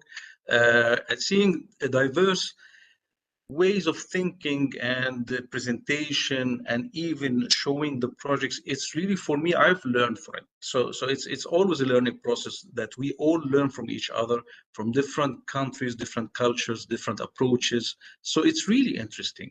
I support, of course, my colleagues' points, and I wish in the future maybe the announcement of the Urban Lab or the Urban Design Lab competition or this presentation might be a little bit earlier, so the students who are going to participate, they were going to know that they're going to present their work under this category. So maybe they might just take the time to present it in a way that fits the category that they're going to join.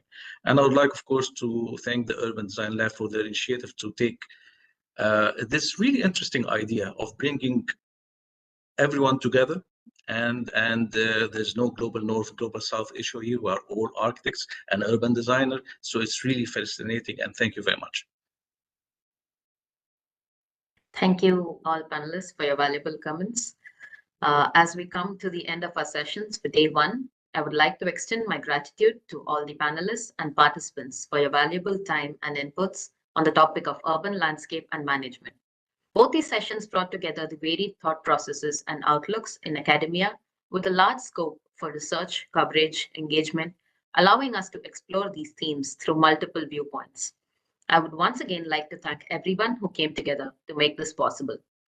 Scheduled tomorrow are sessions addressing the themes of urban network and urban renewal, bringing together more presenters, projects, and definitely more exposure to urban concepts, every bit as informative as today.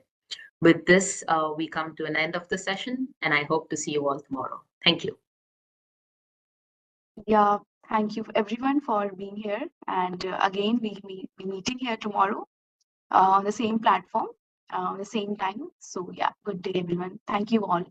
And I hope the session must have been very enrichful for us also, and for the participants also. I think they have a lot of new things to take away from all the discussions that we are having on this seminar. Because the main aim was to, bring diverse theses on a single platform such that discussions like this could happen and we could take not only good things, but also certain things that should not be done or should be done into the thesis that our students are going to do in the near future. So thank you all the panelists for your so much valuable comments. And we hope to take them to the next seminar that we'll be conducting. Yeah, thank you all. Thank you. Thank you all. Bye.